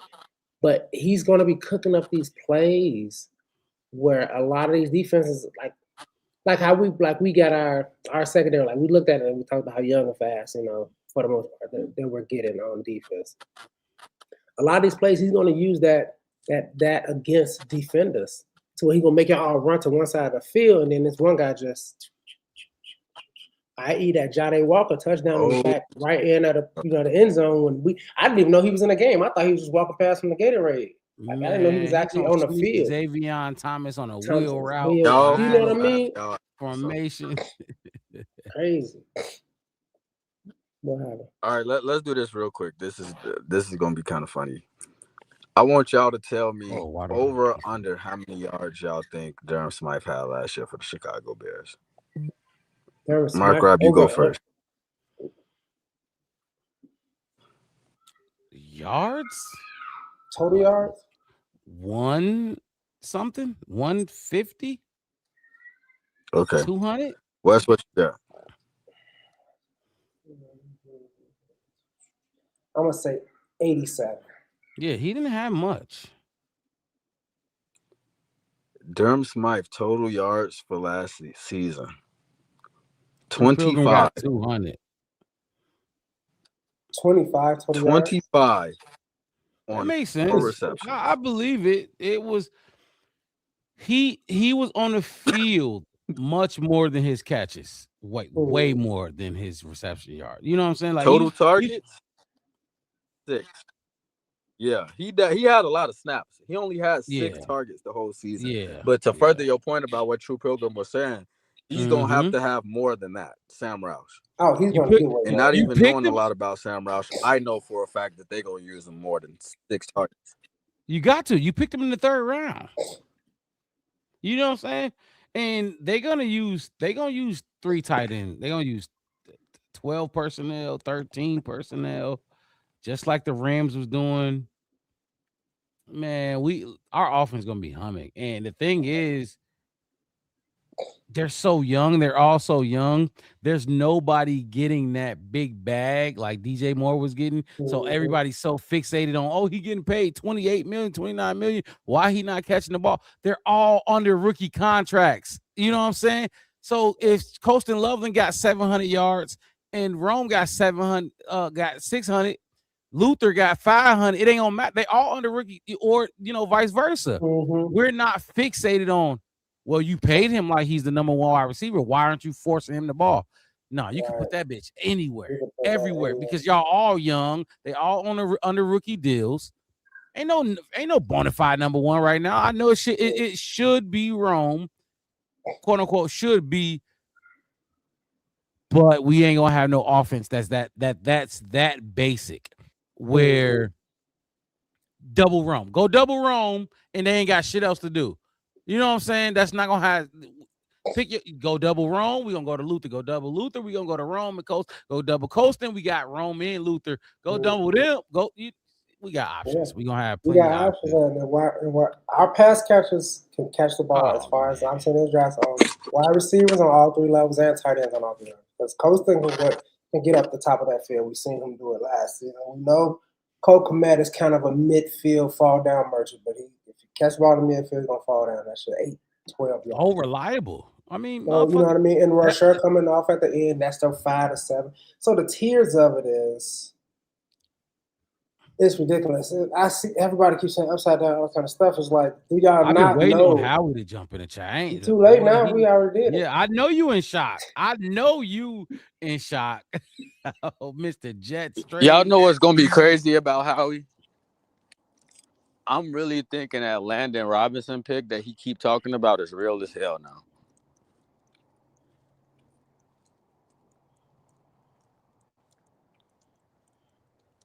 Landon Robinson. Oh, That's how. yeah.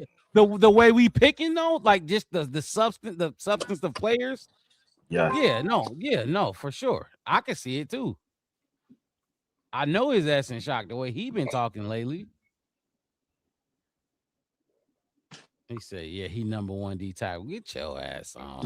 That's crazy. Oh man. Nah, man. So let's do this. I want to go around the horn and each person just give an overall grade of the first 3 rounds. Overall grade, and then just elaborate on why you liked it, why you didn't like it, what pieces of it you know, just put it all out there real quick on the on this last piece. I do got to wrap this thing up, unless y'all want to keep going. But so let's go around the horn and let's do it that way. Anybody want to go first? I mean, I'll go first. My boy, go ahead. I'll go first. I'm going to get it I'm gonna give it a B-. Okay. I'm gonna go B-, because it's not what we all expected, obviously, and I don't want us to. But that's not our identity as a team, obviously. That's not what Ben Johnson wants. He wants to confuse teams on defense and offense. So now he's confusing the media and the fans and the podcast as well. But he's getting pieces that you like. Okay, I see what you're gonna do with that. I see what you're gonna do with that. Like with the secondary, how it is out there right now, I'm like, I looked at the list on Twitter last night and I read through it and I was like, and I forgot somebody, and they was like, it said something like under the lines of O'Hare and Midway is shut down. This is a no-fly zone. And it had the list of all the names on there. I was just like reading through. I'm like, wow. I didn't realize how it looked when you look at all the names put together. Like that's kind of, oh man, when we doing the co-podcast and see who rooms is better again? Because this is gonna be really. They want to see us in that. You don't want to see. And like I said, you got the over the top receiver. And I didn't get to see his clips. I'm gonna look at it. John Smith, that's what I'm trying to call him because I can't remember his name. But the center, like I didn't see a lot of, but I heard you talking about it as I was driving over, about what he could be. The bringing in another young tight end that fits in. It's like a lot of people talked about when Seattle drafted what's her name to replace Kobe Bryant. Like they lost a piece, they added a piece. Bud Clark. Yep. Bud Clark, right? So we lost DJ, who is not really over the top receiver, but he's a kind of possession catch, yards out the catch kind of dude, and that's what you're getting with Xavier that we just got. I just think it's Xavier Thomas, J2K. So how many countries? He said I'm watching him now. Even J2K. I was just watching. I had to pause it so I can come over here and finish this. But yeah, and like I said, Logan, like I get it's not what we thought, but at the same time, we do have a lot of pieces on the defensive line that we haven't even seen what they're gonna do together, like seeing what they can be in this situation. And like I said, and I get it as a fan, you could be hurt that it's no D-line, and as the media going to drag us through the mud because, oh man, why would they go with D-line? But hell shit, the last 2 years, Mel Kiper has been telling us who's going to be top 10 pick, and the motherfucker dropping to the 5th round. So everybody can be wrong.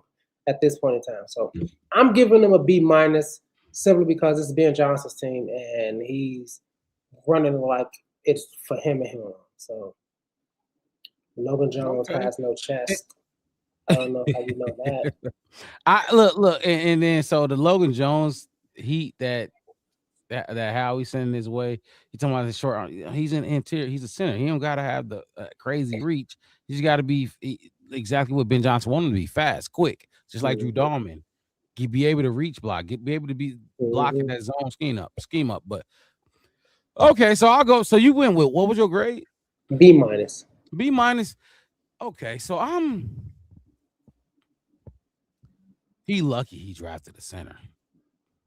He lucky he drafted a center because individually I like the tight end. I like the wide receiver Xavier Thomas, but it without those picks, I mean, without the center pick, this draft would probably be but see how much do I want to weigh on Thieneman? You know what I'm saying? So it'll probably be a C for me. But with the Logan Jones pick, because you know I'm the trenches. We got a center. We got a guy that I trust Dan Roshar to be able to develop and Ben Johnson to be able to develop. I'm gonna go. You said B. I'm gonna go C plus.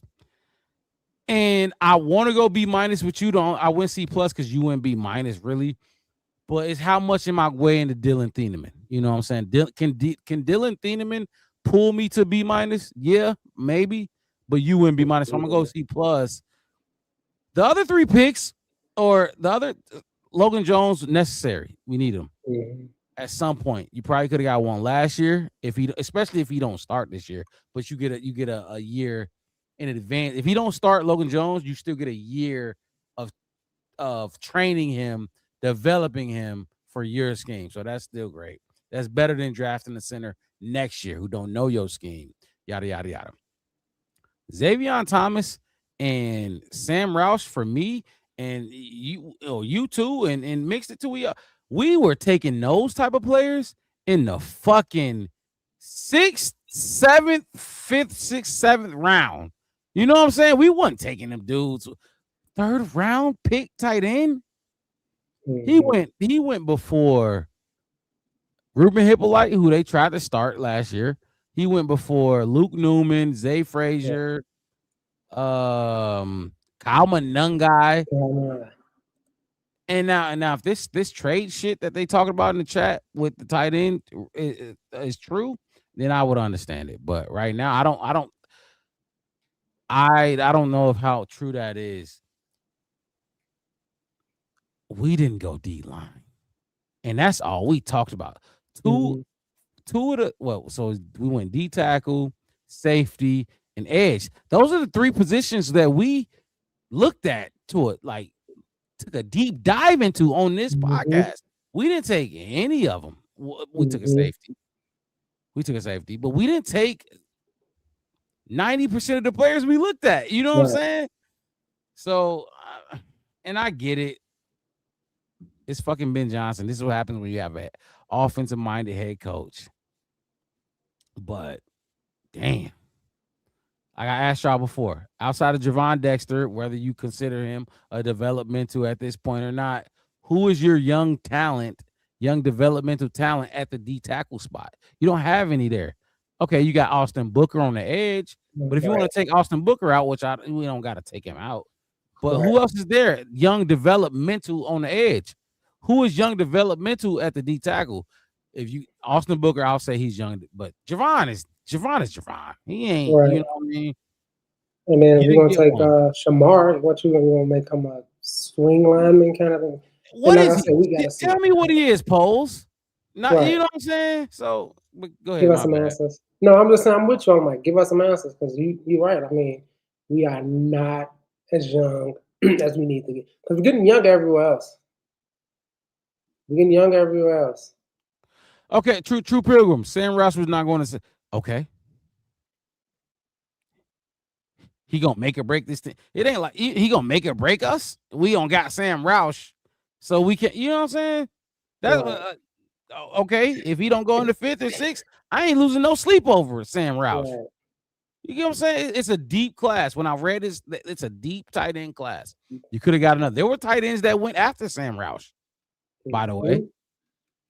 So I'm going C+ with between the first and the third rounds of this draft. And the only reason I said that is because you just drafted everything you got rid of. So, you went and you replaced Brisker and KB.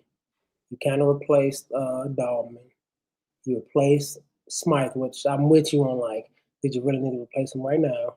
And then you kind of replaced the DJ Moore, gadget wide receiver. Gadget. But then you made him younger and fucking super fast. So, like I said, the Thieneman, I feel like it goes to that saying that we said, before, if you want to draft somebody in the first round, they got to be able to play day one, and he does. And to get him because there's a lot of late first round picks that you like. Well, he was a first round pick, but he didn't even play. He was the 24th round. Like, that's way out of the blue chip bubble of first round pick. So, they kind of filled in they losses with some young guys in there, but it goes totally against what the narrative of everybody in the world thought. But the same thing with Coastal Lovely. Everybody said Warren. Everybody screaming Warren, and look what happened. So I B-. J2K said the thing with Roush and Thomas is that you can do a lot of different things with them on offense. Ben put his foot down for those picks. We have an offensive-minded head coach, so this is what you gotta do. Like I said, he said, "Here, damn, you keep begging. You want some chips? Here, and give them 3 chips. Give them 3 chips when they keep asking." Mixed it. Talk to us. Grade and what you thinking, man? So as it stands right now, I got this draft as a B. I'm gonna explain it, but I want to start it off by saying I think the highest this grade can get is like an A-, depending on what they do in the rounds going forward. I think an A plus is both out of the question. But right now, as it stands, you're at a B. Going into this offseason, we talked about, so let's just talk about it from the DJ Moore perspective, right? We talked about how DJ Moore's stat lines may have been suffering from him being a part of a crowded room, right? And then you kind of go back into this draft and add more weapons to this offense. And now we're talking about Sam Roush and how are we going to use him and how many catches is going to get thrown his way and stuff like you went and kind of recreated an issue that we sought out to solve, but we as fans sought out to solve it, right? So it's like, for me, to me, the reason why I have it at a B is because I feel like for a long time, the Bears have been telling us and showing us that they want to have a team built on multiplicity. They want to have a team that's built on versatility and being able to do different things, being able to use people in different ways so they can show you different things. Show you the same thing and do a million different things out of it. Now it's looking like and to be honest with you, we kind of seen that on both sides of the ball in some facet last year. How many times did DA put basically the entire 11 men up at the line of scrimmage and they all split out in different directions, right? 0 blitz. Picks came off of that. We seen KB get 2 clips off of that alone, right? So it's like I give it a B, and it's kind of boosting the grade because I feel like they feed it into doing exactly what they want to do and what they kind of hinted at doing, which is building multiplicity and doing it at the same time while you bringing in speed, right? If those were the 2 things that we was going off of, they get an A grade because they sought out to achieve both of those things and they did both of those things. But then now we're talking about whether or not if the draft plan was correct, right? So to me, I don't know if y'all ever seen the Karate Kid with Jaden Smith. But it was a scene in there where he was trying to flirt with this little Chinese girl, and she told him how to say too much good stuff is bad stuff in Chinese, right? And I feel like, what if Bears are kind of on a trajectory of having that issue? Like, you not getting the quote unquote top end talent because you focused on trying to have multiplicity, right? We was just talking about pass rush by committee, right? So instead of going defensive line or pass rush or run stop, so to speak, you go secondary and then you really don't feed it after that. And that tells me that you really trying to put a lot of faith in that game plan that you was trying to run last year.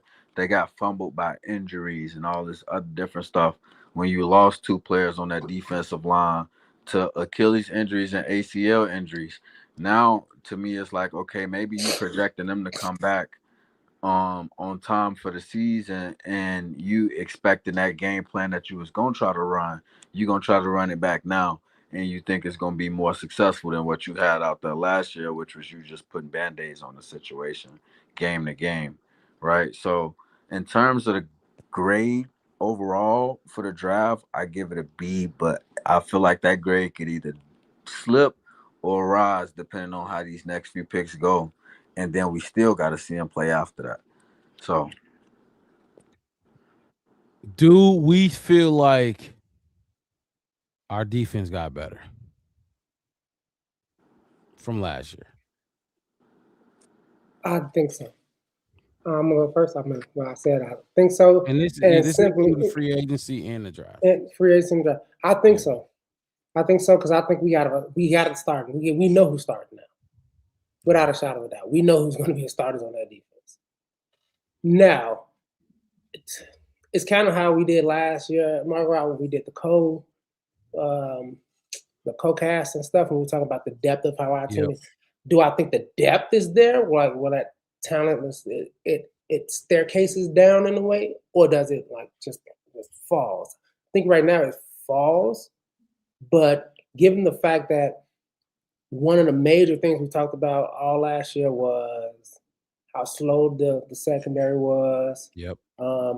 And how Tremaine and we still got TJ, right? We still got TJ. Yep. You know how some of those and guys Cam Lewis, who we never talk about. And we got Cam Lewis, who we never talk about. So I think we got better, but not by added 0 new starters. What are you talking about? Okay.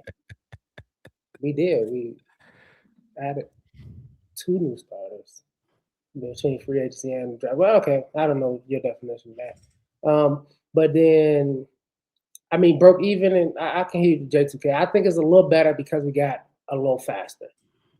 We got a younger, faster Kevin Byard. We got a younger, faster Brisker because Dylan Thieneman, he hits hard too, just like Brisker did, but he's faster and he's better in coverage. You know what I mean? We got Tremaine up out of there, and then we came with Bush and D-Jack, younger, faster, kind of maybe better linebacker to the point where, even TJ might look a little subpar to those guys.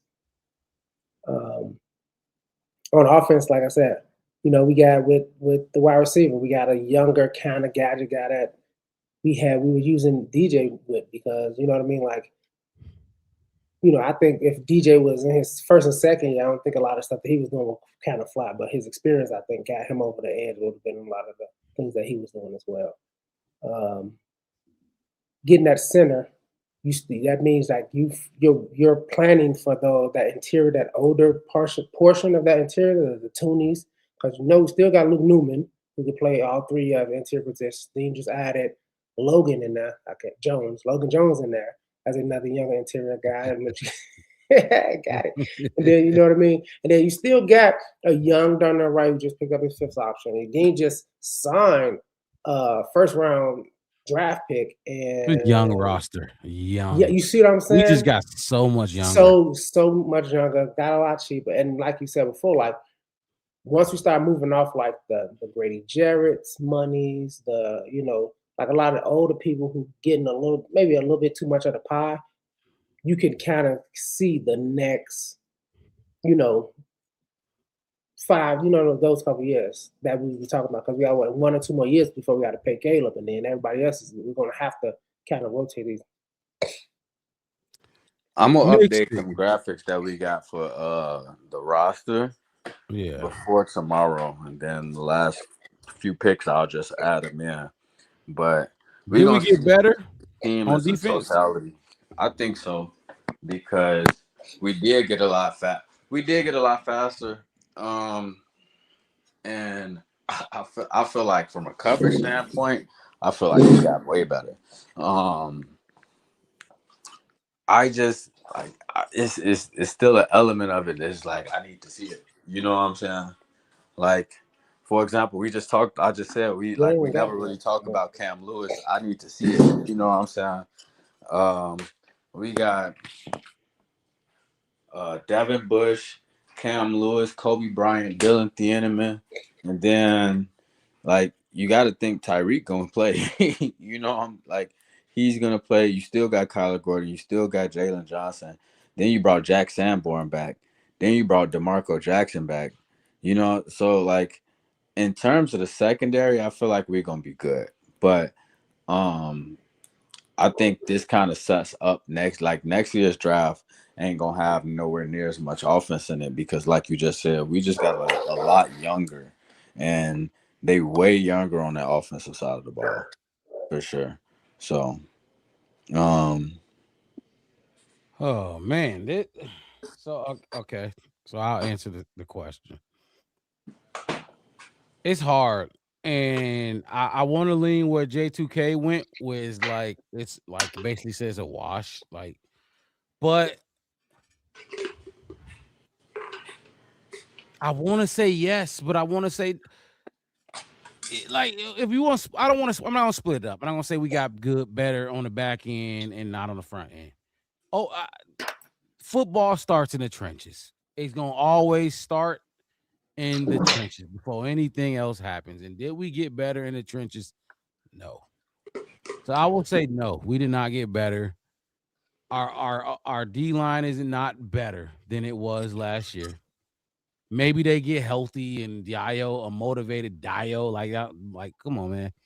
No, we did not get better. You got to get to the quarterback. You got to speed up the quarterback's clock.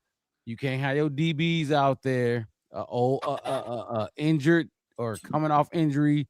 Jalen Johnson and a Tyreek Stevenson that's been whatever he been going through. And then Kyler Gordon, who's that motherfucker is the most injured player on our team. Not saying they suck as like players. Like if this was Madden and you take injuries off, fine. But come on, man. Let's be realistic. They got their issues. They got their warts. We did not get better. They needed a D line to get them better. Speed it up so Tyreek can jump routes and sit on routes, because he knows the quarterback only got 2 seconds instead of 5 to throw the ball. I know you only got 2 seconds, and Montez or whoever gonna get to you. I'm not even finna worry about you beating me deep. I'm finna sit on this break, this out route, and jump it. They can't do that right now. I don't think they can do that right now. Yes, Dylan Thieneman is gonna be a dog. He's gonna rack up tackles. He's a safety. He's a safety. I want to remind everybody watching, he's a safety, and this is why we talked about it and mixed it when you made that clip. When you was going back and forth. This is why I was saying what I was saying, because Dylan Thieneman is not a premium position. Premium positions impact the game directly. Dylan Thieneman can impact the game, but he ain't impacting it directly. He ain't impacting it like Montez Sweat, Grady Jarrett, Javon Dexter, and fucking whoever on Dio. He's not. So, in Wes, you knew where I was going with this. It starts in the trenches. You did not get better. You did not get better on defense. And it's about defense. I'm talking about defense. You not get better on defense.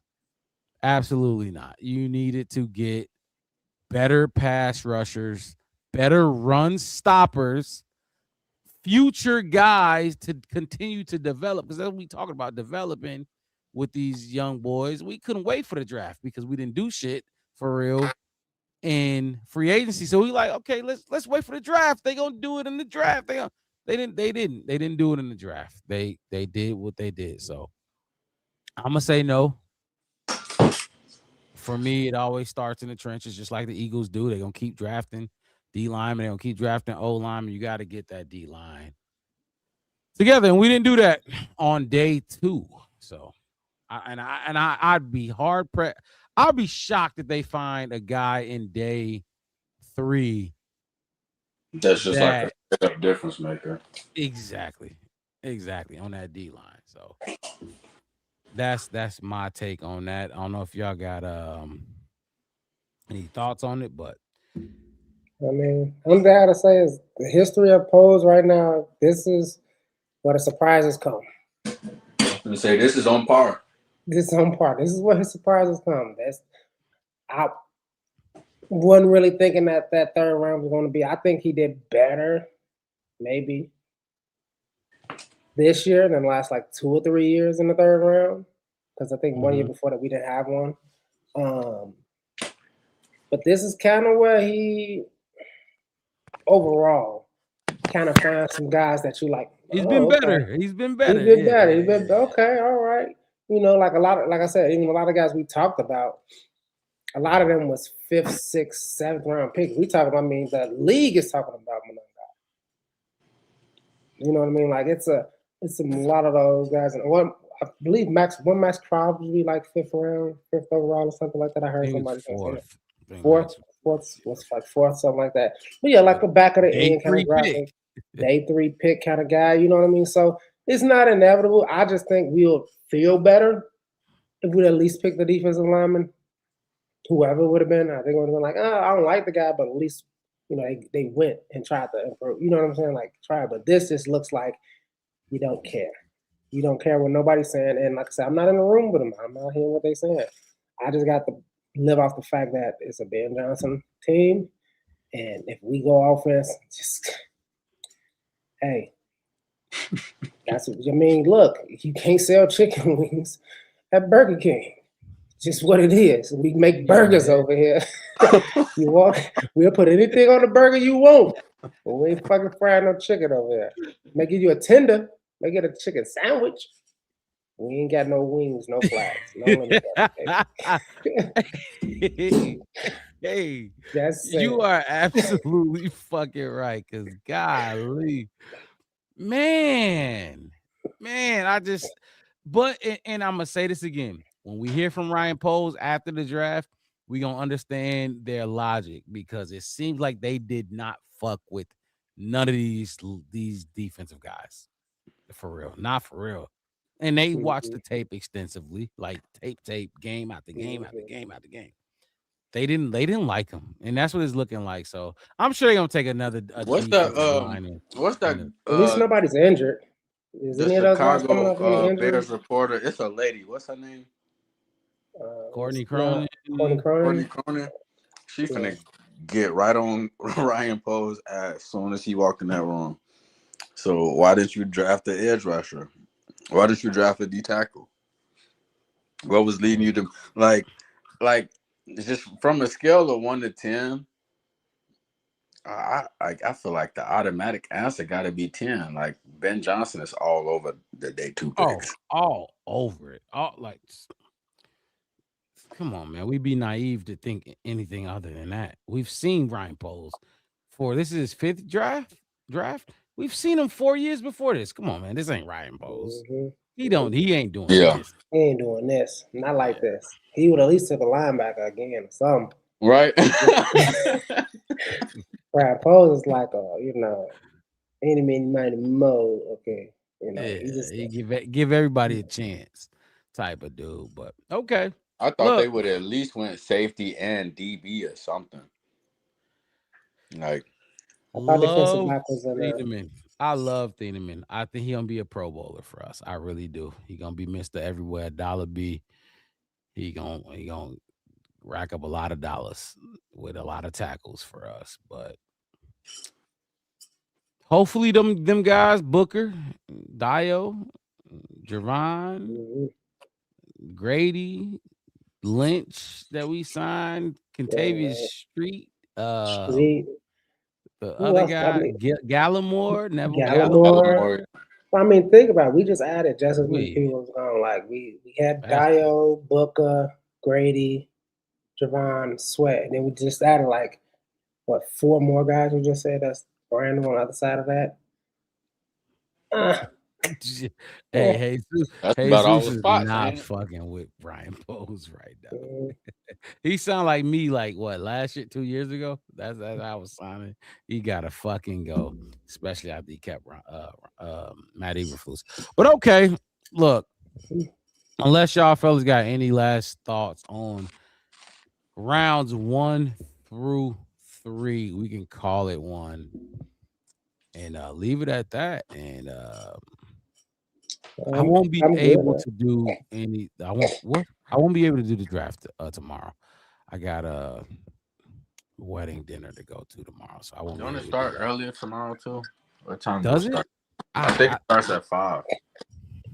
How How many y'all picks do we have? time? Yeah, How many picks do we have? 3? 4.